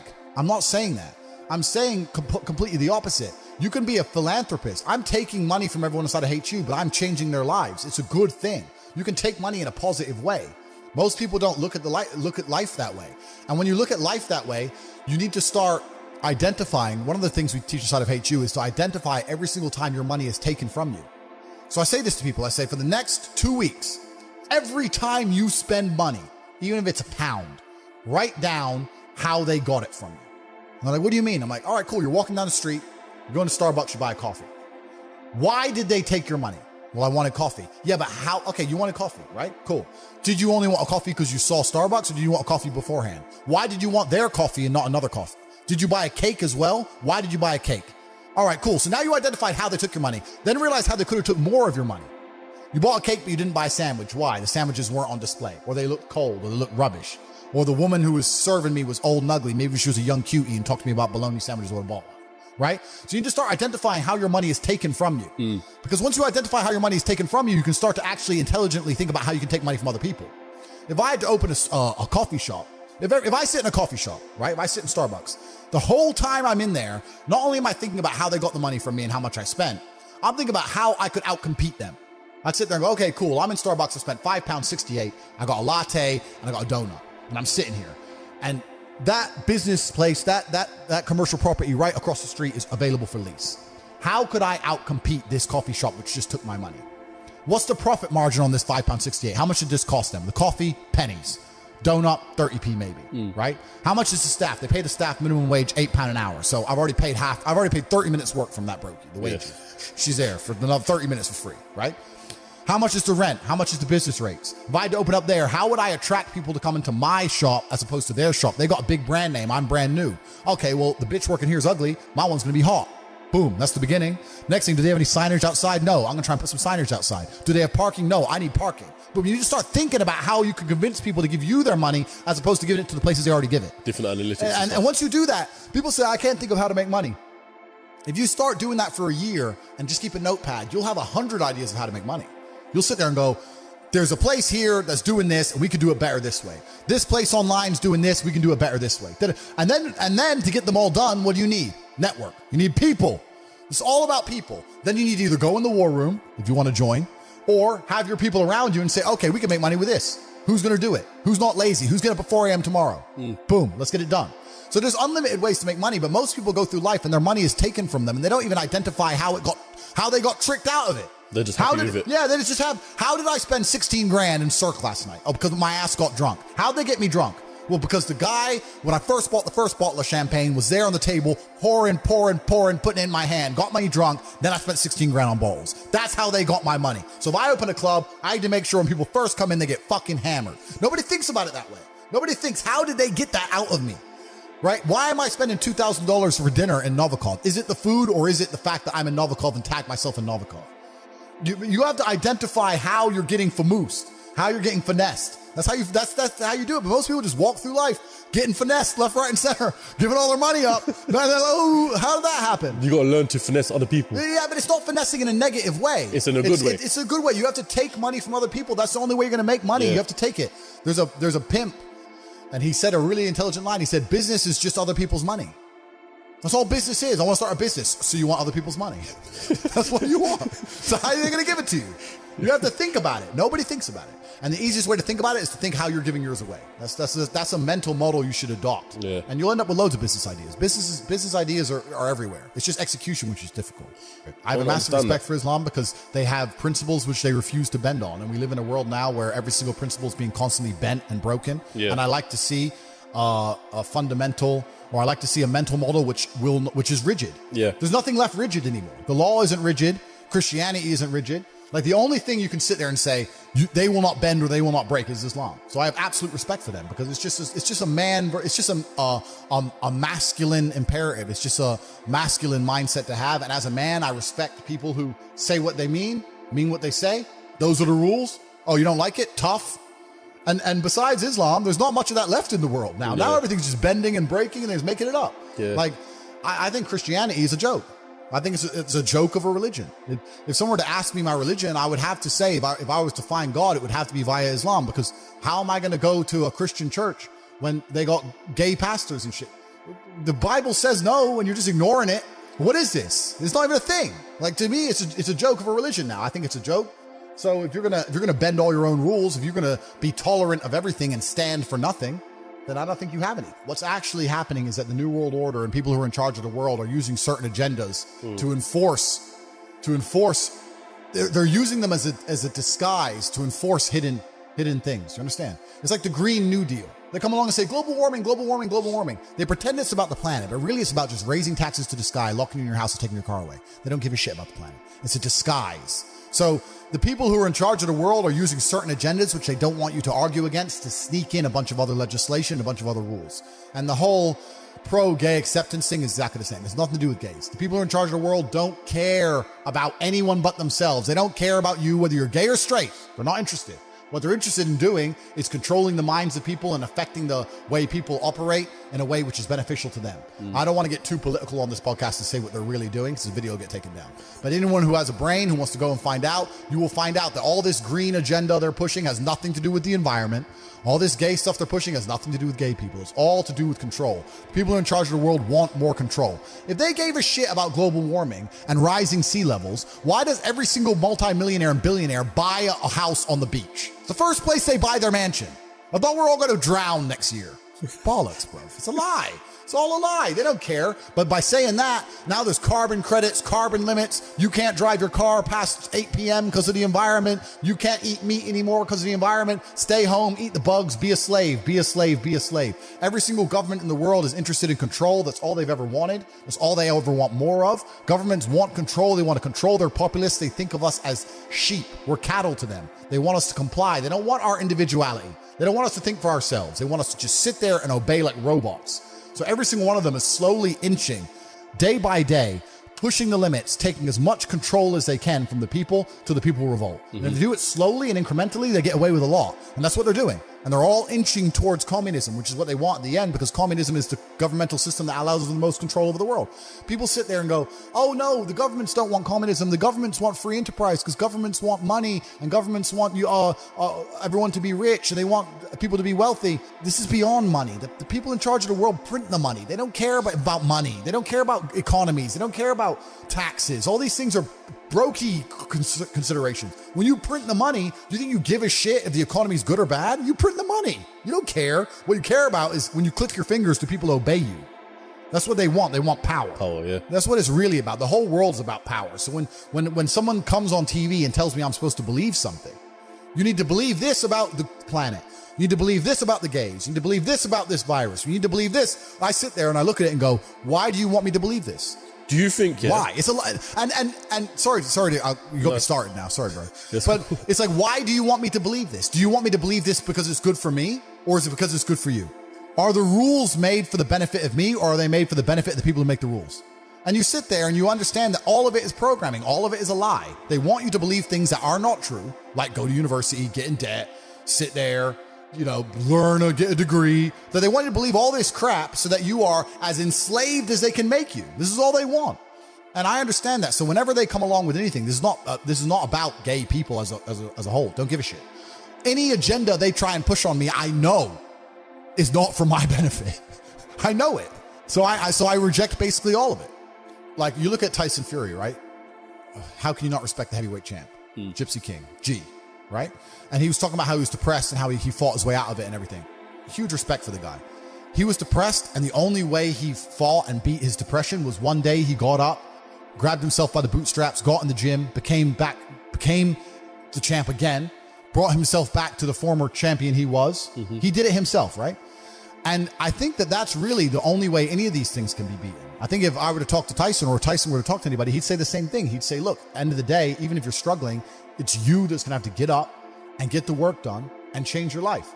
I think that a lot of the help, which is being purported now by the system, by the Matrix, isn't designed to help. I think it's designed to keep people in this state of depression, because when you're depressed, you're submissive. You don't care about what happens to you if you're depressed. Depressed people aren't going to riot against a new law or against COVID tyranny because they're depressed. They're too busy. They're at home and they're sad. I think that keeping everybody in a degree of semi-neutral depression, semi-sad, is good for their ability to control all of us. So when they go on the TV and say, you're depressed, it's a disease, you can't fix it, there's nothing you can do about it, it's not your fault, I think they're just trying to reinforce in your mind that you're never going to get better. I think if they really cared, they'd say, like Tyson Fury says, you're depressed, but you can beat this. You can do this. I don't hear them saying that very often. They just sit there and say, everyone's depressed and it's normal. Accept it. No, I don't accept that. I don't accept that. I don't think people should sit there and accept that they're sad. Change it. I think only you can change it. That's what I believe. If there's an advantage to only having one female, which I'm sure there are some, I can name them already, then yeah, that's the decision I'll make. If I think there's an advantage to having more than one, then that's the decision I'm going to make. Some people really need a female in their life because they need that kind of stability and direction and motivation. I'm not that guy. I do not need a woman to tell me to go work. I do not need her to tell me to put the video games down. I do not need to be cooked for and mothered. Like, it's nice if she does, but I'll survive. I did all this myself. I'll be okay. Like, the menial tasks you complete, I can hire somebody to do. It's not a big deal. I absolutely believe in love. I believe in family. I believe having kids is an amazing thing. But does that mean I'm ever going to live the completely traditional, I'm at home, wife says come home? That's never going to happen. That's not who I am as a man. If I have a woman who I love with all my heart and we have children, I'm still going to be out till whenever the fuck I'm out. I might be gone for 2 weeks. I'm out. See ya. See you in 2 weeks. And if during those 2 weeks I meet a big BQ, whatever, it is what it is. Doesn't mean I don't love my woman at home. Doesn't mean I'm not going to come back to her. But I'm just true to my instinct as a man. I don't think I should apologize for it. I think a lot of people are socially conditioned to apologize for things. That's not me.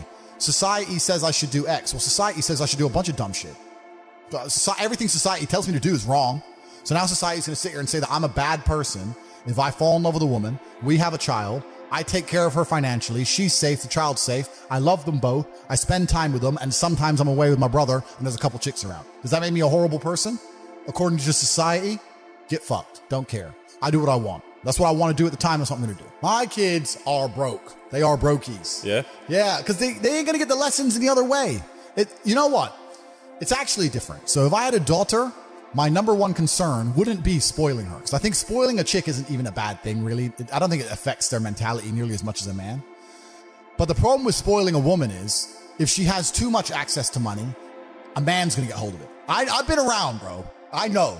If let's say I had a daughter and she's 18 and she has access to a bunch of money, her boyfriend, whoever the fuck he is, if he has any game, is going to be in the club on my money, driving her fast car with no insurance. PS5 paid for. You know what I'm saying? She'll be buying him nice presents and shit. So that what annoys me about the chick. So she can't have any money because I don't want some fucking side dude getting it. Yeah. My son ain't going to get any money because I don't want him losing his hunger. I want him to grow up broke. I want him to go through all the struggles I went through. I want him to suffer. I want him to have that fire.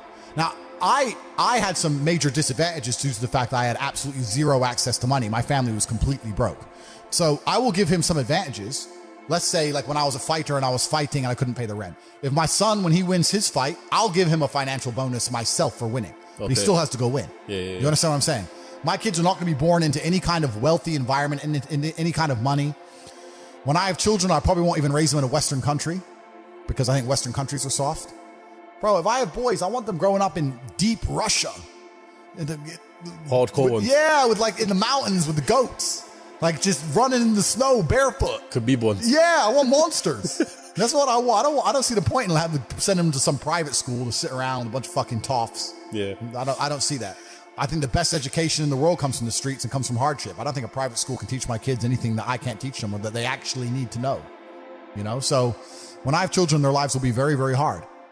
And I also think that a father's job, this kind of ties back into what I was saying earlier when you're saying about having one woman and a family, etc. I think a father's job is to be a role model, not a second mother. A lot of fathers think that they're a good father because they're home every day. I'm not saying don't spend time with your kids, but I think you're also a good father if you live a life of exceptionality and that you lay a blueprint for your children to want to follow. My sons are going to grow up and see me and how I live and want to be like me. That means they're going to have to need certain attributes, right? If I'm home every day changing diapers, it's not happening. It's not the same. Yeah. You know, like my dad was barely around, but he was a superhero to me. And I wanted to be like the superhero. So it's not so much about with a female, with a mother, it's about the quantity of time. With a father, I really think it's about the quality of time. The mother does the diapers, the food, the basic tenets of life, right? But the true exceptionalism is going to come from the father. And to do that, you need to be a role model. And if that means you have to be out conquering the world, you're going to be out conquering the world. That's how it goes. I have a showbiz version. Like, I don't walk around my house with my chick talking about the Matrix is out to enslave us, right? Yeah. She knows it. I've said it a few times. She already knows the story. So when it's just me and her, I don't have to sit her down and say, listen, bitch, you went to school. You're a dumbass. I don't have to do that, right? There's a time and a place. Yeah. But it's all very real. These are the things I say. These are the things I believe.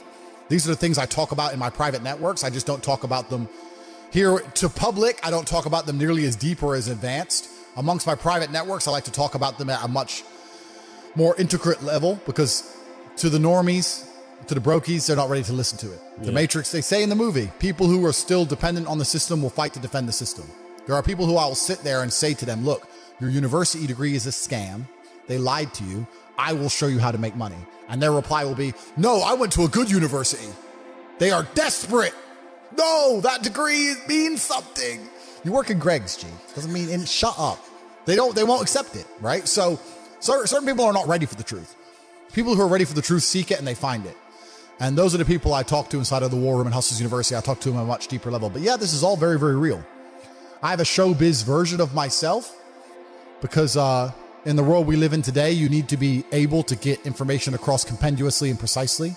No one has an attention span. So I'm very good at talking quickly and talking quickly without mistakes and getting my points across and using analogies. I'm very good with analogies. This is all, I wouldn't say it's rehearsed, but it's very conscious because I have a lot to say, right? I can't sit here and money because no one's going to watch it. Yeah. Right? So people will probably look at me and think it's fake. It's not fake. It's just a matter of me understanding how things need to be done. And as a professional, I do things as a professional. I'm on a podcast, so I'm going to be professional. I'm going to get as much information across as possible. And my mind works quicker than my mouth. I'm lucky. I'm smart. So that's how it goes. I think that the societal path they've laid out for most men is a sad one. I think that all men like the idea of conquest and like the idea of being high status and being rich. And they're telling you that you shouldn't be those things and you shouldn't do those things. You should just go to school, get a wife, sit at home, happy wife, happy life. And it's depressing and it's unhappy. And I promise everyone that there is a degree of happiness, but as a man, that happiness comes from freedom. And freedom does require money at some level. And you're going to have to get out there and get paid if you want to be free as an individual. And once you're free, you're going to be happy. So, but you know what? This is another thing about money. I'm going to sit here and I'm going to complain. This is going to upset all the brokies at home. There's nothing to fucking buy.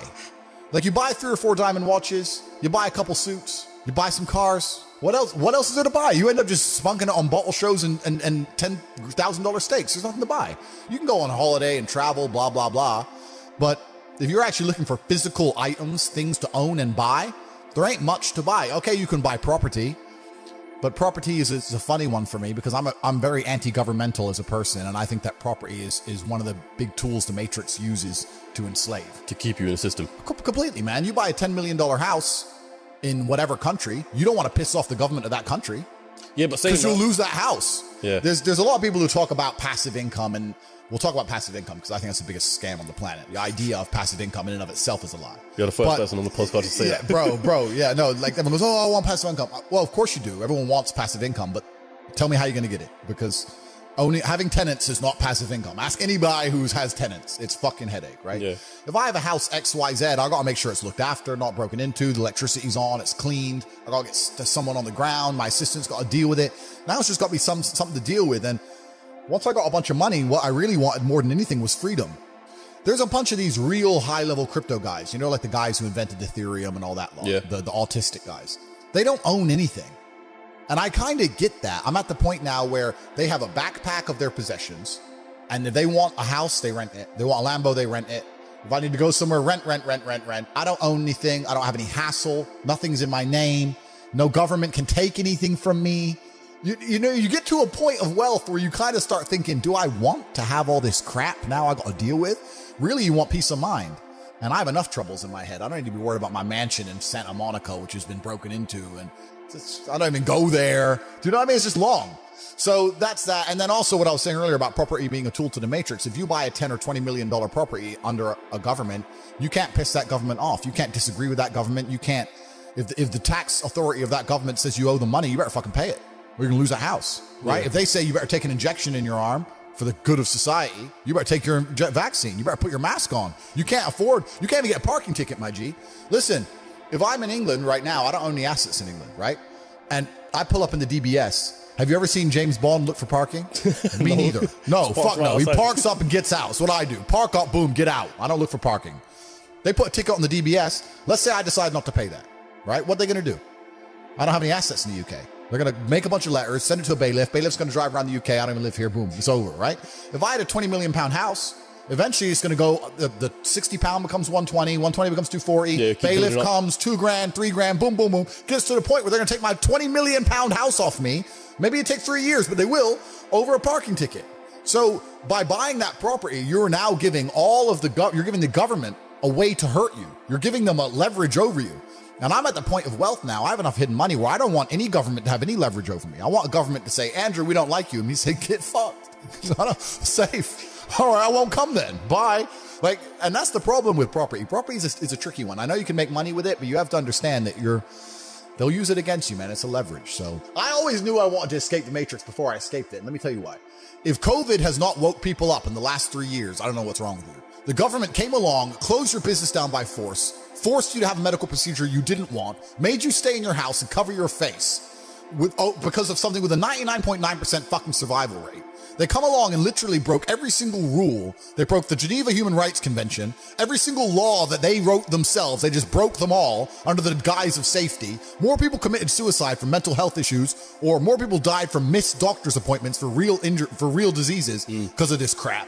They came along and did it because they were told to by someone above the government, because the government's not even in charge of anything.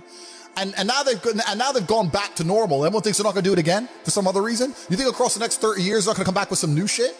Fuck them. Next time, when they come along with this crap, I'm out. I'm bouncing. See ya. When they did this, I went to Sweden. Sweden was open the whole time. Sweden never locked down. I was in clubs in Stockholm while everyone else was here locked in their houses clapping for the NHS like a jackass. I was in the nightclub. No masks, no vaccine, no lockdown, nothing. Running around with Swedish chicks. So I just run to freedom, right? But if I had, let's say, a big property within the UK, I can't just say fuck the UK. Yeah. So once you escape the Matrix and you try and find a way to get your wealth outside of the system, then you can exist geographically anywhere. And once you can do that, then laws don't really apply to you. If they made a law in the UK I was unhappy with, I'd just leave. And if they made a law in Romania where I live I'm unhappy with, I would just leave. I don't have to be a law breaker. I don't have to be a criminal. I'll just go somewhere else, right? So property kind of ties you down, things tie you down. And if you look at the real high levels of wealth, if you look at the billionaires and stuff, they're trying to do the same thing. They don't own anything. They have a share in a company which owns a shell company in the Cayman Islands, which owns this subsidiary of a company in Dubai, which owns a boat that they can use. Yep. It's that Aikido. It's the same thing. Get out of the matrix. That's what everyone's trying to do. You're always, as an individual, you always have to make a trade-off. And the trade-off is usually between laws and the strength of the government and the judicial system and your safety, right? This is the usual trade-off. So Dubai, which I love and I spend a lot of time in, the judicial system is extremely harsh. The laws are extremely harsh, but it's very, very safe. I'll accept that trade. If you give me a powerful government and a powerful police force, but you give me my safety to wear a $5 million watch, I'll take that all day. But you have countries like America and England where the judicial system and the police are dangerous and they can mess you up at a whim, but they don't even give you your safety. So now I have to be scared of the cops arresting me for no reason and the criminal killing me. So they don't even give me a fair trade-off. So in my view, if I'm going to live in a country with a strong judicial system and a strong legal system, I want them to provide me my safety on the street and the safety of my family. And if they don't do that, I don't see why they're seen as so strong. There's countries in Africa and Southeast Asia, etc., where the judicial system's a joke. Then fine. The streets aren't safe. The police ain't doing their job. That all makes sense to me, right? When the police are going to come along and mess you up for not wearing a mask or catch you for speeding and wreck your life, but they can't even offer you safety, then fuck them. So I decided to move somewhere else. And there are countries in the world where there's a really interesting, delicate balance of a government and a police force which are not strong. And when I'm saying that, I'm not saying I'm breaking the law. I'm not saying it in that way. I'm saying that minor infractions or tiny things I'm not going to be persecuted to the end of earth I would in the UK for a parking ticket. Right? And this is what I even said. Like in Romania, you don't get parking tickets. You just fucking park. You just dump the car, nobody gives a shit, right? So it's just a different way of life over there. But at the same time, Romania and a few other countries in the world, a lot of them are in Eastern Europe, they have a strong morality because they're very religious countries. So although the police are not seen as a strong police force, they're not like the English police, they're not as well funded, they don't have as fast cars, whatever. It's actually very safe because people just have a different view of life. So it all adds up. So I moved there purely for small things, bro. Kept getting parking tickets, kept getting this, that, a letter. When you're living in the UK, bro, you get a new letter through your mailbox every day. Someone wants money for something. You did something wrong. You had some fun. Yeah, you were breathing that day. Give us money. I was just like, fuck, why am I here? Bounced. So I just left, and I had really good friends in Romania. I went to visit and ended up staying. But I never thought I'd buy one. But then they tried to keep telling me to put a mask on. I couldn't have it. So I had to get one. And then once you get one, it completely changes how you view the world, because now you can time travel. If I wanted to fly to, let's say, Vienna from here on a normal airplane, let's say the flight's at midday, I get to the airport at 10 a.m., sit around for 2 hours, fly at 12, land at 2, another hour. By the time I do the passport, get my bag, my whole day's gone, right? But if I want to fly to Vienna with my plane, I send a text message, say we're leaving at 12, I get there at 11:59, we take off at 12, I land, and by 12:01, the BMW's on the runway, I'm back on the motorway, right? So it literally only takes 2 hours. All the things on the other side are gone. It takes 2 hours to get in and out of central London in a car. So I can get to Vienna. To me, going to Vienna now is the same as going to West End. It's like, cool, it's an hour, it's 2 hours, hour and a half, 30 minutes, boom, boom, boom, whatever it is. So it changes how you view the world. And that's why I end up jumping around all over the place. Oh my God, something to do here, there. So it's 4 or 5 countries in a day sometimes, and you're like, bro, let's organize this thing. I'm like, I don't even know what I'm doing by 6 p.m. next week. Mike Tyson walks in here and tells you he's going to teach you how to box and says you can't fight, you're a pussy. If that upsets you, then you can't learn, right? It's Mike Tyson. Just shut up and listen. If someone Richard and me comes along and says, Andrew, you don't know shit, you're a dumbass and you're a brokey, I'm going to sit there and go, okay, maybe I'm a brokey, Elon. Tell me something. Right, I'll listen, but if you're gonna sit there and go, don't call me names, and not listen, you're never gonna get anywhere, right? You don't become the master unless you're very, very good at being a student. And I've always been very, very good at knowing when to shut up. But I've got to a point in my life now where I don't have to shut up ever. Yeah, I'm still a student of life, right? Nobody knows everything, and there's still a lot of people who I respect and will always respect, and always am quiet around and treat with absolute respect. But I've been learning for a very, very long time. I've always been very, very observant, trying to pay a lot of attention.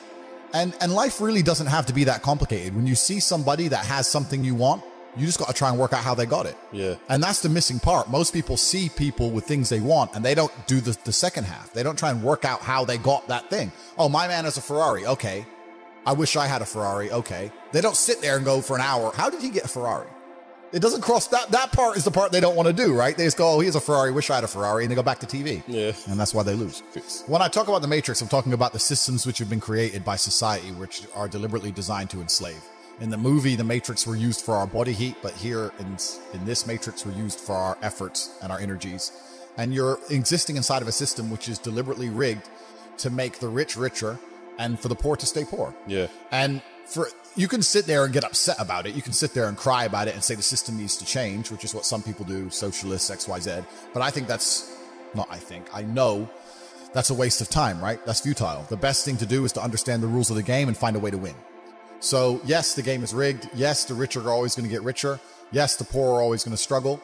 And that's the way the game is set up. So you still need to find the best move on the chessboard. There's no point sitting there saying, I want to play a different game, because that's never going to happen. Because the people with the money are the people who have the control and they have the power. And why would they have the game set up any other way? Why would they change it? Right?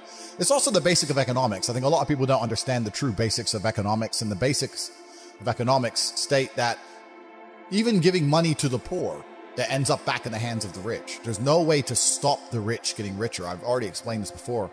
But I remember during COVID when they did the stimulus checks and they passed out all this free money to everyone, in England, they gave a lot more money, but in America, everyone got like $1,400 each and everyone was happy about it, saying, oh, he's giving money for the poor. Yeah, but what do those poor people spend that money on? Amazon stock tripled because they all went to Amazon. So Jeff Bezos got richer, right? But the fact is that there's less companies than there are people. All those $1,400 checks amongst all those people at the bottom ended up in the hands of a few companies. And the rich got richer, and you can't stop it. Doesn't matter if those people invested their money, doesn't matter if they bought stocks, doesn't matter if they bought crypto, doesn't matter if they bought a house, whatever. The people who have the assets and have the companies and have the control are always going to end up getting control of the currency, and they're always going to be richer. So that's kind of how it works. And it's getting worse and worse. It's have-nots and have-yachts. Yeah, and that's another thing about opportunities, right? Because you have to be positioned to take advantage of opportunities. Yeah. It's like in chess, they say good moves come from good positions. It's true. You can't find a good move from a terrible position, right? If you're sitting at home with no money, it's hard to invest in Bitcoin at $1. Doesn't matter what it goes to, right? You got to be in a good position to take advantage of things. So you've always got to be in a position where you have a good network, you have good information, you have some kind of liquid money, you have the ability to survive without that money. You can take a risk. Like, it's hard to set yourself up. I'm in a position now where I'm in the NBA. I'm an NBA player. I can never go broke again. So it doesn't matter, right? Once you're in the NBA, I can throw $1 million at something. It doesn't matter if it works or not. So for me, it doesn't make a difference. And that's why it's so much easier. They always say the first million is the hardest, and they're completely right. Once you get to a certain point, you can gamble to a degree, right? I always knew that the Matrix existed, and I always knew that the traditional systems, even when I was going to school and they're sitting there going, you're not going to get a good job if you don't get good grades. I was the one sitting there going, you're a liar. Shut up. I just knew the teacher was lying. I knew school was bullshit. I knew college was bullshit. I knew university was a lie. I always knew it was a trick and a con. I didn't truly understand things to the level I understand them now. But I had an intrinsic understanding, and I think everybody does. If you're in a gas station and it's 3 a.m. and a Lambo pulls up and a guy gets out of it, you're thinking criminal, drug dealer, gangster. You're not thinking, he has a uni degree. Because you're not going to think that. So when you see money, people don't even associate the money they see with university. But then they go, I want to make money, so I'm going to university. It doesn't make sense. It doesn't make sense at all. So I think everybody knows that the system and the path they lay out for you is not a path that's going to lead to where you want to be. And I didn't know what the other path was, but that intrinsic distrust for the system and that distrust for the things they wanted me to do made me search for other avenues. And then I found them, right? And if you speak to the people who are richest, if you speak to the people you know, this is for everyone at home as well, if you speak to the people you know who have the most money and go up to them and say, hey, what made you rich? None of them say school. Do any of them say school made me rich? I got an A in GCSE. Like, who gives a shit? It's bullshit, right? So it's all indoctrination. So I knew it was indoctrination, and for that reason, I was always searching. And if you're searching, you're going to find. Join us on Patreon for no ads videos.